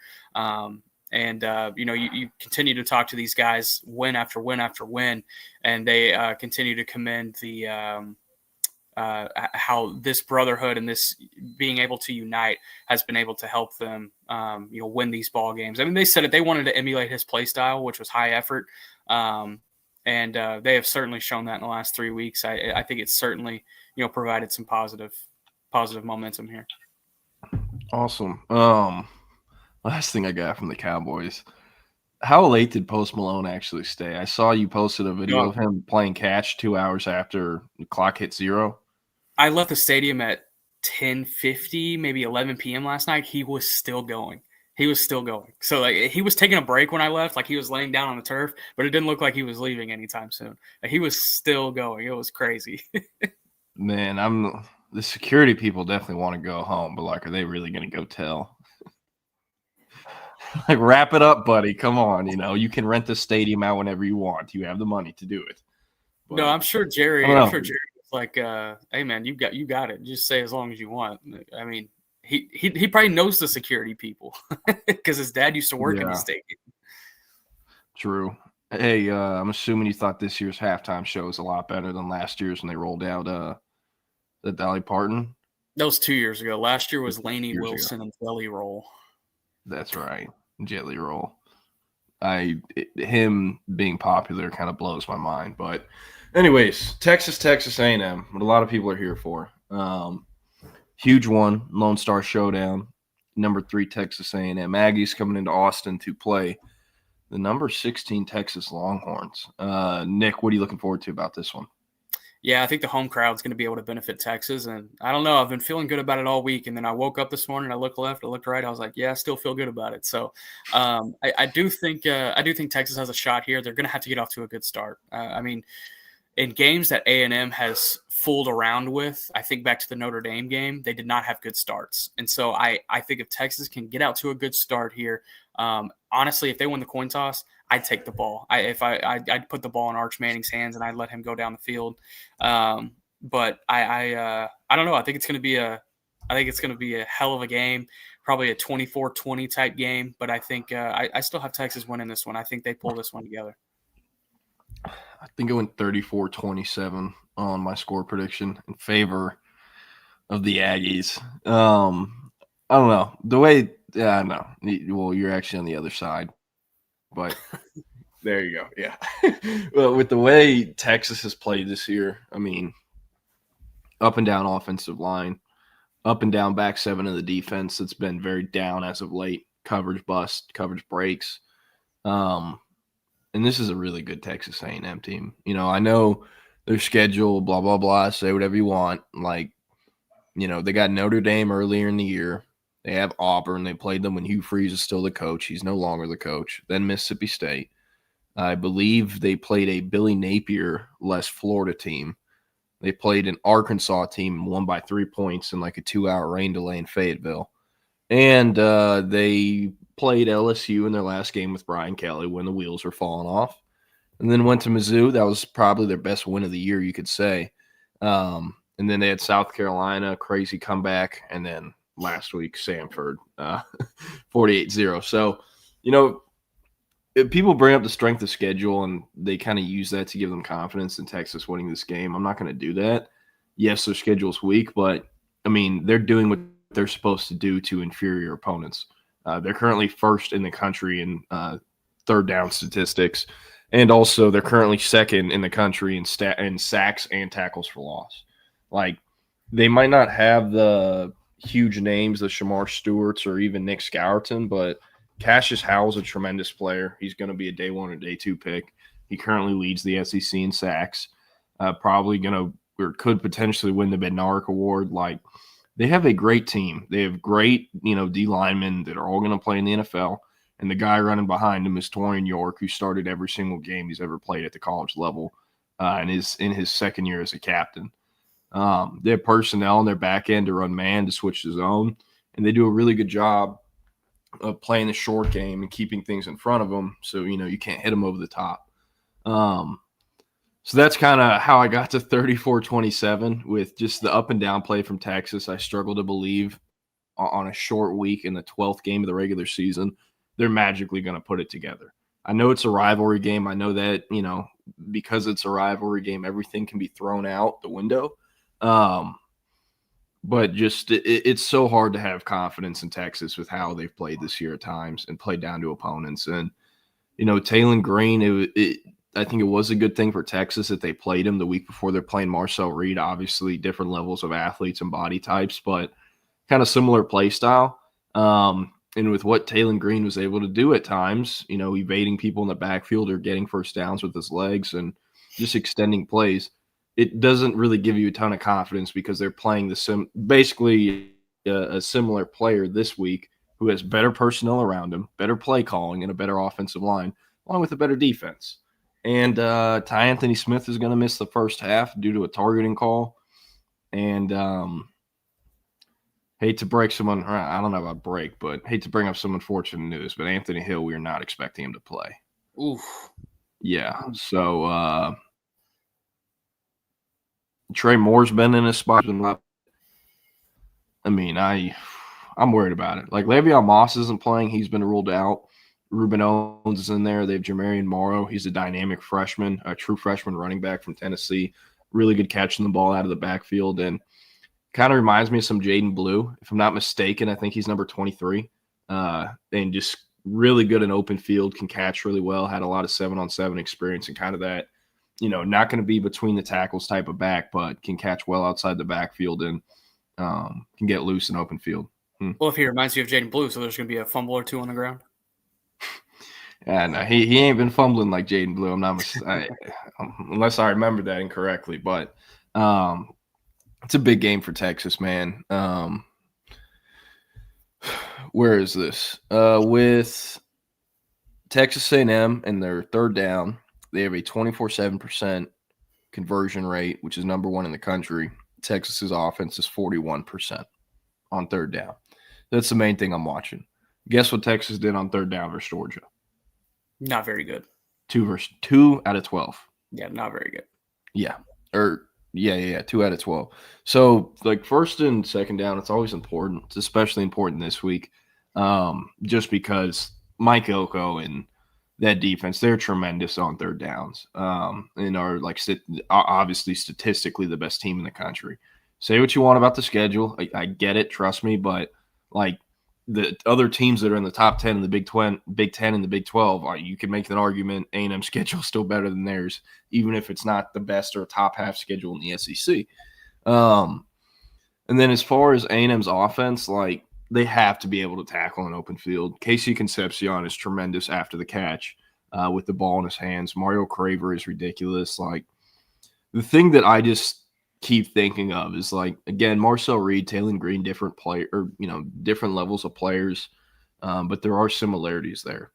And he was scrambling, extending plays, and finding open tight ends across the middle that can't really offer anything yards after the catch. Texas is playing a Texas A&M team with a quarterback in Marcel Reed who can extend plays, make plays out of the pocket. And instead of throwing 2 tight ends who can't offer value after the catch, he's hitting Mario Craver and Casey Concepcion, Ashton Bethel Roman. Like, it's a really good receiver group they have. And they did a tremendous job in the portal. Obviously, Holman Wiggins is coaching them. He was at Alabama. Coach Devontae Smith, the year Smitty won the Heisman back in, I think, 2020 or 2021. So, a good personnel group for them.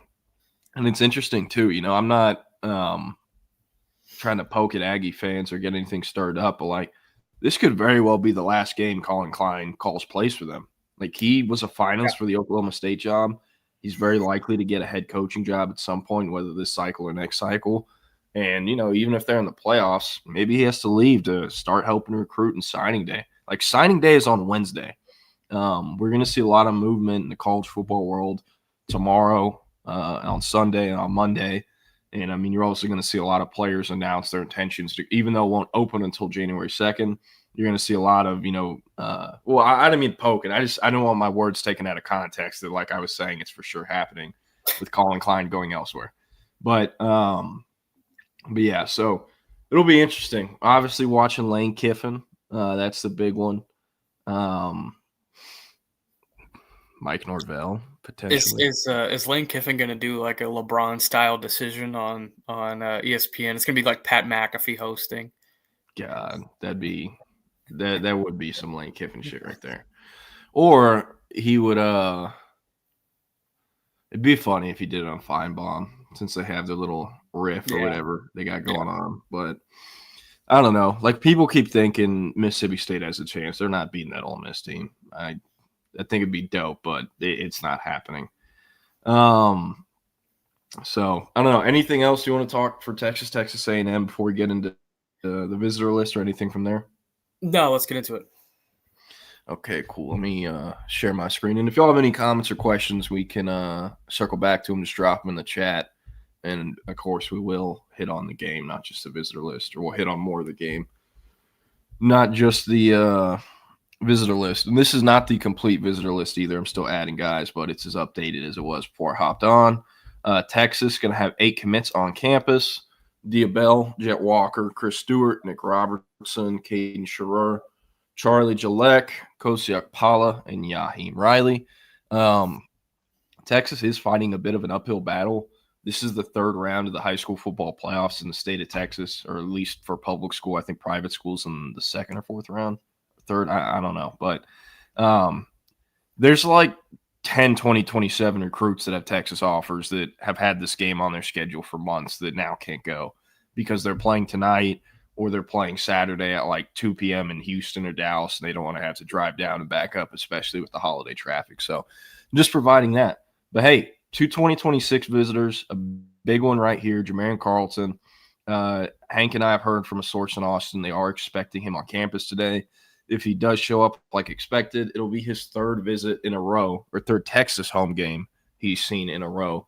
Was at the Vanderbilt game November 1st, made it back for the Arkansas game, and is now in town, or supposed to be in town, for the Lone Star Showdown.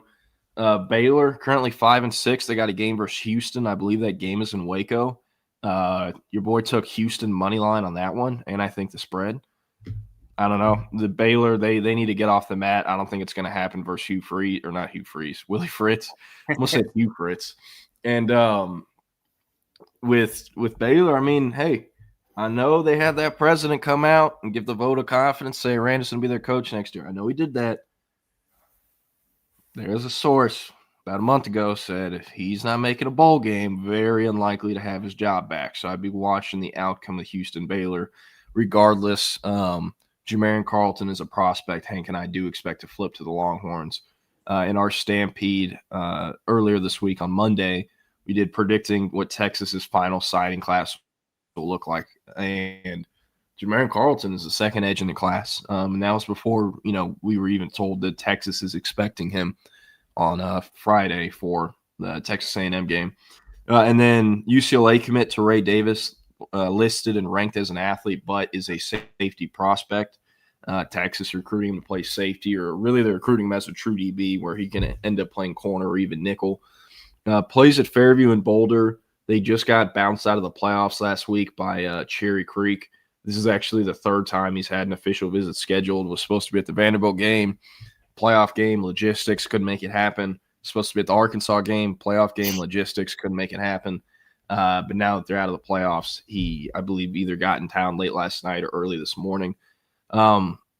He still wants to officially visit UCLA, but that can't happen until after a new coach is hired because he's already officially visited UCLA, and you can only take 2 OVs if there's different coaches. And, I mean, the signing period opens Wednesday, closes Friday. If they don't have a new coach by then, and also there's a dead period that goes into effect Sunday night at midnight between Sunday and Monday. I don't know how he's going to OV to UCLA. I think it is kind of just a little bit of coach speak almost or whatnot. You know, he's not a dummy. He's media trained. It seems like it. So I think he ends up in the class. We didn't have a ton of confidence in putting him in our class prediction in the Stampede just because this visit wasn't fully confirmed as of late Sunday night when we wrote it. But as long as he makes it in like he's expected to, we do think he will also end up in the class. So 2 notable 2026 visitors here. Hey, can I interrupt really quick? Go ahead. Lane Kiffin, in a SEC network interview just now, says that Mississippi State fans broke into their locker room at 3 a.m. last night and stole quarterback Trinidad Chambliss' jersey. They know this because they set up cameras in the dressing room. The Egg Bowl is egging. Hey, you don't get that shit in the Big 12, do ya? You don't get that in the ACC, Big 10, do ya? The Egg Bowl is egging. It really just means more. All right, we're taking a look at 2027. Lathan Wisington, 3-star running back out of Waco Midway. Grandpa was a longtime player for the Braves, actually. Fun fact. Larry Wisington, look it up. High on the Longhorns, A&M. Oklahoma's also in it. 3-star, but it's coveted more than what his ranking reflects, and that's not just by Texas, by several programs. High floor, high production runner out of the 254. And Baylor's also all over him, but he seems more likely to leave Waco than some of the other Waco area kids that have, emerged on the scene in recent years. Easton Royal, 5-star receiver, probably the best receiver prospect Texas will have a shot at in 2027. He's kind of that classic Louisiana receiver where like 1 out of every 3 or 4 of his touches is somehow a touchdown. He is awesome, remarkable. He plays for a New Orleans Brother Martin team that played Edna Carr, I believe, 3 times in the last 2 years. And I think combined, you combine all 3 of those games together, he's gone for over 200 yards and I think 3 or 4 touchdowns, along with a punt return, if I'm not mistaken. So he's also a great returner. I think he already has like 10 or 11 non-offensive touchdowns going into his senior year since his junior year is over. In Texas, LSU, and Ole Miss. Ole Miss and Florida are definitely in it, but like not nearly as much as LSU and Texas. He's an in-state Louisiana kid. And obviously Texas, more stable than what Ole Miss and Florida are right now. And then Quentin Hale, Cathedral High School in LA. First ever visit to Texas. Longhorns are very high on him. He's one of their top 3 out-of-state receiver targets. The other 2 are Easton Royal and Keyshawn Bowman. So pretty big news. Wasn't on my radar a ton, but got a call from or text from someone on the West Coast that broke it down. And this is a very big visit for Texas. Like, again, Easton Royal, Quentin Hale, and Keyshawn Bowman out of Tennessee. Those are the top 3 receivers on the board when it comes to the out-of-state board. And then Pflugerville Weiss, Trey Moore, tremendous receiver prospect for Weiss. Crazy bloodlines, dad, former quarterback at Oklahoma. Mom played volleyball at Alabama. 2 older brothers. One is a D2 running back at Oklahoma Baptist. The other is a shooting guard at Tulane, who transferred to Tulane from Oral Roberts, everyone's favorite March Madness team. And his uncle was a receiver in the NFL for like 5 or 6 years after a successful career at Texas Southern. Texas A&M are kind of the top 2 here. OU's creeping into the mix. They obviously have the connection with his dad, but also before his dad went to Oklahoma, he was the quarterback for Dallas Carter, along with Trey's uncle. Oklahoma's receivers coach is Emmett Jones, DISD, great legend, whatever you want to call it. Was the head coach at South Oak Cliff, worked in DISD for a long time. So I'm watching Oklahoma, seeing if they can make, a push in this offseason. And then Alabama is also kind of lingering, because his mom went there. Crandall, 3-star receiver Jeremiah Douglas just put out like a top 5. Texas is in it. Texas covets him more than his ranking reflects. They like him a lot. Chris Jackson has seen him in person at Crandall, whether in a practice or game, 2 or 3 times by now, which is not the case for a lot of other 2027 receivers. I'm going to kind of go through these guys real quick. Aiden Starling, former Houston commit out of Shadow Creek. Texas offered him after a camp. This is his 2nd or 3rd visit back since that camp. On the board, but not quite sure if he's a take right now. I wouldn't lean that way. And then 2 Pflugerville Weiss receivers, Audric Williams, Jordan Frohock. They're both terrorized. They're not still playing, but they terrorized JV this year because they transferred in the UIL ruled them ineligible. But they will be on varsity next year. And I mean, Weiss will have a real shot at winning state. Demarion Johnson, a.k.a. Big Juice, out of Tyler Legacy. Some East Texas stuff right there. He's an A&M commit and is going to be in the stands as a visitor for Texas. So curious to hear about this experience he'll have. And he chose A&M over Texas back in like May or June. It was kind of an out-of-the-blue early commitment. Ismail Kamara, the Frenchman, who ended up at Clearwater, Florida, Clearwater Academy, and then somehow ended up at Gilmer. What do you know? Did not play at all as a sophomore, was ruled ineligible, but is dominated as a junior. Unfortunately, Gilmer either lost in the 1st or 2nd round. But, I mean, 5-star IOL, or he has the IOL tag. Every school's recruiting him to play tackle, though. He will play tackle if he ends up at Texas. And UT, A&M are kind of 2 of the ones at the top for him. He kind of has a mentor kind of father figure. I believe his family's still back in France, and he's living with this mentor father figure in Gilmer, who's, helped him out with his recruitment and obviously life. I mean, he lives with him. And that figure also did the same thing with former Texas Longhorn Curtis Brown, who's also a Gilmer Buckeye for Jeff Traylor and those guys back in the day. So he, calls Curtis Brown his brother. They're not obviously blood-related brothers, but they have a cool little relationship there and the same kind of mentor figure. So that's definitely notable. Orange Lutheran 5-star defensive lineman Marcus Fakatau. This is a huge visit. What'd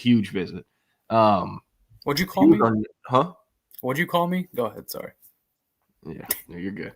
He was our number 3 overall prospect in 2028. He then reclassed to 2027. He's like in the 50s or 60s for us, but a 5-star in the composite. Texas, Oregon, Alabama, Georgia. Those are kind of the big ones. Ohio State's in there. USC, weirdly is not. But it's his first ever visit to Texas. They got in early this morning. They leave early tomorrow morning. And he's bringing his whole family with him. Johnny Nansen is his primary recruiter. That's the area recruiter for SoCal. And again, it's his first visit. So going to be a notable one. Very rare body type, 6'6", 275, like a +6 wing. And is kind of, rare athlete for that size, but also just the way he's put together. There are not very many guys like him each cycle, especially that have that ceiling and floor he has. And I mean, the reason for the reclass, I believe he actually reclassed into the grade above him. It's not like, I started school a year late and now I'm going to reclass, but they're really in the grade they're supposed to be in. He's a year below everyone else in 27. And he played as a freshman at Orange Lutheran in the Trinity League and had like 13.5 sacks as a freshman. So grown-ass man, great prospect, top prospect, and one that, Texas is looking forward to hosting. Finn Walker, he's like 6'7", 245, D-line edge out of Conroe Oak Ridge, does not have an offer from the Longhorns. It's 2 offers. This is his 2nd visit this year. High ceiling kid, but low floor right now. Needs a lot of development and work. Could be, a flyer down the road, though. And then this is a very big notable visitor, DJ Jacobs, 5-star edge rusher out of Georgia. He is actually our number 1 ranked player in 2027, number 1 overall prospect in the country. And he is a maybe. We heard late last night Texas is working to get him to campus and kind of had some optimism about it. His father, David Jacobs, I believe it is, played at Georgia, and Georgia is the school that he's expected to end up end up at because their legacy's an in-state, defensive trench prospect. It's a 5-star. Kirby Smart rarely misses on those. Justice Terry kind of the exception. And I do think if Texas was to get DJ Jacobs, it would kind of set up similar to Justice Terry, where, it's a big money push that happens from Texas whiffing on someone else first, like Michael Fasusi. But, if he can get to campus, that's great news. He also has a younger brother that is a top 100 prospect in 2028, same position, not ranked quite as high. He's like in the 80s in 2028, but, a really good prospect nonetheless. And then staying at edge rusher, 2027 edge rusher Crew Jones out of Ridgeline in Utah. Actually just won a state championship last week in Utah. Texas, Texas A&M, Oklahoma, Oregon, Ohio State are all in it. Kind of that classic, high floor, solid ceiling, West Coast area edge rusher. It would be 10 times the take to Celia Kana ever was, just because this guy actually has weight to play. And it'll be his first visit to Texas. They offered him in October, September, and this got set up like the day he was offered. So I know it's a trip he's been looking forward to, and obviously vibes are high since he just won the state championship last week. Cameron Hall, 3-star edge rusher out of Mansfield Summit. This is a guy the Longhorns like a lot. This is his 3rd visit to Texas this season. He was there last week for the Arkansas game. Has gone on record saying Texas is the leader. They obviously are the leader. Can't really think of what the top competition is off the top of my head. I don't think it's, I don't think Texas is that far where I'm going to call Texas versus the field right now, but they are in a very good spot. And then Braylon Williams at Arlington Lamar, 3-star linebacker. Like the first in-state linebacker that emerged on the scene in 2027, started picking up offers, is a freshman playing on Arlington Lamar's varsity squad. A&M has been the leader here since the spring. They still are, and I'm pretty sure this is like his first ever Texas visit, so we'll see. It also wouldn't surprise me if I found out this kid was rooting for A&M actively in the Texas visitor section, because when I talked to him at Under Armour Dallas in March, he asked me to stop asking him Texas questions and ask him A&M ones. So, that's East Arlington. But John Meredith, 5-star corner out of Euless Trinity, the nation's #1 corner, top 5 overall prospect in 2027, making his first visit back to Austin since June when he camped at the Elite Camp. And believe it or not, was also actually at Arlington Lamar as a freshman on varsity with Braylon Williams, then transferred to Trinity for a sophomore year, played there as a junior. Sorry, I just heard my fan. Did you hear that? Yeah, I did hear that. Whoa. Okay. I don't know. We got a lot of people over downstairs, so I don't know what's going on. Hopefully my dogs are being good. But with Meredith, A&M is the leader there. Bama also made a really big impression on him when they hosted him a few weeks back. Penn State was in it and was arguably the favorite at one point, but obviously that's fallen apart with James Franklin no longer being there. But with Meredith, tremendous prospect, without question the best defensive back prospect to come out of the state of Texas since Devin Sanchez in 2025. Very similar, comparable players, height, weight, speed, corners at 6'3", started on varsity, played on varsity since freshman year, and are both going to be, very likely to be 7-figure players as true freshmen. I know Devin Sanchez is. So, big visit for Texas here because, again, they are behind on this one, and he has not been there since June. He's seen A&M on game day visits, I think, 2 or 3 times this year. Blake Jenkins, top 247 corner out of Katy Tompkins. First, big-time prospect out of there probably since Milroe or Ashton Funk, who's suiting up today for the Aggies. Texag's favorite. Nick knows what I'm talking about. Mm-hmm. But Blake Jenkins, one of the best true man corners in the state, was tremendous at the state 7-on-7 tournament in College Station this year. That's the only time I've seen him in person. And I can't remember. I think it was the Vanderbilt game. He visited for a home game earlier this year after they offered him in September, October. So it's a second visit back. Carnell James, a.k.a. Greedy James, out of Manville in the far South Houston area. This is also his second visit to Texas this season, and he camped back in June and earned his offer on June 1st. Frisco Emerson, cornerback Roman Edwards. I I just saw this on Twitter. I don't know anything about this kid. He has like one offer from Tulsa. And then my dog, 3-star safety / receiver, Jaden Fields, JJ Fields out of Hutto. Currently, or not currently because they got knocked out of the playoffs in the second round, but was a top 10 receiver in yards per game and total yards in the state of Texas this year. And I do think is probably better on the defensive side of the ball as a safety. But power forward prospect on either side. This is a kid that camped at Texas June 1st for the elite camp. Texas thought he was a receiver, and he's like, no, I'm a safety. Everyone's asked me to work out at safety at all these other camps. And they were like, okay. And then they call his trainer after and go, man, he was the best safety there, and didn't offer him. They extended offers to several other kids. So guess what Jaden Fields and his family did? They went to Texas A&M the next week. Guess what? Holman Wiggins and Jordan Peterson offer him. He gets offered at DB and receiver by A&M. Also got an offer after camping at Oklahoma the same week, also at athlete. And Texas still has not offered this kid.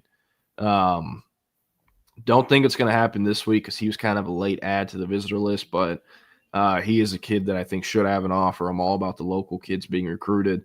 And he's one of the better prospects in the Austin area right now. So be on the lookout for Jaden Fields. Also goes by JJ. And then in 2028, we got a bit more visitors. Micah Rhodes here. He has an offer from the Longhorns. He's a borderline 5-star running back out of Klein Oak. Started as a true freshman for them and is entering his junior year with, I think, like over 2,500 rushing yards already. Really good prospect and is the only running back Texas has offered thus far in 2028. Tanner Wooten at Shoemaker. He's a juice kid. Plays receiver for Shoemaker and is going to end up playing receiver in college, but good enough at DB. I think he could have been a safety recruit as well.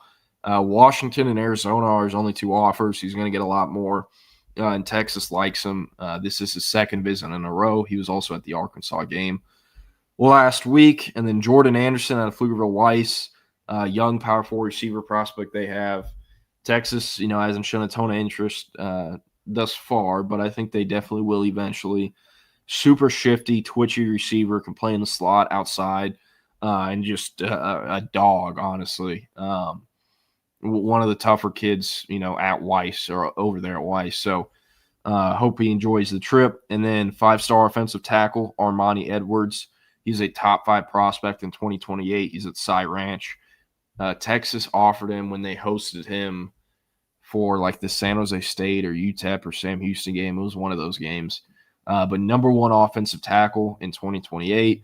Started as a left tackle on Cy Ranch's varsity as a freshman. And I assume he's staying in Austin or Waco because on Saturday, tomorrow, Cy Ranch plays Waxahachie at Waco ISD Stadium, I think at 2 p.m. So I assume he's going to shoot over to Waco or stay in Austin. And then IMG Academy, top 247 offensive tackle, Max Jones, originally from Louisville, by the way, but is at IMG, was Michael Fasusi's backup as a freshman at Louisville last year. Now in his first year at IMG, he's playing guard for them, but can be a guard or tackle at the next level. Texas is one of the schools he's really high on. They have not extended an offer yet, but maybe that changes today. And he was at either the Vanderbilt or one of the non-conference games earlier this year. So second visit. I already talked about Dawson Jacobs. Elijah Tua, he's a kid out of Folsom, California, has a top 247 ranking because he has some freaky testing data and measurements, hasn't quite put it together a ton on the field. And his offer list it doesn't really match up with the ranking, but, the early rankings, a lot of it's potential based, and he's still putting it together. This is the type of kid Texas can offer and take a shot on because he's an out-of-state kid, and they don't really have to, deal with any repercussions if they don't want to take him. Unlike if that happened in the state of Texas. So I'm kind of watching him. And then check this out, Nick. You're going to laugh at this. 2 Royce City kids are coming in. Both actually have offers, but you know who coaches at Royce City? I do not. Peter Jenkins. So he getting in on them tickets, you feel me? Fascinating. And I think the other 2 former Longhorns that were on the Dallas Skyline staff, they went to they went to Royce City as well. So I wouldn't be surprised if they're there. And Larry Dockery Jr. saw this on Twitter. His dad is the athletic director at McMurray. interesting, And then Tremont Williams Jr. didn't even know this kid existed. His dad played in the NFL for like 12 years. He's at Fort Bend Christian Academy. He got like 5 offers camping over the summer this year. And then Texas bringing him on campus. And then Caden Moore, he's an O-lineman on IMD's varsity squad. I don't think he's played much because he's a freshman. So that's the list. And we are going to get this cat out of the comments.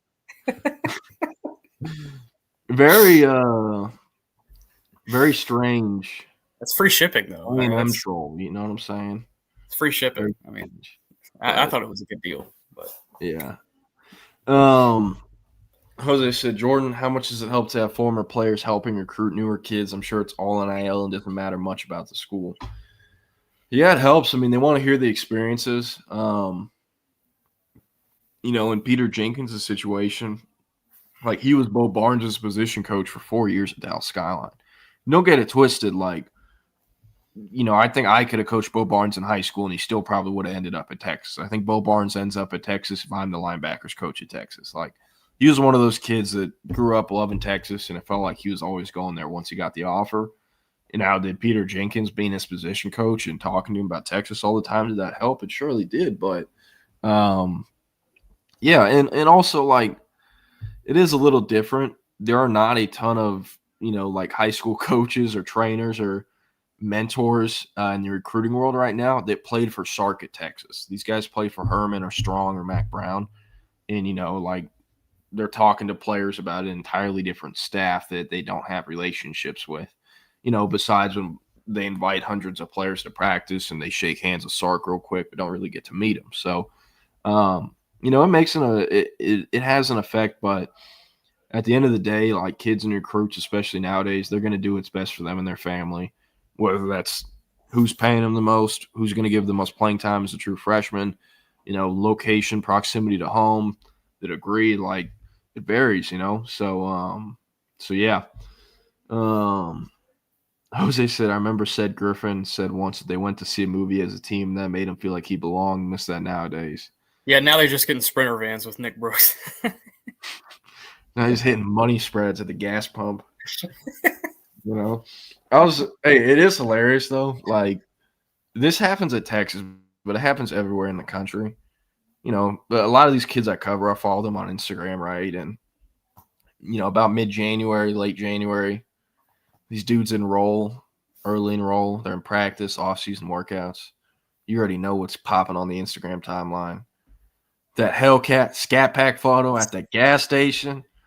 Sometimes they have the new tats that are so new, like the saran wrap still on there. Yeah. You didn't waste any time burning that money, my boy. What are we doing?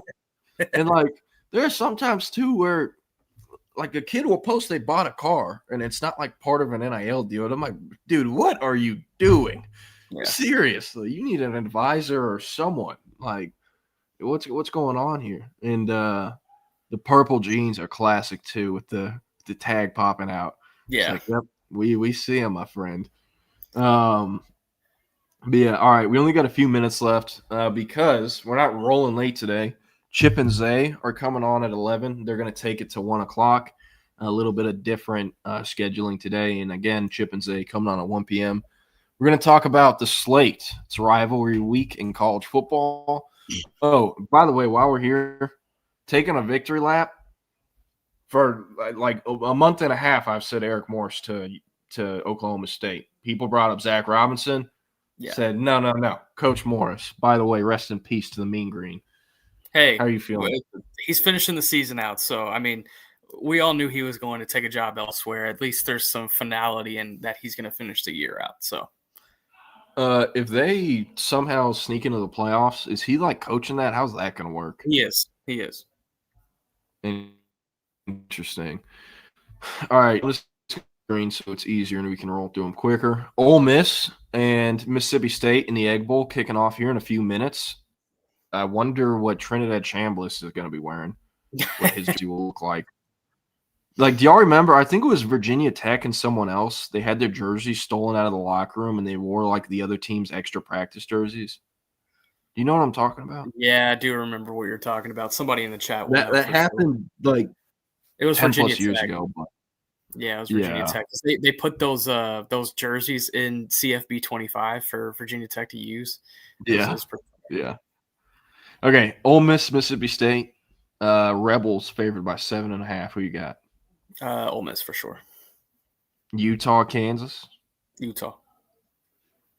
Iowa, Nebraska. This is a game I will not be paying attention to. This is kind of a fascinating one, though. Iowa. Yeah, I know, but they're going to combine. Like, how is the total 39.5 points? Do not ask me about these next two. Let's keep it rolling. Yeah. By the way, UConn, Jim Mora leaving for Colorado State. What are you doing, buddy? You couldn't get better offers. That's crazy. Oh. UConn down. I think he can still get hired away like Manny Diaz did, like 3 weeks after he had already been at Temple when Miami hired him. But Georgia Tech, dogs favored by 15.5. The game is in Atlanta, but at Mercedes-Benz. I don't think they cover, but I'll take Georgia. Agree. Temple and your UNT boys, you think they cover 20.5? Yeah, they cover. Oh, yeah. Boise State, Utah State. Boise falling back, 1.5 favorite. Boise. Okay. Here's the lore on the jerseys. Jake Bayless said Georgia Tech fans stole Virginia Tech jerseys, like 4 of them. They had to borrow Georgia Tech road jerseys and draw on them with Sharpies. Yeah, there's no way Lane Kiffin's going to let that happen. They'll delay the game to go get, that Rebel blue jersey, or I don't know what color they're wearing this week. A&M Texas, we kind of already called this one, but what do you think about the line, A&M 2.5? Yeah, I think Texas wins, so I'm taking Texas major line, money line. All right, we got Arizona versus Arizona State in Tempe. The Wildcats favored by 1.5. Forks up. Okay, I agree with it. It kind of blows my mind Arizona's had the success they've had. I thought they were done after last year, even though it was year 1 of Brent Brennan.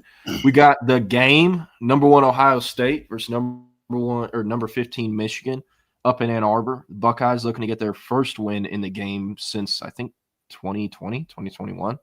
Yeah, I think Ohio State finally gets it done. I think this is going to be a close game, though. I don't think they cover.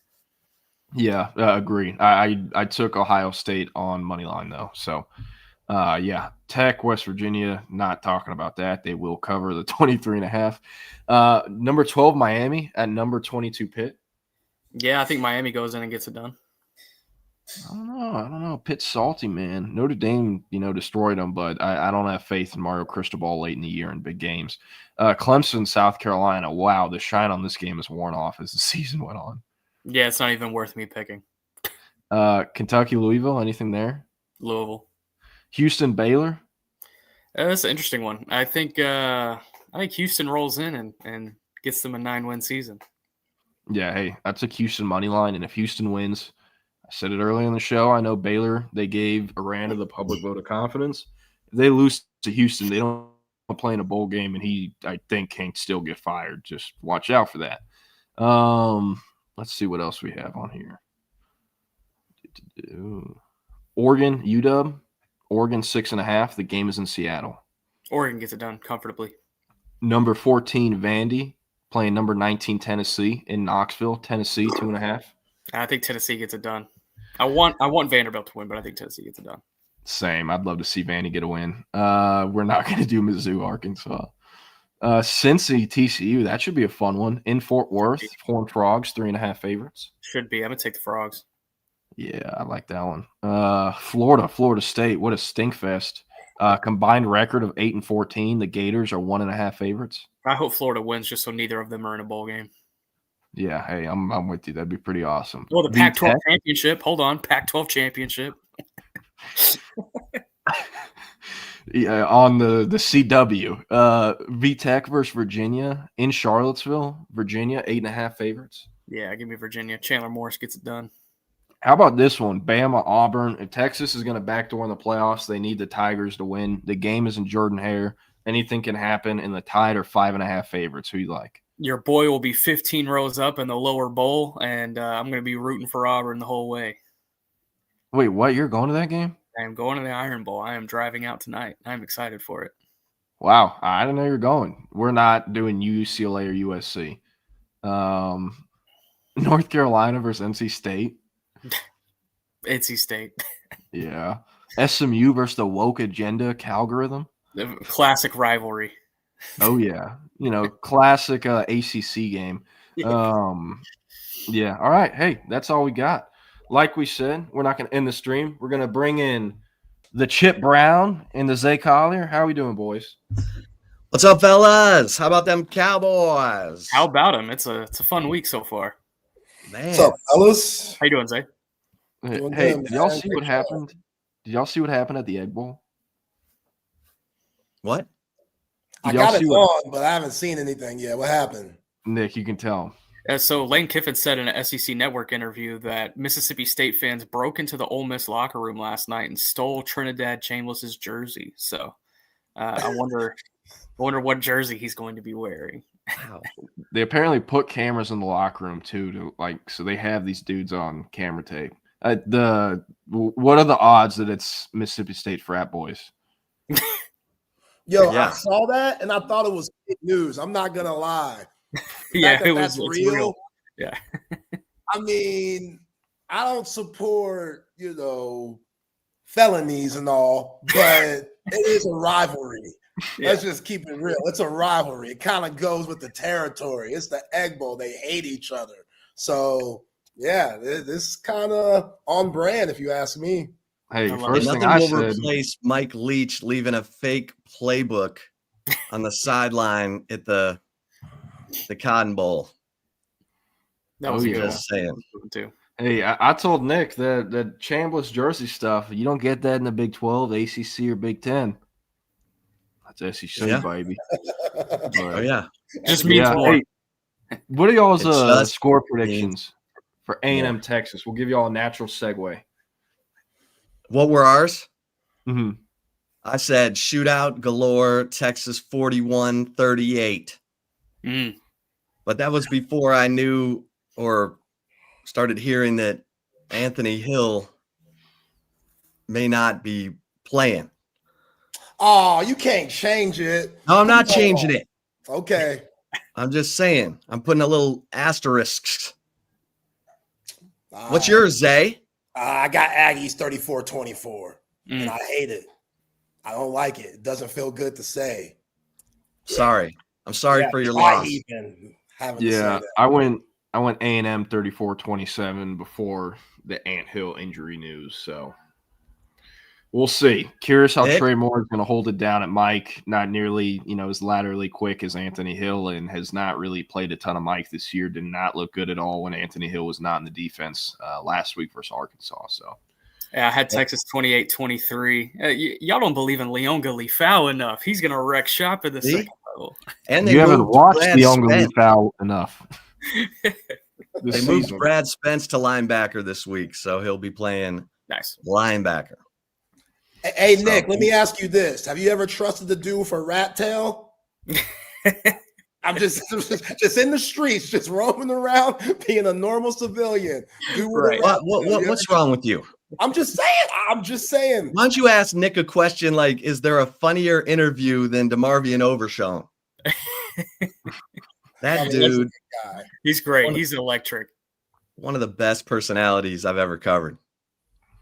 Texas. Oh, yeah. Well, hey, Texas. I got to run and get the updated visitor list posted, but going to be down at the stadium in a few hours. Y'all take care. There. Chip, be safe getting to the stadium. Nick, happy Thanksgiving, man. Happy Thanksgiving, everybody. Yeah, and Nick, be safe getting to Alabama tomorrow. This dude's driving to the Iron Bowl. Ooh. Thanks, sir. Nice. Feeling good about it. I'm staying in Jackson tonight. Hope give me some good food in the morning and then roll out. I'm excited about it. Oh, that'll be great. Y'all be easy. I've never been to Jordan Hare. All right, fellas. Appreciate y'all. Hey, in the immortal words of Judy Brown, happiness is a choice. We're happy you spent some time with us on a special Lone Star Showdown edition, 11 a.m. Chip and Zay. How was your Thanksgiving, my man? Good, man. I'm still full. Sure, man. That's how it should be. A lot of pie, a lot of dressing. Still full from yesterday or still full from the leftovers you've already eaten today? Full from yesterday. I haven't even eaten yet. So, yeah, I got the leftovers waiting for me after the show. And, Give me a little nap in before the game because that itis is still hitting. But yeah, wonderful Thanksgiving, family wonderful. How about you, my friend? Yeah, it was good. It was good. It was good to be around family and, have that little day of family time in the middle of all the chaos. Although I did cover some Texas women's basketball last night. Rory Harmon with the game winner. Hello. How about that? So Texas smooth, women beat South Carolina. What a way to start the basketball season. Best coaching performance this coaching staff and Vic Schaefer have shown in his tenure there. You're down Aaliyah Crump. You're down Ashton Judd. You're down Breonna Preston. The style that they play, you're playing Jordan Lee, Madison Booker, and Rory Harmon 40 minutes right after you beat UCLA. You're not supposed to win that game yesterday. And somehow, some way, this team's special. This team's special. I'll tell you one play. I know we're going to talk a lot of football today. We get back to this. I'll go wherever you go, my friend. It's an early edition of Chip and Zay, Lone Star Showdown. I'm down for whatever. But there was a play, Chip, in the UCLA game. Kiki Rice, she's on the break. She goes up for a layup. Jordan Lee's right there. Jordan Lee blocks the shot. Now you're wondering, okay, Zay, she blocks the shot. So what? It's basketball. It happens all the time. Jordan Lee, you could hear the mic. You could read her lips. She yells out, "Give me that shit." Chip, when I paused it and had to stop what I'm doing for just like losing it through emotion. Now, I might be being dramatic right now, but I don't give a damn. That moment right there told me everything I need to know. I already knew this team was tough. That moment right there, man, told me everything. Because Jordan Lee knew she was getting mad minutes. She knew Preston, Judd, and Crump were down. She knew she was going to get a lot of minutes. So for her to just talk her shit and let them know, like, yo, I'm here. Kiki Rice, one of the best players in the nation. It's going to be a long night for the Bruins. And even though they had a great comeback in the second half, man, this team just has a different type of toughness where they don't get phased. Even though teams come back and make runs, it starts with their coach, starts with their point guard. They got a go-to scorer, Madison Booker. Like, Kyla Olddigger hasn't even hit her stride yet. This women's basketball team, I've been so impressed with them. It's been a fun last few days watching them beat the number 3 team, UCLA, and then turn around the next day and beat number 2 South Carolina. Incredible job, Texas women's basketball.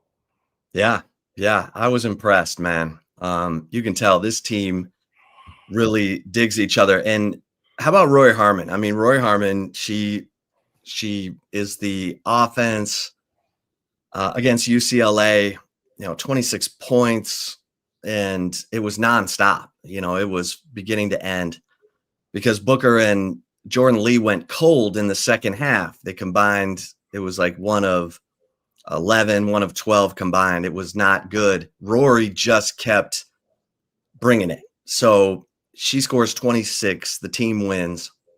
Pulls away. I mean, they had a 23-point lead. It got cut to 4 with 2:26 left. And then Rory Harmon hitting free throws. Rory Harmon doing what she has to do. They pull back out, to an 11-point win. Next day, South Carolina, Booker is going, Jordan Lee's going, Rory's facilitating, ends up with 9 assists, breaks Cammie Etheridge's career assist record of 776. Rory Harmon now has 777 assists. But they really put the clamps on Maddie Booker. They were doubling her, and she still hit her last 4 shots in the fourth quarter, which was huge. But she also had a turnover late because they were doubling her. I mean, Maddie Booker was having to grind it out. So offense was getting harder to come by. And what does Rory do? Drives, pull up baseline jumper with less than a second left. And just the way she strutted over to her bench told you how much confidence she's playing with. And look, you don't want to peak in November. I get that, but you should get, you're going to get Aaliyah Crump, Ashton Judd, Brianna Preston back. Now, look, it may be a minute still. I mean, Ashton Judd has it's a kneecap, and those patella tendons, if it's messed up, it can take a while. And hers is messed up, obviously. So, Brianna Preston, severe ankle sprain. I'm hearing she, it's going to be into December, which isn't that far away. But, and then, Aaliyah Crump, foot injury. Don't like the sounds of that, but we'll see. Nonetheless, you should be getting all those players back. So the fact that you beat South Carolina without them, that's huge resume stuff for sure. I mean, they're gonna see South Carolina plenty later, but after going 1-3 against them last year, it's a good way to start the year. Hell yeah, it is. Dawn Staley, she's had Vic's number. Just point blank, period. As good as Vic Schaefer is, Dawn Staley's been able to just get a lot of dubs on them. And last year it was rough. So this win, just for your psyche, knowing that you're down Crump, Preston, and Judd, that's a big deal. And you mentioned peaking in November. That's the only thing that scares me. Because, again, it ain't even December yet, and you got your 3 core players right now, 40 minutes a game. Like, we're worried. March is a long way from now. That's when it matters. So as big as these games are, just, again, for your psyche, confidence building, going back to Rory Harmon, man, like, she took over the whole weekend. Her defense, it's just, she doesn't get beat. And when she does, it's because somebody said something illegal happens. You know what I'm saying? Like Latin, the Florida State transfer, she was doing a lot of hooking. She's physical. She's a tough guard. I understand why they chose her over Fluali, and she ended up down there in Baton Rouge with Kim Mulkey. But Rory Harmon, man, she's just on another level right now, and her getting to her sweet spot for the game winner. She knew exactly what she wanted to do. She knew, and shout out to Vic Schaefer for not calling the timeout, because I thought Sean Miller made a mistake by calling the timeout in that Arizona State game in Maui, and it allowed the defense to set up for Arizona State. They were allowed to get their matchups that they wanted out there to put against Texas's players. In the women's game, they couldn't do that because there's no timeout. So everybody's just flying around trying to figure out who to guard. And I like Rory Harmon's matchup against Tessa Johnson, opposed to Leighton and Raven Johnson. They're better defenders.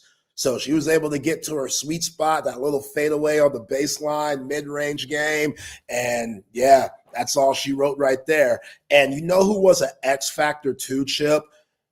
Justice Carlton. Justice Carlton was incredible these last 2 days. She is finally starting to show why she was a 5-star former McDonald's All-American. Because I thought she only tore her ACL. They talked about her injury yesterday. She tore her meniscus. She tore her LCL. She completely shattered her knee. And last year, she was just a freshman too. So she was a freshman trying to figure out the speed of the college game. And she was trying to get over a knee injury. Now in her sophomore year, which she got a little scared yesterday, and that scared all of Texas fans when she went down, because you can't afford to have another injury right now with Crump, Judd, and Preston being out. But, man, every loose ball, she was there, giving Texas second chance opportunities. She outplayed Joyce Edwards. Joyce Edwards is one of the best players in the nation. She outplayed her in the second half. And they could give her the ball in one-on-one matchups when Lee and Madison Booker and Rory can't get it going offensively. You could throw the ball to Justice Carlton and be confident in her getting you a bucket, or at least getting to the line or drawing a foul on her defender, because if she's going to miss the shot, she has a big-time chance of getting the offensive rebound. She just has that knack of finding the basketball. She uses her body well. And again, that knee injury, her getting over that and being, a step past that moment, that's a big deal. You could see it in her confidence. And this coaching staff, I said it on Twitter, this coaching staff, when it comes to developing their players, you see how much better Jordan Lee got. Before she went down, You see how much better Breonna Preston got. You see how much better Justice Carlton got, Madison Booker. I could say that about everybody on the team. They are so good at figuring out what their players need to work on. And even though they didn't shoot the three yesterday, you have to respect them now from the three-point range. Don Staley wasn't respecting them from three last year. She didn't have to. They were just sagging in on Taylor Jones and Kyla Oldegger and double teaming Madison Booker the whole time. Jordan Lee's put in the work. Rory's put in the work. Now they can't do that, and they're thriving from it. Hell of a job from everybody, the coaching staff, the players, and this is a big-time momentum booster because UCLA and South Carolina, you're going to see them down the road. That's for sure. Yeah, where did Full Wiley end up? LSU. Yeah, okay. I mean, South Carolina misses her. I yes and no. I think the Florida State girls better. They miss Chloe Kitts. Latson. Yeah, Latson. They miss Chloe Kitts. Yeah, that's who they miss. Chloe, white girl, can hoop. She tore her ACL and messed her knee up this year. She's there starting small forward this season. She's a mismatch nightmare. She was getting triple doubles last year. That's who they miss more than anybody because she does it all for them. She's a big reason why they've had success these last few years. She was going into her senior season. She was going to be the leader on that team. I think they miss Chloe Kitts more than anything, and that might haunt them because they're not the same team they've been in the past. Yeah. So kudos to Vic Schaefer. It also was brought to my attention from a couple sources that the NIL money, the women are getting a little less than the men. So they're not getting a full million. I heard it was 2/3 of that, which would be about 667,000. In part because they didn't get enough teams to play 3 games. The men are playing 3 games, and so they're getting a full million. The women in that Players Era Festival are getting 667,000, but I mean that's still good money. I mean they'll be splitting that up. The players will be splitting that up amongst themselves. So it's a new day. I mean we've never seen something like that with this Players Era Festival, with the players getting a bunch of NIL money, and so. What a way to start the season. You get 2 top 5 wins, top 3 wins, and what did Rory Harmon say? It was incentivized. And she said going in, I never thought it would be like this, where we're getting NIL money for playing the game we love, and so great weekend, or great week, I should say, because they played UCLA on Wednesday and beat South Carolina on Thanksgiving out in Vegas. Yeah. And Madison Booker wasn't great, which is promising because I think they lose games last year where Madison Booker has shooting nights that she did. Yeah, she opened 3 of 12 against South Carolina last night. She finished 7 of 16, but you're right, Zay, and she was shooting 29% in 4 meetings against South Carolina a year ago, coming into last night's game. Yeah, I think against South Carolina, and she was a lot better late in that fourth quarter because she understood that she can't settle. I think she'll settle sometimes against South Carolina, and that's due to just how tough they are defensively. Like, she could shoot right over the top of basically anybody. But South Carolina, they got athletes. Like Dawn, she gets them girls going, and they're all physical. They're all in the weight room. They got length. So those shots that she hits normally, she can't see the rim like she normally does against South Carolina, and she'll settle sometimes thinking that she can because she's just so confident in her jump shot. But when she started getting to the lane more and just attacking, and again, Justice Carlton coming along, she found a better groove. But yeah, it's promising to know that when Madison Booker could have tough shooting nights, this team could still beat quality teams because Lee, Carlton, Rory Harmon, and I thought Bria Cunningham had some good minutes too. Sid Berry had some good minutes. Again, just overall terrific effort for Texas women's basketball. Yeah, big time. The Texas men, after losing that really disappointing game to Arizona State. Arizona State, by the way, made it to the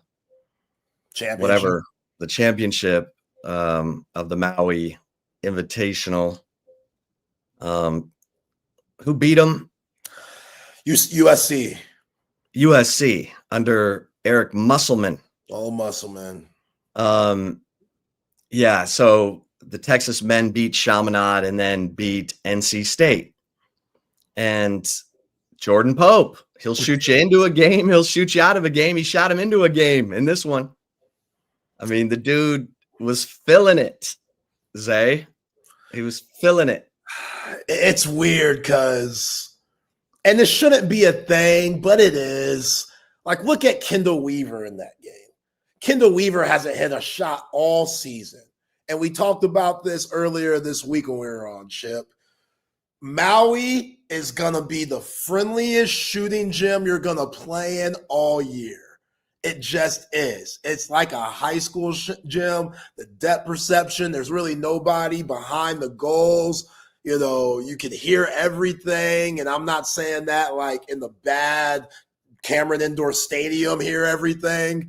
Like, it's a high school feel. The rims are insanely soft. So you still got to shoot the ball. You still got to have that arc that you always do. You still got to have that muscle memory, all those minutes that you put into working on your game. Yes, that definitely comes into play because NC State, they're shooting on the same goals too. But let's not get ahead of ourselves to say, okay, this is the Kendall Weaver we're going to see from here on out, and this is the Jordan Pope we're going to see from here on out. I'm not buying it. I'm glad those guys got some confidence.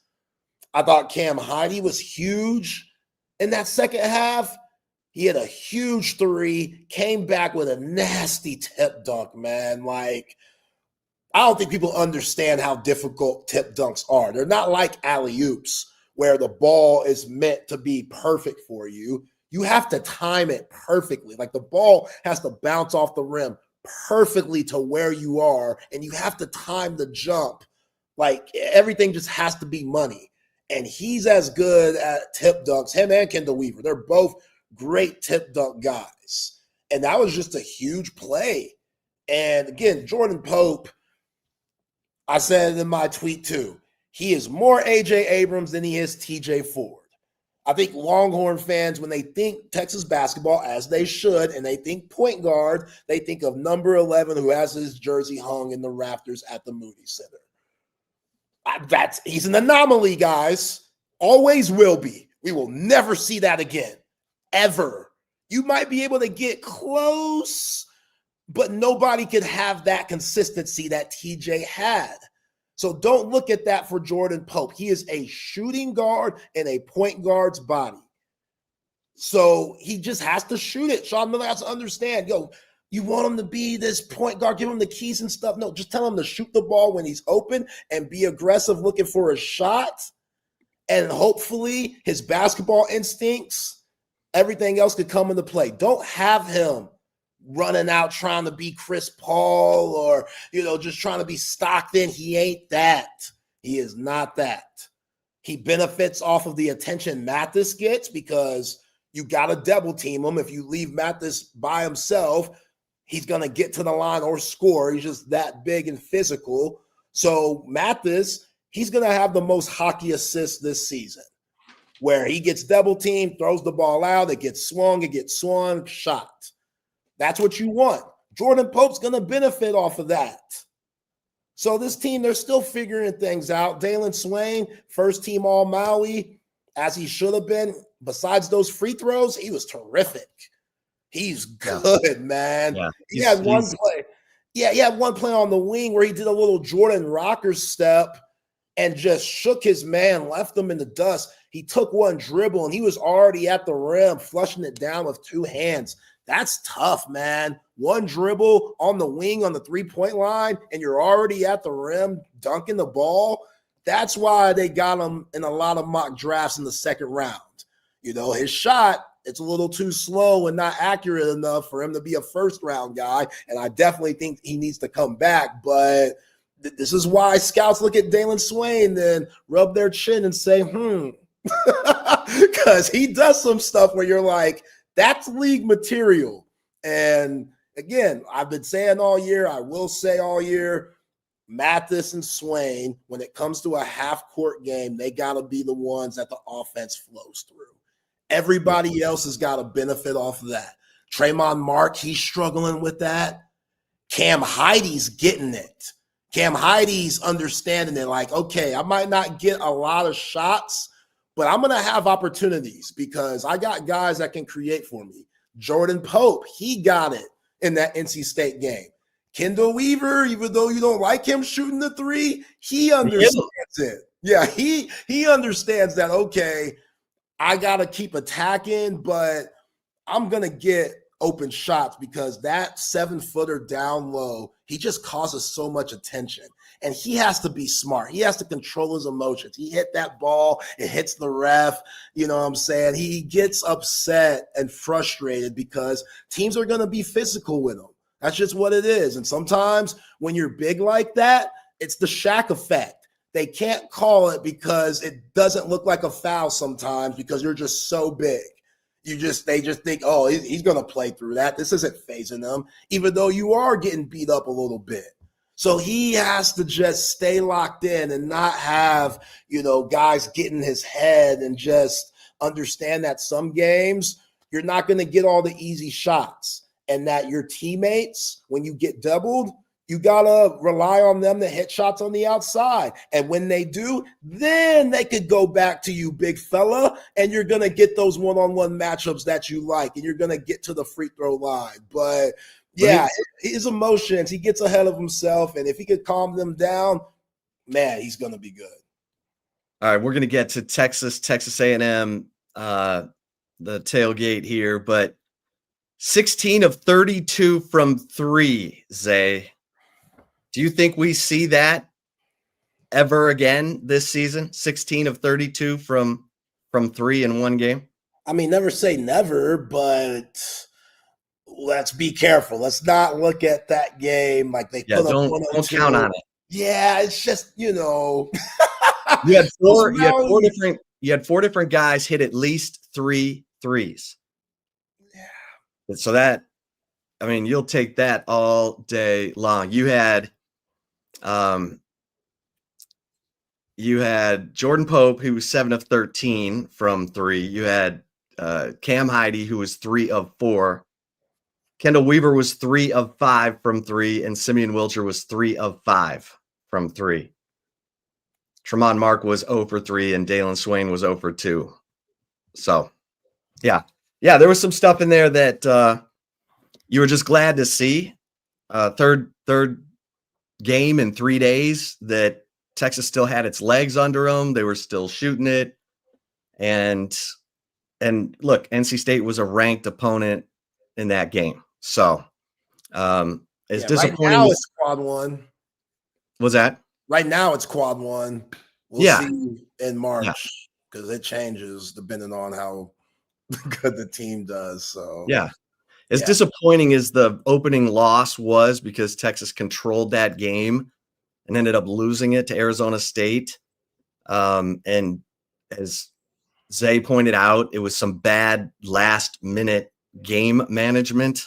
Like, how do you let the guy with 36 points get the three-pointer when you're ahead by 2?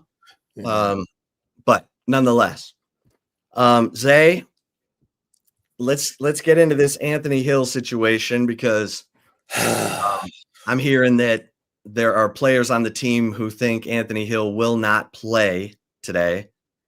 The injury report will come out an hour and a half before the game, which is about 5:00. The injury report from yesterday said he's questionable. So I don't know what the semantics are. He has a fractured pinky, metacarpal, and the fracture's in the hand. It's not out here. It's in the hand. It's right here. So it's not like, oh, you just, there's, when it's on the outside and, the cast has to be perfect, I guess. There's risk. There's risk for him playing. And he's I don't have all the details, but, we'll know at 5:00. I mean, yeah. What's the risk exactly? Like, just he could hurt it worse, or like, yeah. Okay. If something happens to the cast or it hits something the wrong way, you can't totally insulate that fracture. So, it's a tough one, because you don't want to do further damage, when you're a guy like Anthony Hill, who's got, all kinds of upside. He's probably going to be the highest draft pick off of the Texas roster in this upcoming NFL draft. So it's a tough one, but we'll see. Maybe, stranger things have happened. Maybe there's, some okey doke going on here, but it sounds like there's a real chance Texas could be without Anthony Hill in this game. And that's concerning, obviously, because Anthony Hill's your leading tackler. He's still the team's leading tackler, and he missed a game. And we remember what he did against Mississippi State with 3 sacks. He's got 2 interceptions. The guy, 3 forced fumbles. He leads the team. He wrecks games. It's what he does. And this is going to be tough. Now, look, they moved Brad Spence early in the week.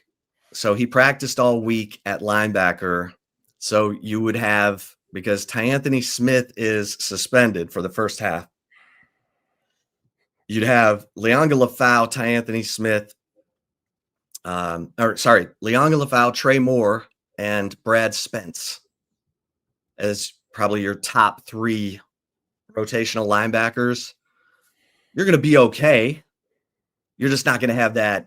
You're not going to have arguably the best linebacker in college football on the field for you against an offense that can and wants to run the football, and, dual threat quarterback who can throw. This is a lot. It's a ton.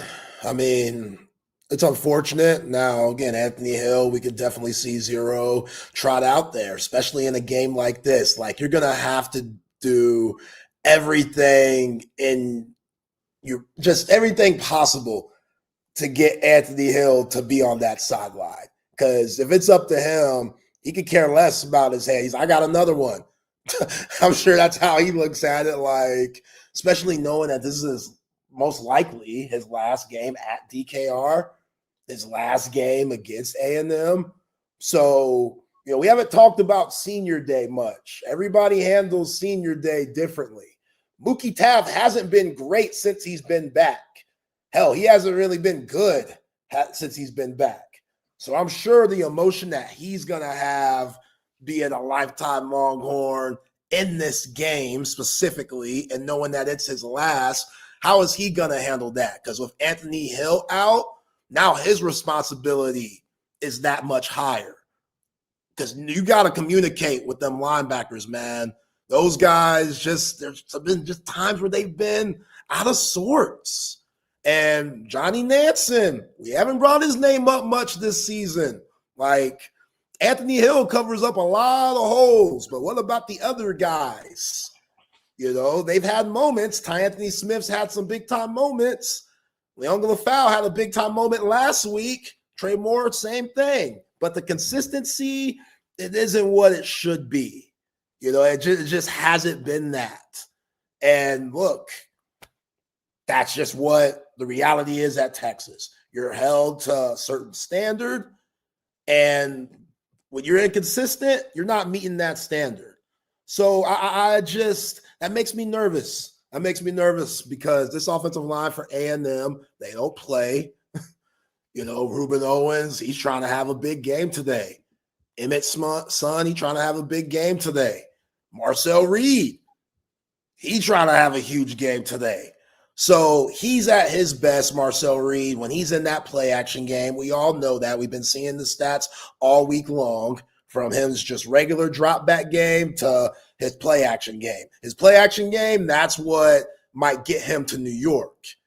So if those were his actual stats, he'd be on the bench sitting next to Colin Klein and Mike Elko. So you got to make them one-dimensional. So that run game has to be stopped to where the play action is irrelevant. And Marcel Reed, hey, you're going to just have to beat me straight up. Now, I think he could do that with how leaky this secondary's been. Like, I wouldn't put it past him of him just carving them up because he has the weapon to do that. Craver, Concepcion, Bethel Roman. But still, I'll take my chances with that game plan, making Marcel Reed beat us, than them just clicking on all cylinders with the run game, play action, those guys in space, Craver, Concepcion, and Marcel Reed being able to improvise and play that sandlot football where he's also dangerous too. Well, and with Brad Spence, a bigger physical guy like Anthony Hill, you can bring him in some A-gap pressure. You know, this is a game where you tell Ethan Burke, Colin Simmons, you got the edge, and Brad Spence is going to flush Marcel Reed one of you. So be ready to get off that block and make the play, because that is going to be so critical today. When Texas is good against dual threat quarterbacks, they set the edge. You know, Colin Simmons, that's where he's made the most improvement. People can talk about his 6.5, 7 or 7.5 sacks now in the last 5 games. He's got 10 sacks, but where he's made the most progress is against the run and being able to get off blocks and make tackles in the run game. And he showed that starting against Florida, and he's been really good since. So that's what you want. You want to see that it wasn't just one game. It's become an every game thing now. He knows I got to be physical. I can't just use my speed to get by people, because if I pick the wrong direction, I'm leaving a gap open.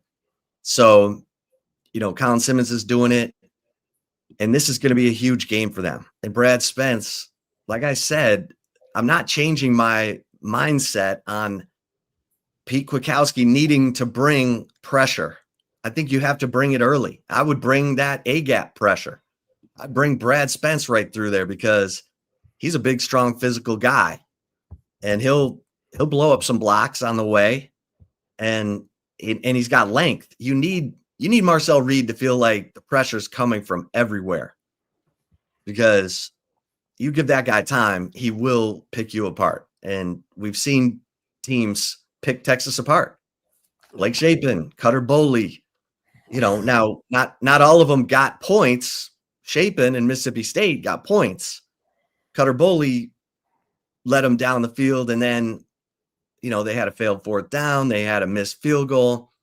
And Texas was able to hold them to, 13 points. But yeah, this is going to be a different story, man. I mean, you're talking about Mario Craver, KC Concepcion, Ashton Beth Roman. You know, you're not going to deal with Le'Veon Moss, but you're going to deal with Ruben Owens and Marcel Reed and Kirch Burker, whatever that tight end's name is. Yeah, what the hell? How do you pronounce his name? Kirk Burker, but Alan Orson, whatever his name is. He caught the game winner against Notre Dame. So they got dudes. This is going to be a lot for Texas to deal with, but you never know. Leon Lafau may play the game of his life. You know, it may just come up inside of him and he plays the game of his life. Trey Moore needs to play, you know, like a savage. And then when Ty Anthony Smith comes back in the game with his fresh legs, he needs to be sideline to sideline. And I'm going to be real interested to see if the message got through to the secondary. Hey, just do your job. Just do your job. Don't be peeking. Don't be thinking anything other than, you know, do your job. Because like you just mentioned, Michael Taft, the Oscar Delp, where he and Jalen Gilbo both end up on Oscar Delp instead of London Humphreys, like that can never happen. That can never happen. So not this time around. Not if Texas wants to, and it's just enough. Forget what all else is on the line here. They need to beat A&M. They need to beat A&M because A&M undefeated. If you can beat A&M tonight and they're going to the playoff, at least you can say, hey, we beat them. You know, to recruits, you can say, hey, we've beaten them 3 in a row. We've beaten them back to 2011, you know? So you don't want to go there. They had a good schedule. It worked out for them. It's great. We beat them. You need to be able to say that. So there's a lot on the line tonight. And let's see who the gamers are. Let's see who the gamers are. Because you need your best players to show up in the biggest games. What was your average against Westlake? Oh, man, I rang it up probably like 17-9 against Westlake. 17-9. Yeah. You know, win or lose, it was 17-9. 17-9. Well, guess the rest, it was 10-5. 10-5. It was consistent, though. And it was allowed 10-5. The people forget that. You never mention that. It's allowed 10-5. Like one of them rebounds, I'm yelling, you know, getting the offensive rebound, giving us another possession, you know, loud 10-5. So when you get that tip dunk, you're hanging on the rim. I wasn't that athletic, but I like where your mind's at. Yeah, who's gonna have that loud tackle? You know what I'm saying? Who's gonna have that loud interception? You know, just all you need is one play to completely shift the momentum. You know, Ryan Niblett's been very quiet, as we expected, off of that 3-game stretch that he had against OU, Kentucky, Mississippi State. But can he get involved somehow? Maybe on kick return. Maybe Steve Sarkeesian, let's give him some looks on offense. Hell, it's the last game of the year. What you got to lose? What you got to lose? Like Casey Concepcion, by the way, 80-yard punt return against UTSA. That was early in the year. Then he had a 79-yard punt return against LSU. Don't kick to him. Yeah. Kick to him. Yeah, he's averaging 20. Man. He's averaging 20.9. Niblett's averaging over 23. But yeah, they're both must watch. Don't look away when it's, you know, punt time. Yeah. And that the second corner, like obviously Manny Muhammad has his work cut out from him, but we seen teams go away from 5 a lot this year because they see 3 on the other side and they've been going after Jalen Gilbo and Grayson Littleton and those guys. So much so, Jalen Gilbo basically got replaced by Cade Phillips. So what's that going to look like? Because that's a lot on a freshman that really got his first start this past Saturday against a team that's only won 2 games. A team that's only won 2 games, Lone Star Showdown, undefeated, third-ranked A&M. For your second start as a freshman against arguably top 5, top 3 wide receiver duo in the nation, that's a lot. That's a lot. Now, I'm sure Cade Phillips, this is why you come to Texas, right? Like, not too many people can get these opportunities and really thrive with it. So could this be that game where everybody now has Cade Phillips on their radar because they saw him hold his own and then some against KC Concepcion and Mario Craver? That'd be big time, man. Because the dude, he ain't scared. He made some big-time plays against Arkansas, but it's Arkansas. So you don't want the emotions. You know, we saw against Georgia, they got him a little bit against Georgia. But that's okay. They get everybody. But now you've had more reps with the ones. You know what I'm saying? You're more comfortable in your technique.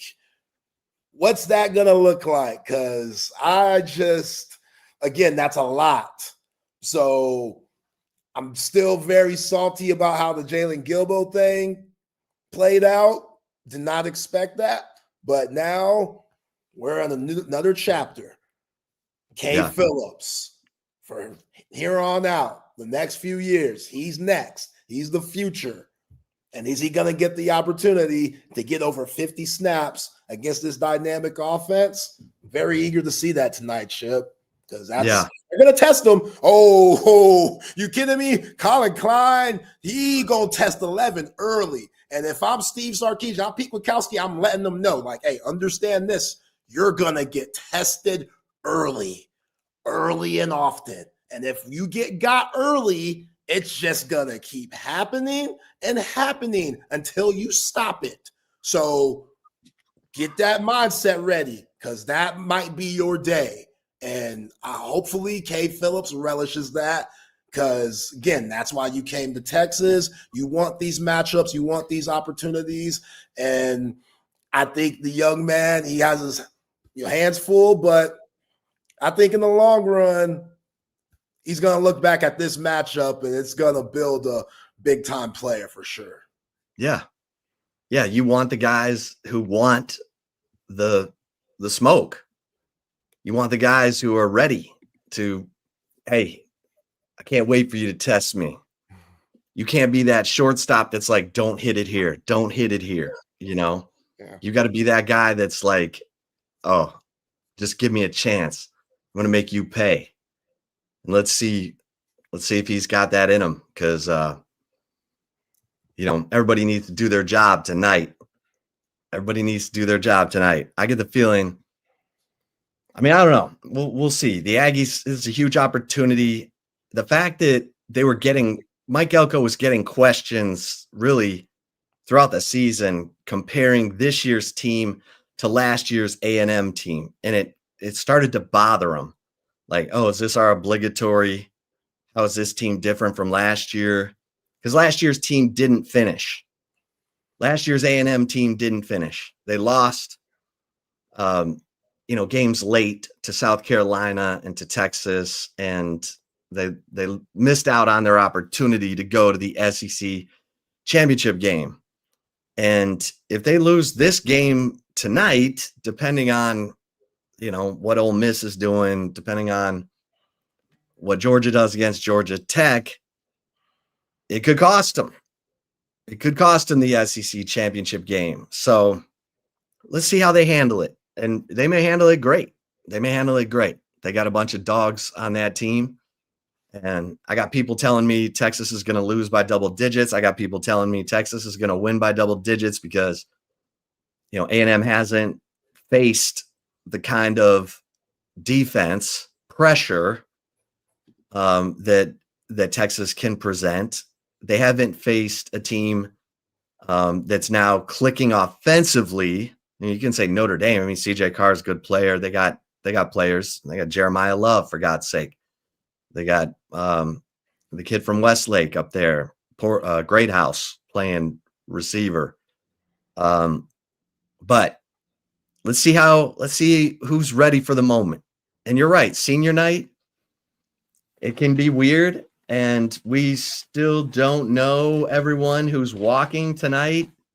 Remember, Michael Taft walked last year on senior night and decided to come back. Hero Canoe, you're watching to see, is Hero Canoe, who's a red shirt junior, is he walking tonight? You got Matt Caldwell. I got a little list of them here. You got Cole Hudson. You got DJ Campbell, Jalen Gilbo, DJ Campbell, Cole Brevard, Travis Shaw, Trey Moore, Michael Taft, Jack Bowmeister, Mason Shipley, Lance St. Louis. So Ethan Burke, all those guys are walking. And then is Manny Muhammad walking? Is Hero Canoe walking? Is Jelani McDonald walking? Because if they are, they're telling you a little something, So it'll be a big night.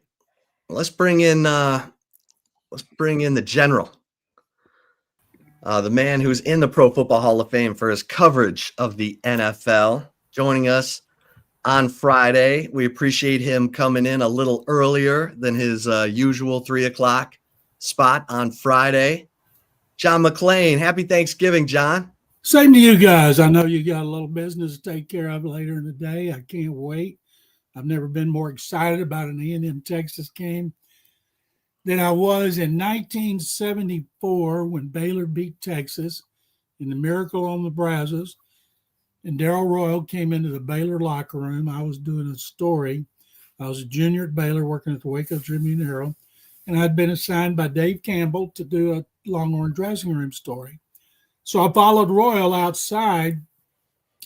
He walked over to the Baylor locker room, told the security guard he'd like to talk to Grant Taft, the head coach. Grant came out. I'm standing there listening. He said, I'd like to congratulate him, said, I'd like to talk to your players. So Taft said, of course. And I listened to Darrell Royal go in there and tell Baylor, because all Baylor need to beat Rice to win their first Southwest Conference championship in 50 years. That's the first time in 20 years they'd beaten Texas. And he told them, he said, you beat Rice, we'll take care of A&M. And, of course, I paid very close attention to that game, and the Longhorns did take care of Texas A&M and helped Baylor go to the Cotton Bowl. So tonight is the one I'm looking the most forward to since 1974. I love it. Yeah, should be a hot one. I mean, the Aggies, Detroit Lions. Oh God. Oh wow. I mean, how about them Cowboys? I'm so pissed at the Lions, my Super Bowl team, along with Buffalo, losing at home like that to the Packers. And I tell you what, Dan Campbell's taken to going for fourth down way overboard. If you think about all the field goals he would have kicked and the situations they would have been in, and I know they make them sometime. Packers threw 2 touchdown passes in the fourth down. I told my wife, you don't go for it on fourth down from there, boom, touchdown. But Dan Campbell, if he wasn't successful, hadn't been successful, those excessive fourth down calls, some that make no sense, would have cost him his job. And, being an Aggie only gets you so far when it comes to bad decisions, because even Aggies can make good ones. Well, it cost them the NFC Championship against San Francisco to go to the Super Bowl, and it cost them again yesterday. And now they have no tiebreaker situation with Green Bay. They're need the Bears to collapse. It's not good. And then Amon-Ra St. Brown goes down almost immediately when his own offensive lineman, rolls up on his ankle. 2 of them. Yeah. Awful.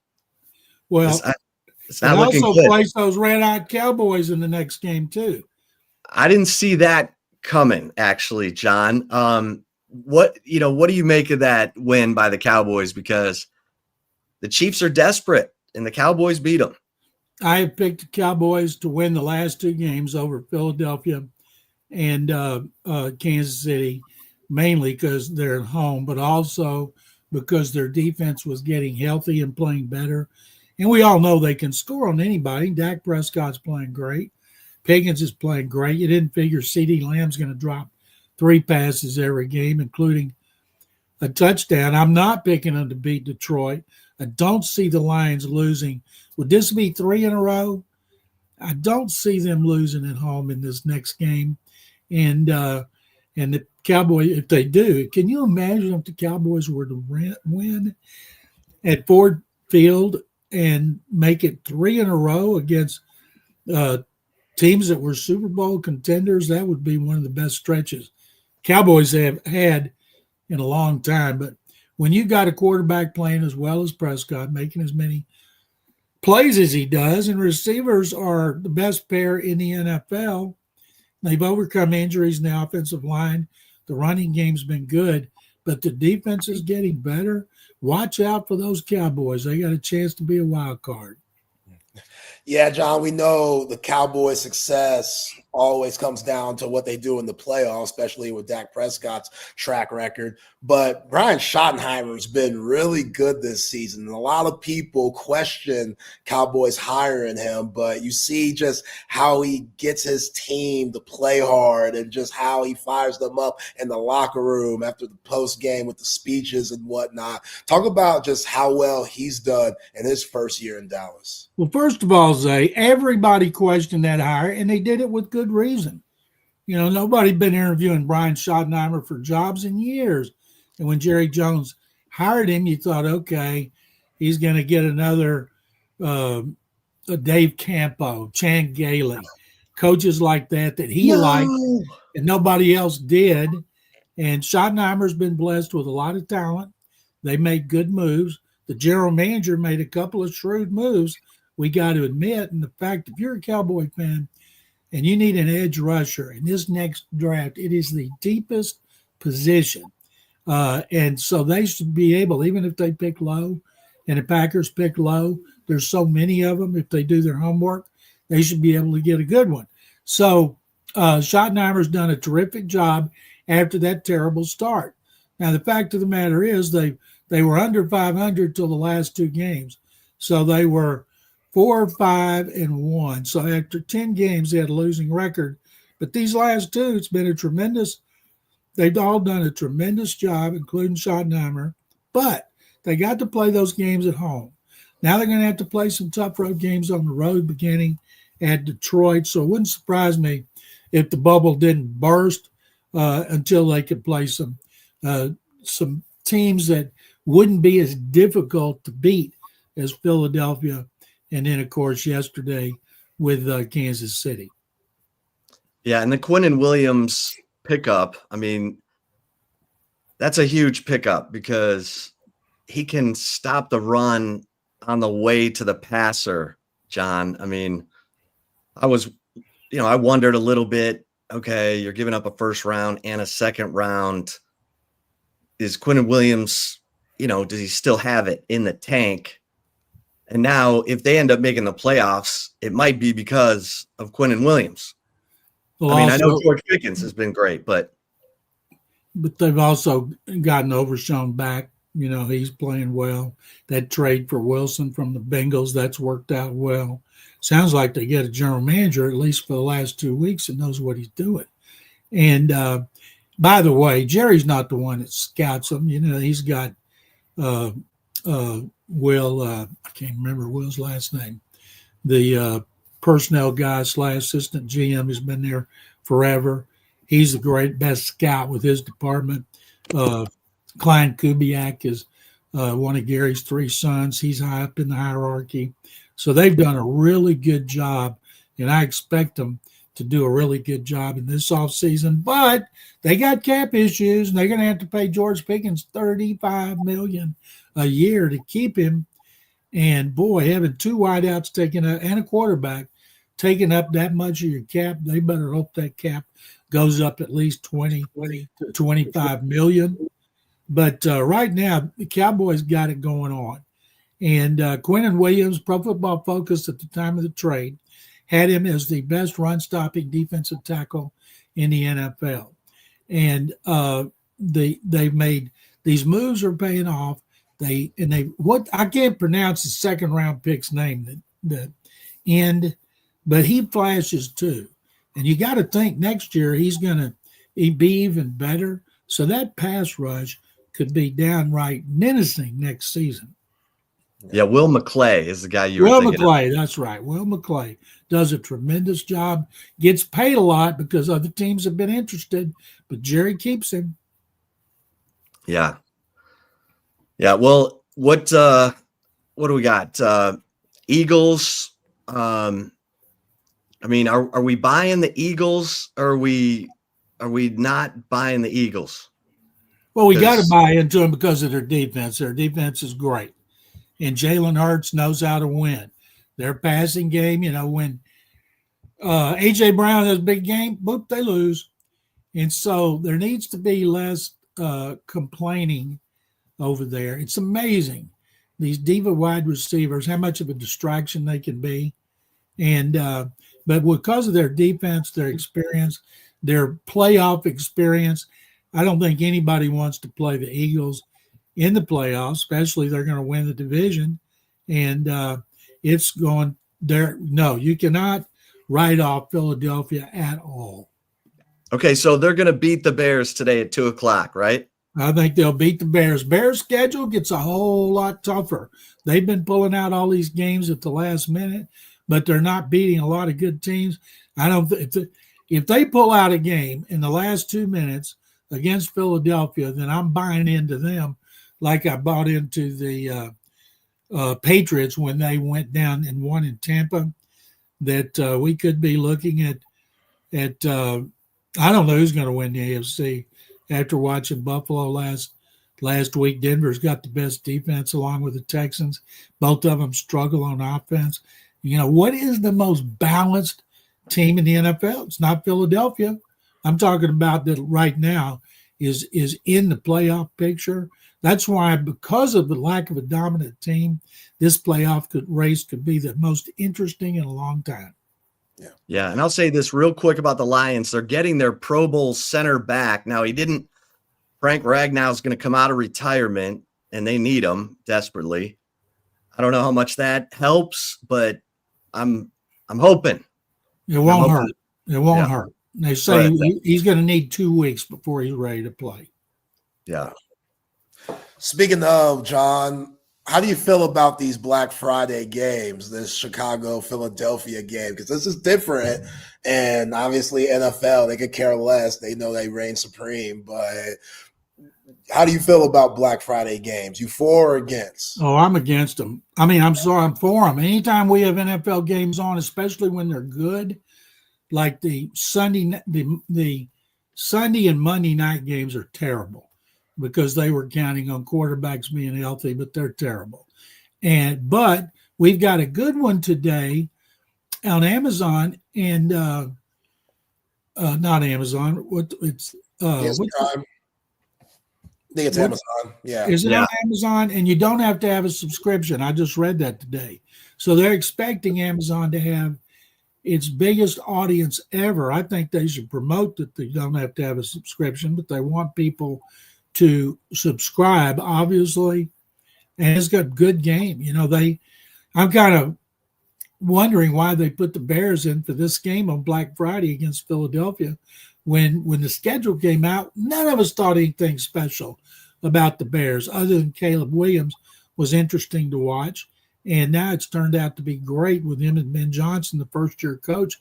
being a Coach of the Year candidate, which that award's, I'm sure, going to go to Mike Vrabel, barring a total collapse by the Patriots. So they got lucky, and the fact that the all-time record for a game on Amazon was let's see, I think it's the all-time streaming record was the Texans playing last year on Christmas on Netflix, and this year today it's supposed to blow it away because you can watch it without a subscription.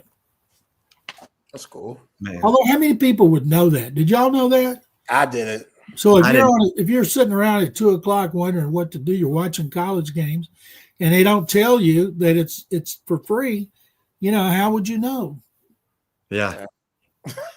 John, the Texans 6-5 are going to Indianapolis. Colts are 8-3. This is a massive division showdown. What do you see happening in this one? Biggest game of the season for the Texans. If they were to upset the Colts, they would be one game behind them. And the Jaguars, I'm sure, will defeat the Titans, and they'll be tied with the Colts. So we would have three teams within one game of each other in the AFC South, all with winning records.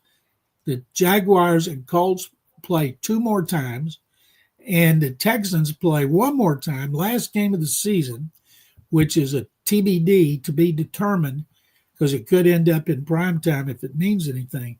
If the Texans lose it, their chances of getting in the playoffs are minuscule. They'll get C.J. Stroud back. They get safety Jalen Petrie back. There came out Daniel Jones has a fibula injury. I'm guessing a slight crack. And I've seen players before tape that up and play, but you don't have mobility. And the key to beating the Colts, which the Chiefs showed last week, the Steelers showed it earlier in the season, you have to contain running back Jonathan Taylor and force Daniel Jones to beat you. And Jonathan Taylor's had some great games against the Texans. He's had 200-yard games, but they know how to contain him. They just haven't been able to keep him from long runs. So they've got to do that. And if indeed they can do that, then you'd have their great pass rushers, Will Anderson Jr. and Danielle Hunter, the only teammates in double digits, being able to get out Daniel Jones when he doesn't have his usual mobility. John, last night, to cap off Thanksgiving night, the Bengals got their quarterback back, and they looked like they had something to play for, beating down the Ravens in that AFC North matchup. The rest of the North, when it comes to the Browns and the Ravens and the Steelers, they had their chance when Joe Burrow was out, and nobody really took over that conference, that division, and now Joe Burrow and those guys are back. And do you think they have a shot of winning the thing? Truthfully, Zay, there were 5 turnovers. When you're coughing it up 5 times, it doesn't matter who the quarterback is. Joe Flacco probably could have won that game. And that is the most I think I saw by the Ravens since 2013, certainly since before Lamar Jackson was there. Lamar is not the same Lamar Jackson. It's obvious he's hurt. He doesn't run like he did. He doesn't throw like he did. And when you have 5 turnovers, and that previous 5-game winning streak was mainly because of the defense. And in fact, they weren't turning it over. And Burrow had 2 touchdown passes. He threw on the run, and he said after the game, he didn't mean to throw on the run that much, but he was glad he did because he tested it, and it felt good. And the other thing, they had to kick 6 field goals by Evan McPherson. And that's boring watching field goals, of course. But and they didn't have their 2 starting defensive ends, Trey Hendrickson and Shamar Stewart from A&M, the rookie. And they still played their best defensive game of the season, gave up the fewest points. So if you're a Bengals fan, you're kind of excited, but on the other hand, you're like, oh, my God, what could have been if he didn't hurt that toe? But you got to worry about Burrow every season. They would have to, I believe, win the rest of their games to go 9-8, and then they might win the division. I think the Ravens will recover because it's a bad division. Steelers will hang in. So it's a 3-team race. But if you're a Bengals fan Or if you're a network that has the Bengals on national TV, like last night, you got to be ecstatic. All right, before we get away, what's your prediction for the Texans-Colts game, John? Well, I picked the opposing team almost every time because the Texans' offense is not good. They weren't good when Davis Mills was the quarterback. He won 3 in a row, but he didn't turn it over. He had a turnover in his first drive against Jacksonville. Since then, he's had 5 touchdown passes. He doesn't take a lot of sacks. And I saw this yesterday online. It was the team that was best in pass protection last week, and number 1, the Texans, because they didn't give up a sack. They didn't give up a lot of pressure. And I'll guarantee you, if C.J. Stroud has that kind of protection, he's going to have a great game. But he hadn't gotten that kind of protection. That's the second game in a row they've used a certain starting lineup. Now it's going to be 3. They're healthy. And Indy's got a couple of players that have tormented the Texans in the defensive line, and we'll see if they can hold up. But if Stroud is pressured, then I see another game that goes down to the end in which the offense struggles. D'Amico Ryan said, I'd just like us to get 21 points. If they had a stinking 21-point average this season and they'd gotten 21 in every game, they'd be 9-2. Wow. 21. Man. That's all they need. Yeah. John, the Rams go down to Carolina this Sunday. They are favored by 10 points, but the Panthers, they've been playing some good ball as of late, especially their quarterback, former number 1 pick, Bryce Young. Your thoughts on the Panthers right now and your thoughts on this game too? First of all, Zay, who would have thought that this game would feature 2 teams with winning records? The Rams are the best team in the NFL. They got a great defense, good running game. Stafford's the MVP. And they just got it going on. And on both sides of the ball. And it's amazing when we look back at preseason and Stafford didn't play. And there was talk he might miss part of the season. Texans opened there, and it was 14-9. He didn't do much against his defense, but he played the whole game. And now, of course, he's playing better than any time in his career. And barring a collapse or injuries, he's going to be the most valuable player, and he's earned it. And the Panthers, boy, what a victory it would be for them if they could upset the Rams and continue to win. They got a chance to win the division. The Buccaneers are struggling. Baker Mayfield's injured. They've had injuries that have bothered them all season, especially on offense. And, boy, if the Panthers win this one, we're going to have to take them as a legitimate threat to dethrone the Buccaneers and win the NFC South. John, the Vikings feel like they're sort of at a tipping point to where the season could just completely dive bomb. They're out at Seattle. What do you think happens in this one? I'm trying to figure out how you say this. They've already dived bomb. They've already dove bombed. Their ship has sunk. Their ship has sunk. That's better. And they're going to lose to Seattle. J.J. McCarthy has been a disaster. You know, they could have kept Sam Darnold. They let him go. Now, Daniel Jones was there. He wanted to leave. He decided, and this was so smart, do I want to compete against J.J. McCarthy, knowing how these coaches feel, how high they are on him, how hard he worked as a rookie, even though he was on IR? Or do I want to go down to Indy and compete against Anthony Richardson, who's been a huge disappointment? Well, he made the right choice, and the Vikings didn't. And they've gone from 15-2 to being the last place team in the NFC North. And that's what happens when you screw up a decision like that. They've got to see, I know if he's out, they got to play him in as many games as they can to see, do they see any improvement at all in McCarthy? You know, do they try to get another quarterback, which means throwing in the towel after one season? I can't imagine they would do that. Kevin O'Connell's a really good quarterback coach.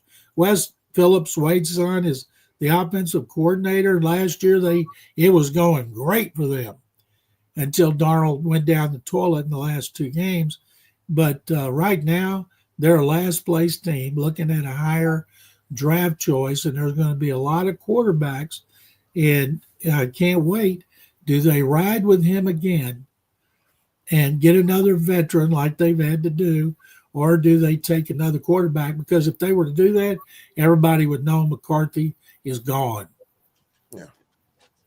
John, after the Giants fired Daboll, where do you think they're going to go with their coaching search? Like, which coaches do you think are going to be available, coordinators, maybe even a college coach? Where do you think that coaching search is going to go when it's all said and done?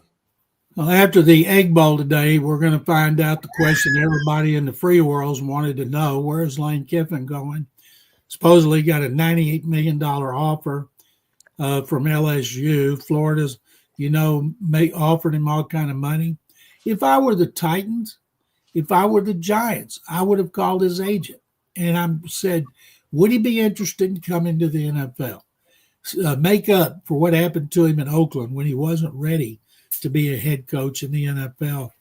And if it didn't work out, say in 3 years, and he decided to come back to college ball when he's 54, do you think teams would not line up to get him? Of course they would. And if he's ever going to go back to the NFL, this would be the time. I'm wondering, because of Jackson Dart, if the Giants have reached out to his agent and they've just been told he's not interested in the NFL. And the Titans, I have no idea what they got to decide in New York. Do they want to go after a former head coach, or do they want a coordinator? You look at some coordinators like Ben Johnson, home run, grand slam. But everybody knew Ben Johnson had everything it took to be a good head coach, and he turned down opportunities waiting for the right one, especially one where he could get a quarterback he believed in. And I believe him. Lane Kiffin would be believing in Jackson Dart. And but the Giants could go after Mike McCarthy, and they could go after a former coach like that. If you look at McCarthy's record, it's very impressive. People forget he had 12 victories 3 years in a row with the Cowboys. And then every time Dak Prescott was healthy, they won. When he wasn't, they lost. I think Tennessee would be a spot for him as well. But to me, they got to have an offensive coach. They got to have a guy, if he's going to call plays, he's been a proven play caller, as Brian Daboll was. And it's funny, he was the coach of the year after that first season, won a playoff game. And everybody's, wow, we've hit a home run. And now he's looking for work, and they're looking for another coach. What's going to happen with Houston and Baylor? Cougars are going to beat them. Let's see. Baylor's given up 55 and 41 its last two games. It's a good thing the president, Linda Livingstone, announced on Friday David Randa would be back to get the players all fired up about it. Otherwise, they might have given up 61. Aranda has done a terrible job. If Mack Rhodes had not resigned in shame, and I'm pretty sure Aranda would be fired, they might be gotten Eric Morris, who went to Oklahoma State, was my dream coach to come to Baylor from North Texas State and bring his great quarterback, Drew Mestemaker, with him and a couple of his other great freshmen. But Baylor didn't, and I understand you can't rush to hire an AD, but boy, I don't know any Baylor person that's not bummed that Aranda's coming back, because he'll be there 1 year and then he'll be gone, and they'll have to start all over. U of H has been, their rebuild has started quicker. They hired Willie Fritz, who's been an outstanding coach everywhere he's been, and he struggled last year on offense. They get a good quarterback, Connor Wigman, who's done a great job. They beat Baylor. They will be 9-3.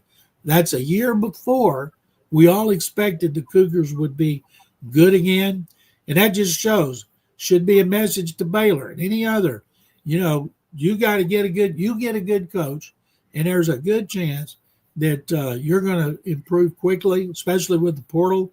And I tell you this, when Aranda's gone, I do not want another former defensive coordinator from LSU. The first one, Bill, in the early 70s, was the worst coach in the history of coaching at any level. And Aranda, out of 6 seasons, had 2 good ones. This year, he had almost everybody back on offense, and he's a defensive specialist. And it has been such a disappointing season, but very uplifting for the Cougars. Okay. Who you like in Texas A&M? I'm tempted after watching the Longhorns play such great offense. And let me ask you something. I thought it was ridiculous for Steve Sarkeesian to call that pass to Manning against Arkansas. You did not need that gadget play to beat Arkansas. Save it for the Aggies. Why didn't they save it for A&M? Now A&M was going to be ready for it. Texas defense has been so bad the last, 5 games? They're giving up 35. I want to pick them in the upset, but the Aggies are so good on both sides of the ball. They owe the Longhorns for embarrassing them at Kyle Field. So I think it's going to be high scoring, a lot of fun. I'm picking the Aggies to win 35-33. Give me your guys' picks. Yeah, I think it's going to be high scoring too. I said Texas 41-38. Zay? I said A&M 34-24. 10, wow. Texas doesn't have a running game, of course. A&M will shut down that. It'll be all about Arch. Aggie's got a good pass rush. And Marcel Reed ought to be in a Heisman Trophy running. There's a lot of candidates, but that kid has gotten better every season. He's been tremendous this season. He's got good receivers. They've done a great job getting transfers, and they're strong up front on both sides of the ball. Yep. You want to ask? What's your take on the Rockets, John? Rockets are doing great. They've lost 4 games to 4 of the best teams in the league, starting with OKC by 1 in double OT. Then they lost to the Spurs when Wemby was healthy and playing great. They lost to the Pistons, the most improved team in the league, and so much fun to watch with Cade Cunningham. And I can't remember the other loss, but they beat Golden State at Golden State without Kevin Durant. Reed Shepherd, their second-year guard, put up 31 points. That team just has so much talent. 3 of their top 8 were out, and he went crazy. People are fired up about those Rockets. Do we know why Durant was out? I saw it was like a family matter. Yeah, they said personal reasons, which usually means a family matter. In the NBA, that doesn't matter, especially when you're undefeated without him. Right. Yeah. Good stuff, John. We love it. We appreciate it. Happy Thanksgiving. Let's do it again next week. I look forward to it, guys. Welcome. All right. Appreciate you, John. There he is, John McClain, the general, breaking it down. Love our Friday conversations with John, talking a little NFL, little Houston Rockets, little college football, you name it. John can, break it down, give you some hot takes on it. So Egg Bowl getting feisty, y'all. They fighting. Uh-oh. Cowbells going. They fighting. Flags, laundry flying around. Guys had to be separated. Hell yeah. Rivalry, baby. I'm kicking myself because I meant to pick Kansas to cover against Utah before we started the show. And now too late. It's too late for that. So now I'm having to dig around and find some other picks. You know what I'm saying? What was your pick yesterday? Who'd you have yesterday? Oh, we both lost yesterday. I had the Lions and you had the Chiefs. Oh, we blew that. So come on, man. Yeah. Come on. But let's get a couple mentions in here before we got a lot to do in this last half hour. You know what I'm saying? So, for my guys who are snoring, hey, take advantage of this great opportunity right now that we have with the Sleep Cycle Center and Texas Sports Unfiltered. If you're snoring, it's more than just annoying to the person sleeping next to you. It could be the sign of a serious health issue called sleep apnea, which is a lack of oxygen while you're sleeping. That should be alarming to you, but it's probably not, because you're sleeping. You don't realize how many times you're waking up in the night. And if you are waking up in the night and you snore, you definitely need to take advantage of this opportunity. You got Dr. Chad Denman, who's dedicated his life to treating sleep apnea because it killed his own father at the age of 60. And all you have to do is go to sleepcyclecenters.com and tell them Texas Sports Unfiltered sent you. They're going to take $100 off your sleep study. That sleep study is critical. That sleep study is going to tell you if you have sleep apnea, what level of sleep apnea you have, and which treatment options you should have. I have a mouth guard that I wear that holds my lower jaw open, so I get that oxygen when I'm sleeping. It makes all the difference. I get that deep sleep. My wife says the snoring goes away. That's what it's all about. SleepCycleCenters.com. Tell them Texas Sports Unfiltered sent you. And y'all know that I'm all about supplements and trying to be as healthy as I can be. And I cannot tell you enough about what Humann with two N's is doing to transform the supplements market, basically how you can improve your life. And here's the thing. They've made it so simple. They put the labeling right on the container. Okay. So the Humann cardiovascular, the Humann metabolic, and the Humann cholesterol. And if you take those three together every day, you're going to feel better. And it's going to help regulate your blood sugar. It's going to help improve your cholesterol health. And it's going to help you feel like a champ is what it's going to help you feel like. And metabolic, cardiovascular, and cholesterol. Those are the ones. And of course, my Super Beats Heart Chews, which help, support healthy blood pressure. Look, the Super Beats ingredients that Humann discovered at the University of Texas Health Science Center is why these products are so revolutionary. And I'm excited to talk about them because I do feel better. I feel better physically. I feel better. And of course, I can't forget my turmeric chews as well, because they are anti-inflammatory. And inflammation is what gets you. That's where the pain comes in. So you want those turmeric chews because they help reduce inflammation. And all you have to do is go to Humann with two N's, humann.com/TSU, and use the promo code TSU and load up on Humann metabolic, Humann cardiovascular, and Humann cholesterol. Because these three taken together change your life. And there's nothing to lose because there's a 90-day money-back guarantee. So you're getting a 20% off your first order. So load up and thank me later. And hey, if you're looking for a place to watch the game tonight, how about Cover 3? Cover 3 on Anderson, Cover 3 Round Rock. High-end food without the high-end prices. Great service.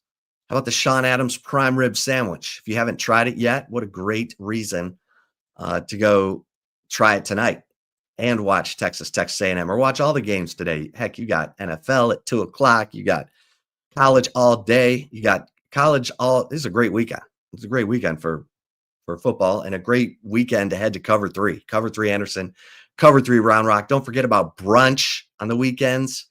My gosh, the breakfast quesadilla, the do-it-yourself Bloody Mary bar, amazing. Yeah, take the fam. Cover 3 Anderson, Cover 3 Round Rock. And hey, if you're ready for the big screen of your dreams, then it's time to give my man Tom McKay a call at Audio Visual Consultations.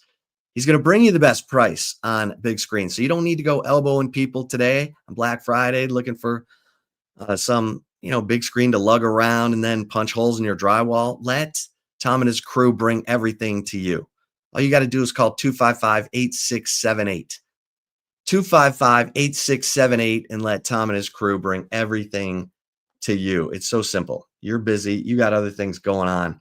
So let Tom and his crew take care of you. All right, Zay. For the chip shot today, there's no doubt that if Anthony Hill can't go tonight for Texas, that's tough. That's a big blow. That's a big blow. So we'll wait and see what the injury report says. I'm hearing there are players who think Anthony Hill will not play tonight. And that will be a challenge, huge challenge for a defense that has given up 30-plus points in each of its last 4 games, including that 52-37 win over Arkansas last Saturday.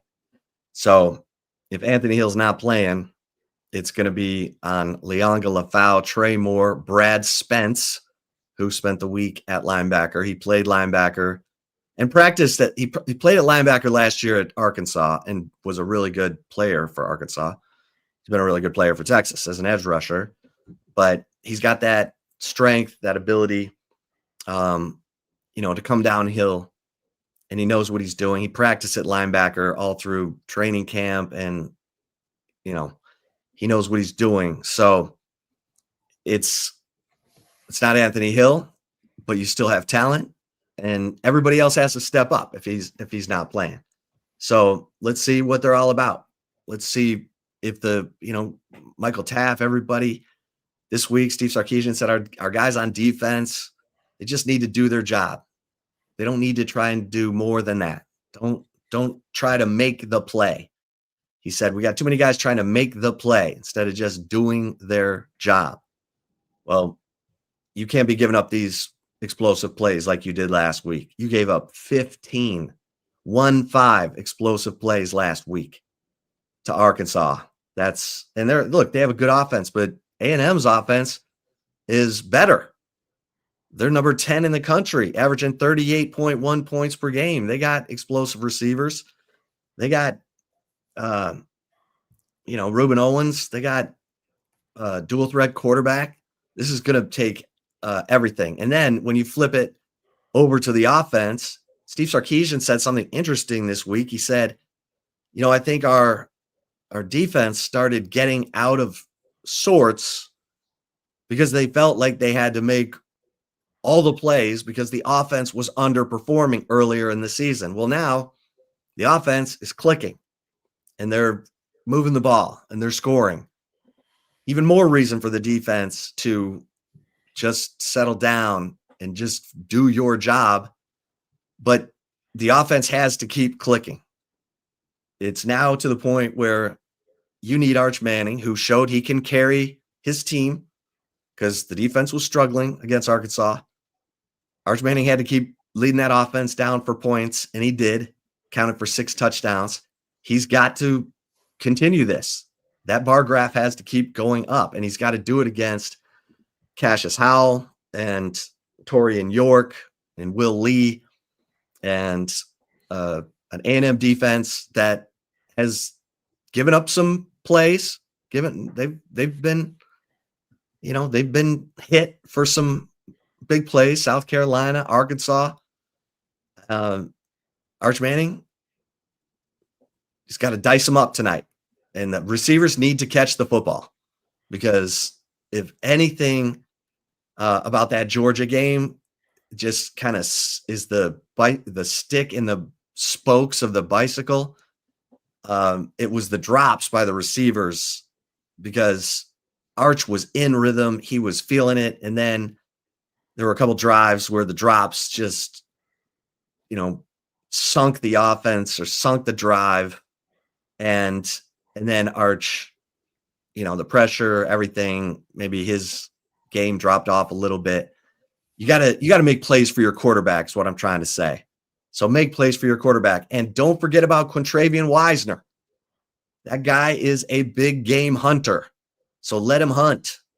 Give him the opportunity. Don't just watch him go down the field on the first drive and then stop giving him the rock and stop, drawing up the plays for him. because that guy he's a big game hunter. And even if you're just dropping the ball down to him, he's going to go get you some critical yards and move the chains. Don't forget, opponents against Texas A&M this year are averaging in SEC play. A&M's opponents in SEC play are averaging 3rd and 8 on 3rd down. That's why A&M is number 2 in the nation in sacks. You can't be playing from 3rd and 8 tonight. You got to be playing from 3rd and 4, 3rd and 2, or less. That would make life a lot better for this Texas offense. So there's my pregame speech for the Longhorns. I love it. Tonight at 6:30 in the Lone Star Showdown. I love it.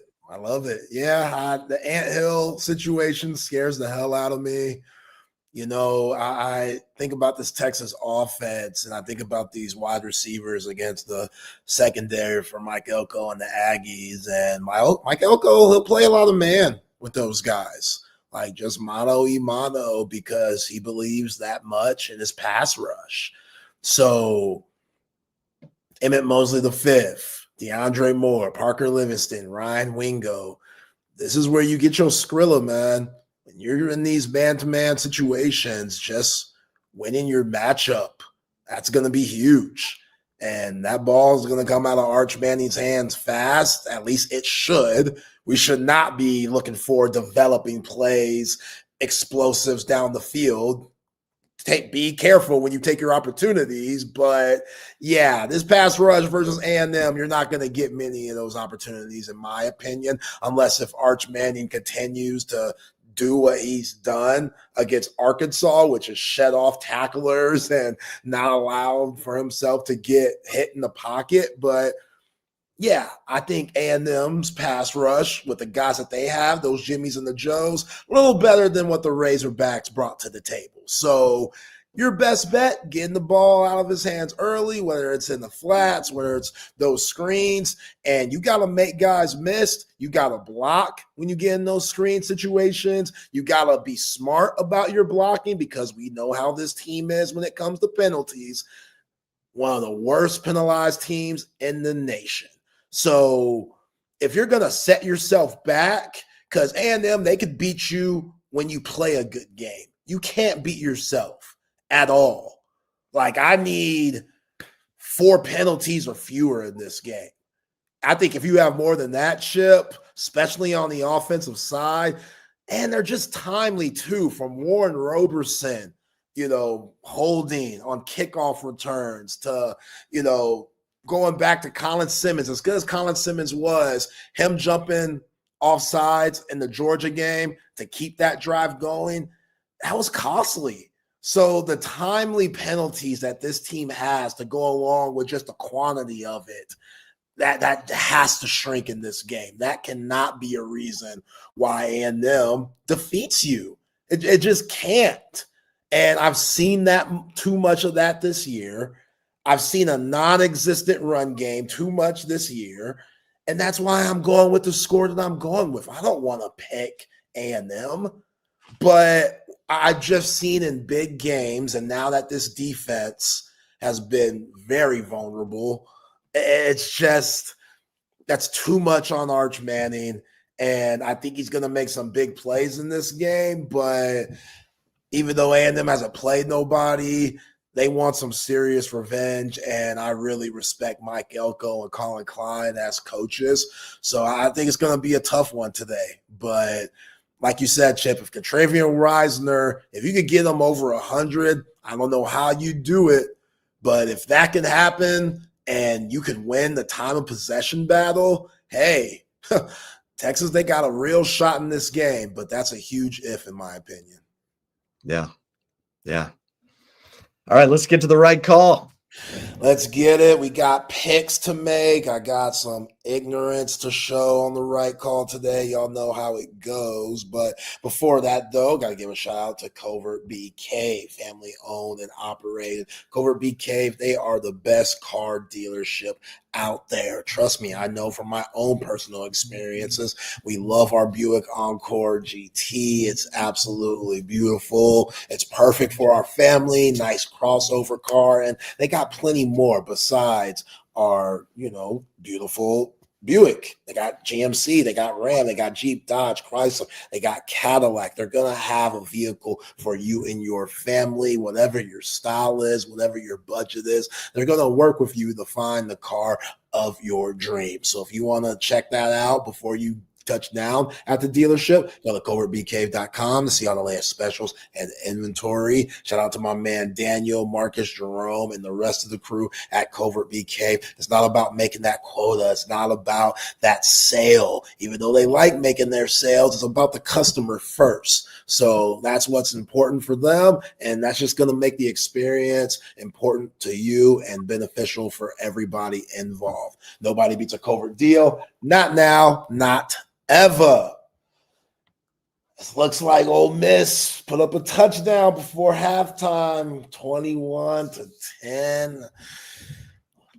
Interesting, very interesting. And yeah, since like Scruggs said before we jumped on, or when we jumped on before that crossover talk happened, like Mississippi State, went into the locker room at Ole Miss and just completely disrespected the Ole Miss locker room. Lane says they have cameras in there, but just like any fool, the guys who went in to Ole Miss locker room to get Trinidad Chambliss jersey and whatnot and to cause a ruckus, they filmed it, Chip, and we got the video.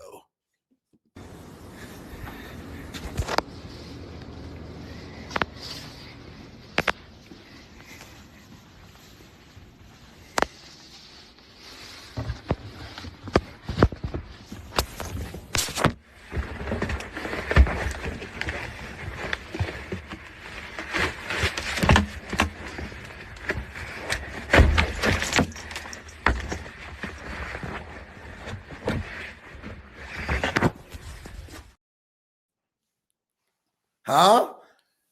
You for it? This is what rivalry's about. This is all real? Yeah. Yeah. And I guess they had a backup. I mean, Trinidad Chambliss, he's wearing his jersey. So I feel like every team has backups, but yeah, man. Jersey Gate, full effect. Yeah, that'll get a team riled up before a game. Not sure that was the best laid plan of whoever from the Mississippi State side. Right? Because if you're Mississippi State, like the pressure's all on them with their coaching situation. Like, this is a big time game. You don't want to add fuel to the fire when it ain't even there, but they felt like they had to do it. So yeah, now they're down 11. They're in the game. Who knows what could happen, but yeah. And them boys going into halftime 21-10. You gave Ole Miss a reason to focus. Yeah. When they might otherwise have been unfocused. Stupid. Very stupid. All right. So this is an interesting story. Very messy. So Buffalo Bills quarterback Josh Allen last week during their bye, he got his jersey at Wyoming retired. So he's in their stadium, number 17 forever. Haley Steinfeld, his wife, as she should be, was in attendance, supporting her man and seeing him accomplish a big-time goal, I'm sure that he had as a kid, now coming true with all of his superstardom. So that Haley Steinfeld, we know she's an actress. Probably her most famous movie was Sinners. Both you and I saw it. Weird movie, but she looked good. We get it. Josh Allen, we get it, bruh. Trust me, we get it. She has her own fan base, as she should. But apparently, her fan base can't stand Josh Allen. Now, this is all subjective. Not all of her fans feel this way, but there's a big part of her fan base on social media that just bashes Josh Allen, calling them every name in the book. One girl tweeted, "I hate when beautiful women date ugly, horrible, cheating men," which I don't know where that comes from. You ask me, which I don't know Josh Allen, I don't know his history, but I wouldn't think of him as a cheater. I don't know where. Who's saying this? Some random. These are fans, Chip. These are Haley Seinfeld's fans.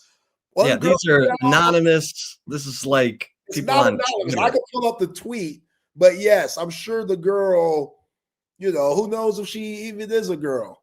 She could be catfishing. But either way, there are fans that don't appreciate Josh Allen. Here's another tweet.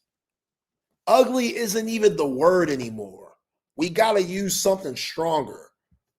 Would you consider, you're very comfortable with your sexuality. Would you consider Josh Allen? No, these people are idiots. Like, what's the end game to this story? The end game is there has to be something that we don't know that they do for them to feel this way. That's all. That's all. That's where I'm just like, where, because all we see is football, Josh Allen. They see something that we might not. They don't know what they're talking about. Okay. They're sitting behind their computers being fan. Fan is short for fanatic.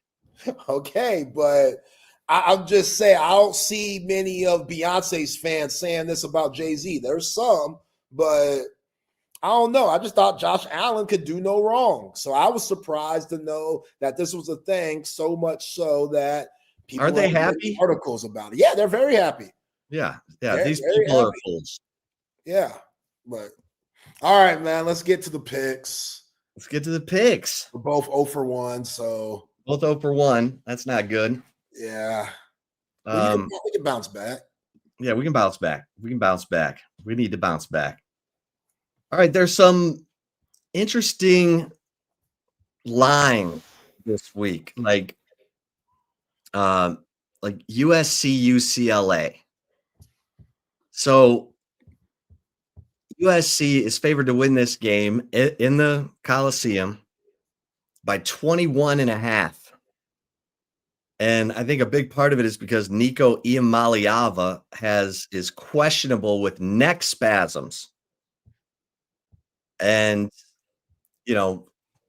Rick Neuheisel's kid, Jerry Neuheisel's been the offensive coordinator for UCLA. They had a good little run for a minute.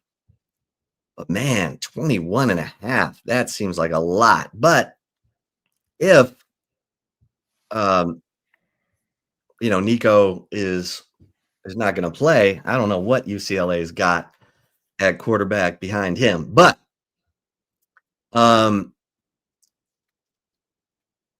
I'm going to go with, and I know this sounds terrible, but I'm going to go with Michigan plus 9.5 at home against Ohio State.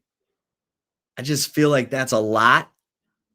And even though Ohio State, their defense has been unbelievable, Bryce Underwood just strikes me as a guy who's going to be a big game hunter. I could be wrong, but give me Michigan plus 9.5 at home against the Buckeyes.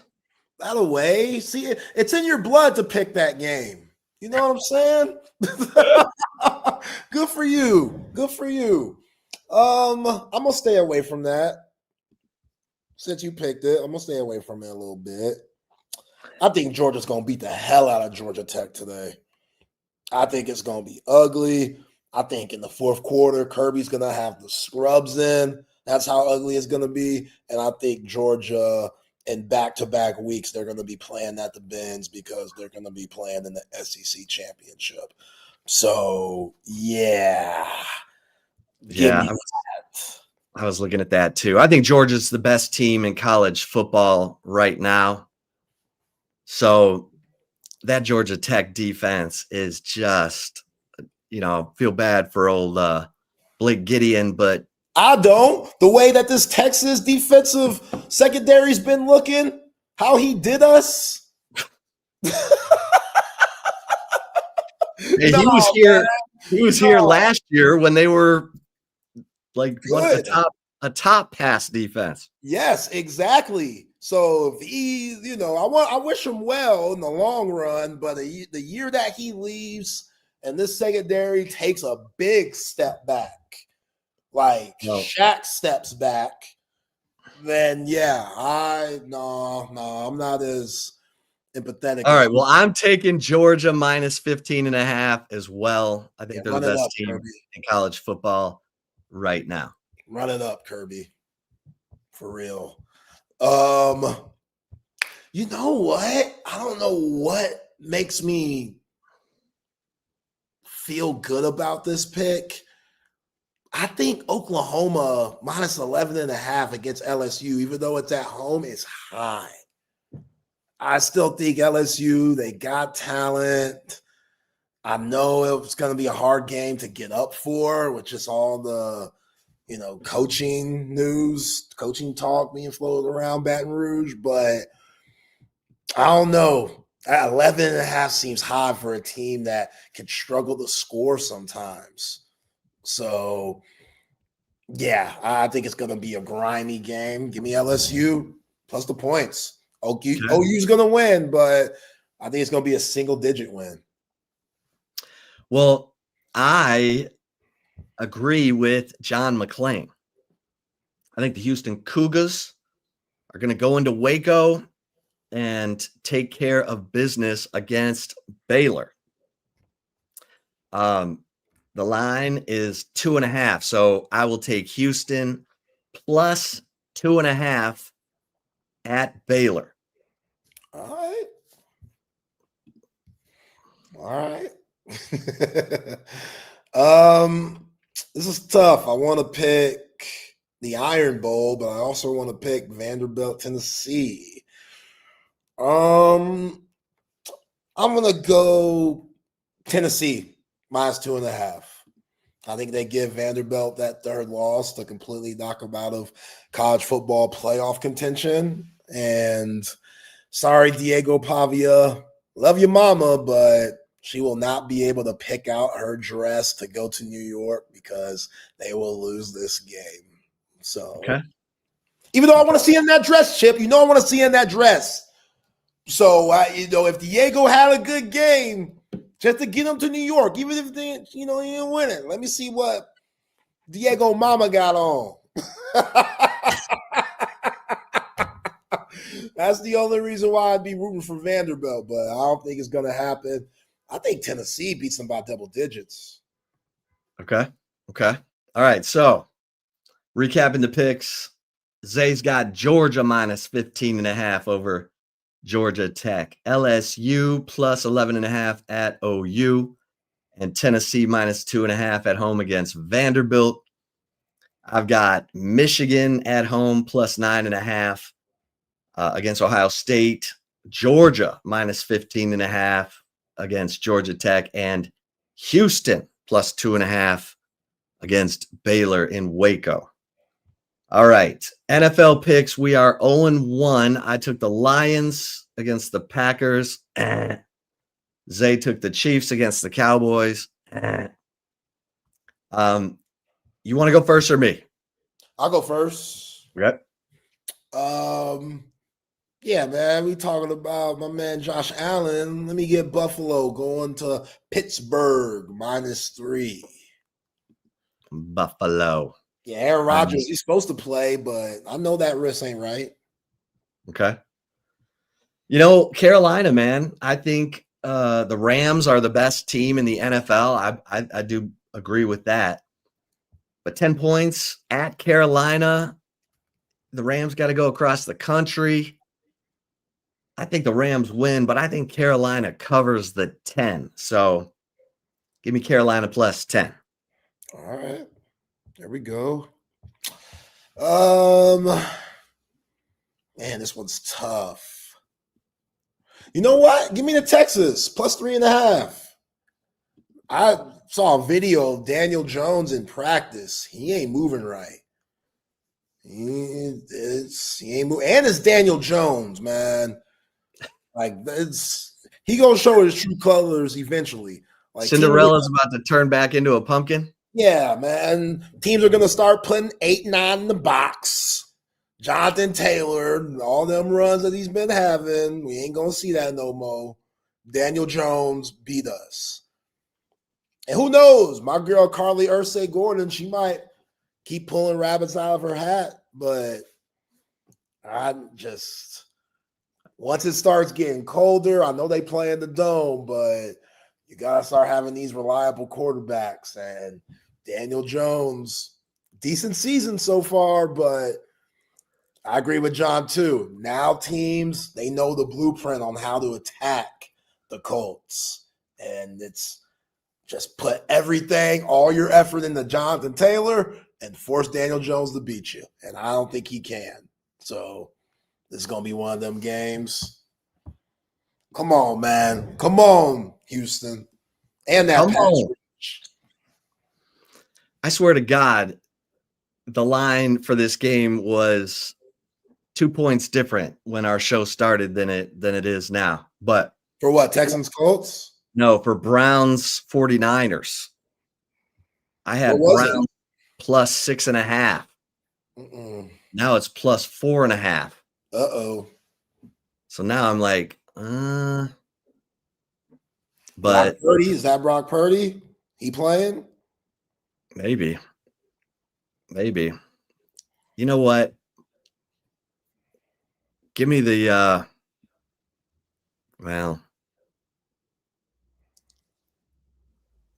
give me the Browns anyway, plus 4.5. And you don't sound confident. San Francisco's got to go out into the cold. The Browns, Shedeur gave them a little life.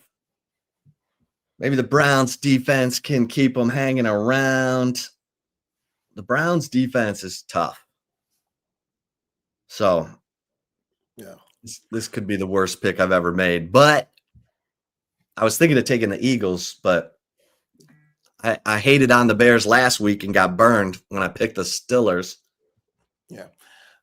I'm going to end on this because the show's over. I know you got to get ready to go to DKR. I'm going to end on this. Shout out to CDC, whoever was involved, for saying hell no to letting Reveille in DKR. Keep her one-eyed ass at home, man. This is payback. I don't care if she's a little dog. She don't need to see this anyway. She don't need to come down to ATX anyway. Nah, man. We asked if Bevo could come. They said, hell no. Reveille, she ain't welcome neither. So good move. Everybody talking about, oh, she's a dog. Nah, man. It's part of the rivalry. We could be petty too. Nah, keep her one-eyed ass at the crib. She good. She good. She good, man. I don't need to see. She probably gonna be shitting on the field and stuff. Oh no, that ain't a good look. That ain't a all right. Good Austin wants to know. This game has me a little nervous. Shit. I mean, SMU is out there at Cal. SMU's favored by 12.5. I could see Cal covering this. I need SMU to be totally focused and dialed. I think they will win the game. And if they beat Cal, they're in the ACC championship. So, come on. Wow. Mustang Mafia. Let's go. Goes to show how weak the ACC is. The fact that SMU somehow is still alive. Oh, my gosh. They only have one loss in 2 years in the ACC. Impressive. It's impressive. But all right. Hey, thanks, everybody, for tuning in to this special edition of Chip and Zay. We'll be back on Monday at our normal time, 2 to 4. Happy Thanksgiving again to everybody. Enjoy all the football. And post game tonight, me and Double R, we got y'all. Right. Make sure you tune in for pregame and post game here on Texas Sports Unfiltered. We'll see y'all on Monday. Y'all be cool.